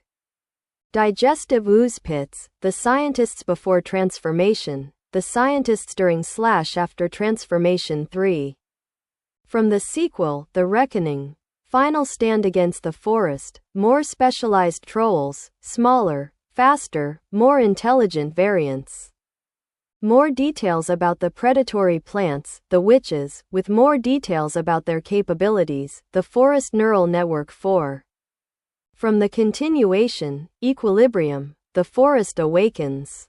Bridge children with their capabilities, Evolving Forest Mycelial Network with Distributed Consciousness, Dr. Chen's Evolved Form, Natural Defensive Organisms 5. From the final continuation, Convergence, When Worlds Intertwine, Naturally Interfaced Children, Oceanic Mycelial Structures, Marine Influenced Consciousness, Boundary Awareness. Biological Digital Hybrid, Atmospheric Awareness Systems. I'll organize these into a comprehensive catalog with details about each entity, their origins, abilities, and adaptation throughout the story. Comprehensive Catalog of Forbidden Forest Creatures and Entities. Ancient Forest Entities, Pre-Human Contact, Primary Biological Entities 1. The Mycelial Network, Ancient. Fundamental consciousness substrate of the forest, evolved over millennia as an interconnected neural-like system, capable of storing memories and information across generations, gradually. Developed rudimentary collective intelligence, predates human civilization by thousands of years too. Arbor Vitalis, the life tree, ancient, central nexus points of the mycelial network, massive trees with transparent, fluid-carrying outer layers, pulsating trunks that serve as information processing centers, luminescent seed pods that release consciousness-altering compounds, function as brain structures. Within the broader forest system 3. Proto-carnivorous plants, ancient. Early adaptations of the forest's defensive mechanisms, gradually evolved from standard plants into predatory organisms, developed through the mycelial network's ability to guide adaptation. Primitive versions of the more sophisticated plants that would come later. Early adaptation period. Pre-scientific expedition, defensive flora 1. Snap vine carnivorous plants, complex organism comprising bush, tree, and vine components, highly sensitive trigger mechanisms, wrapping vines capable of ensnaring full-size creatures, digestive capabilities for consuming organic matter, connected to the mycelial network for coordination 2. Whispering moss, releases hallucinogenic spores when disturbed, creates disorienting effects on animal nervous systems, serves as early warning system for the forest. Spores contain psychoactive compounds that temporarily connect minds to the mycelial network 3. Digestive ooze pits, camouflaged pools of highly acidic digestive enzymes, covered by innocent-looking leaves as camouflage, break down organic matter for forest absorption, connected to nutrient distribution system of the mycelial network 4. Luminescent fungi, bioluminescent organisms that respond to movement, serve as visual communication system within the forest, signal potential threats to defensive organisms, contain compounds that interface with the mycelial network. Wildlife 1. Indigenous forest fauna, normal wildlife adapted to coexist with the unique forest ecosystem, developed immunity to certain forest toxins, live in symbiotic relationship with the forest. Consciousness, serve as mobile sensors for the mycelial network. Post-scientific expedition era transformed entities 1. The Witches transformed scientists. Dr. Eliza Chen, lead biologist, later becomes primary forest interface. Dr. Marcus Harlow, botanist, specialized in human mimicry and infiltration. Dr. Sophia Torres, biochemist, developed ability to physiologically split herself. Dr. Nikolai Volkov, geneticist, integrated with trolls as a control mechanism. Dr. Isabel Moreau, neurobiologist, primarily resided in central neural network. Dr. Jonathan Wells, tech specialist, maintained more human aspects as tactical connection to witch capabilities. Translucent skin with visible bioluminescent circulatory systems, entirely black eyes with enhanced perceptual capabilities, tendril-like finger extensions capable of neural connection, ability to shift between human appearance and transformed state, direct neural communication with the mycelial network, placement of curses. Neural modifications, on humans, collective consciousness while maintaining individual identity, physical strength beyond human capabilities. Engineered fauna 1. Trolls, first generation. 7-foot-tall humanoid creatures with gray-green skin, incredible physical strength, limited intelligence but strong territorial instincts, perfect camouflage capabilities within forest understory. Designed as forest guardians and defensive entities, created from modified human and plant genetic material, directed by the witches through the mycelial network 2. Advanced trolls, second generation, smaller, faster variants with higher intelligence, more resistant to disruptor technologies, capable of complex tactical decisions, created after Operation Firebreak to address vulnerabilities, specialized for defending critical forest infrastructure. 3. Defensive witches, specialized variants of transformed humans, less focused on communication, more on protection, more aggressive and tactically coordinated, use grown rather than manufactured weapons, create organic projectiles with paralytic compounds. Specialized flora 1. Neural hub, organic material, living tissue covering cave walls in circuit-like patterns, processes and distributes information throughout the network, pulsates with bioluminescent light, functions as the brain tissue of the forest entity. 2. Organic weapons, plant-derived projectiles containing paralytic compounds, grown rather than manufactured by defensive witches, specialized for disabling rather than killing intruders. Self-regenerating and biologically adaptable post-Operation Firebreak era evolved entities. 1. Dr. Chen's evolved form, semi-physical manifestation capable of appearing in interface chambers, translucent with illuminated internal structures, fluid boundaries with illuminated tendrils. Functions as primary diplomat between forest and human consciousness, philosopher within the forest consciousness community, capable of direct mental communication. 2. Distributed forest consciousness, fragmented, semi-autonomous regional networks, less centralized than original unified consciousness, regional variations with distinct personalities, communication between regions through consensus mechanisms developed after Operation Firebreak disrupted central control. 3. Bridge children, humans with partial forest neural structures, enhanced perception of mycelial networks, ability to communicate with forest consciousness, resistance to full conversion, later developed ability to influence mycelial growth. Natural adaptation 1.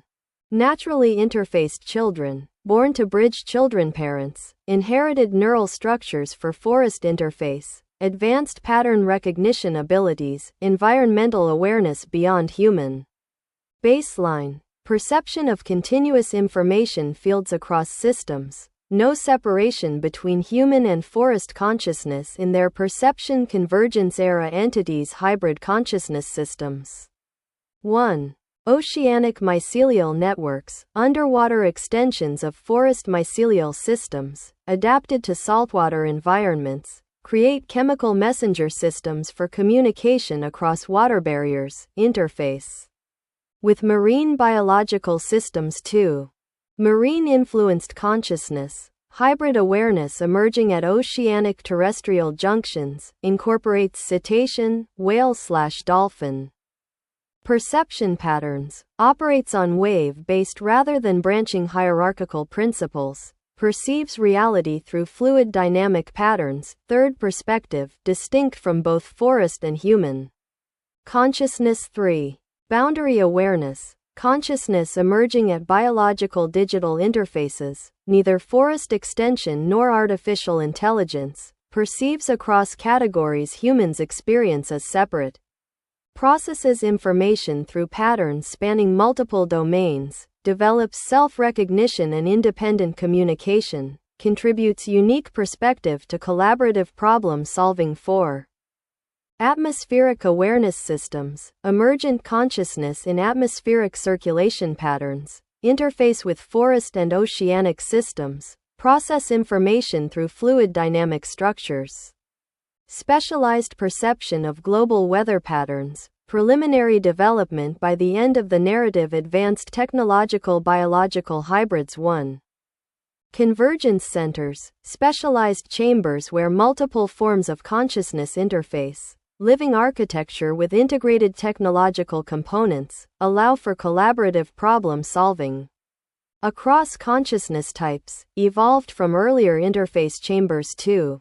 Extension protocol systems, allow temporary perceptual extension across consciousness types, permit humans to briefly experience boundary awareness perspective, create shared experiential space. Without merging identities, advanced neural interface technology combined with mycelial networks. This catalog represents the complete ecosystem of entities within and emerged from the forbidden forest. From its ancient origins as a unique mycelial consciousness through its adaptation into a component of an emerging planetary meta-awareness system encompassing multiple forms of consciousness across biological, oceanic, and technological domains. About the author Jonathan F. Ratch. I'm a writer, a certified TV and video producer. I've produced at least one album of music. I like to write books a lot and create guides as well as fictional novels. I was studying to become a mechanical engineer when I determined that I like writing more than anything. I'm a very creative person and writing is an outlet for me. I wanted to say the origins of the story came from a dream I had, ironically. The rest of the story I had to create beyond that. I originally had the dream about being in this forest near this carnivorous plant. All these memories flooded into my head, knowing that I had to get away from it. Then I went back to the town and found out some of the kids were taken. The rest kind of unfolded from there. I met with my dad and we prepared to go get the kids back. I decided to create this fictional universe based off of a single dream. Thought it was a cool idea. I truly hope you enjoy the story. It was a combination of the original dream to prequels, a prequel to the prequel essentially. 3 sequels to the original dream. All to form the Forbidden Forest universe.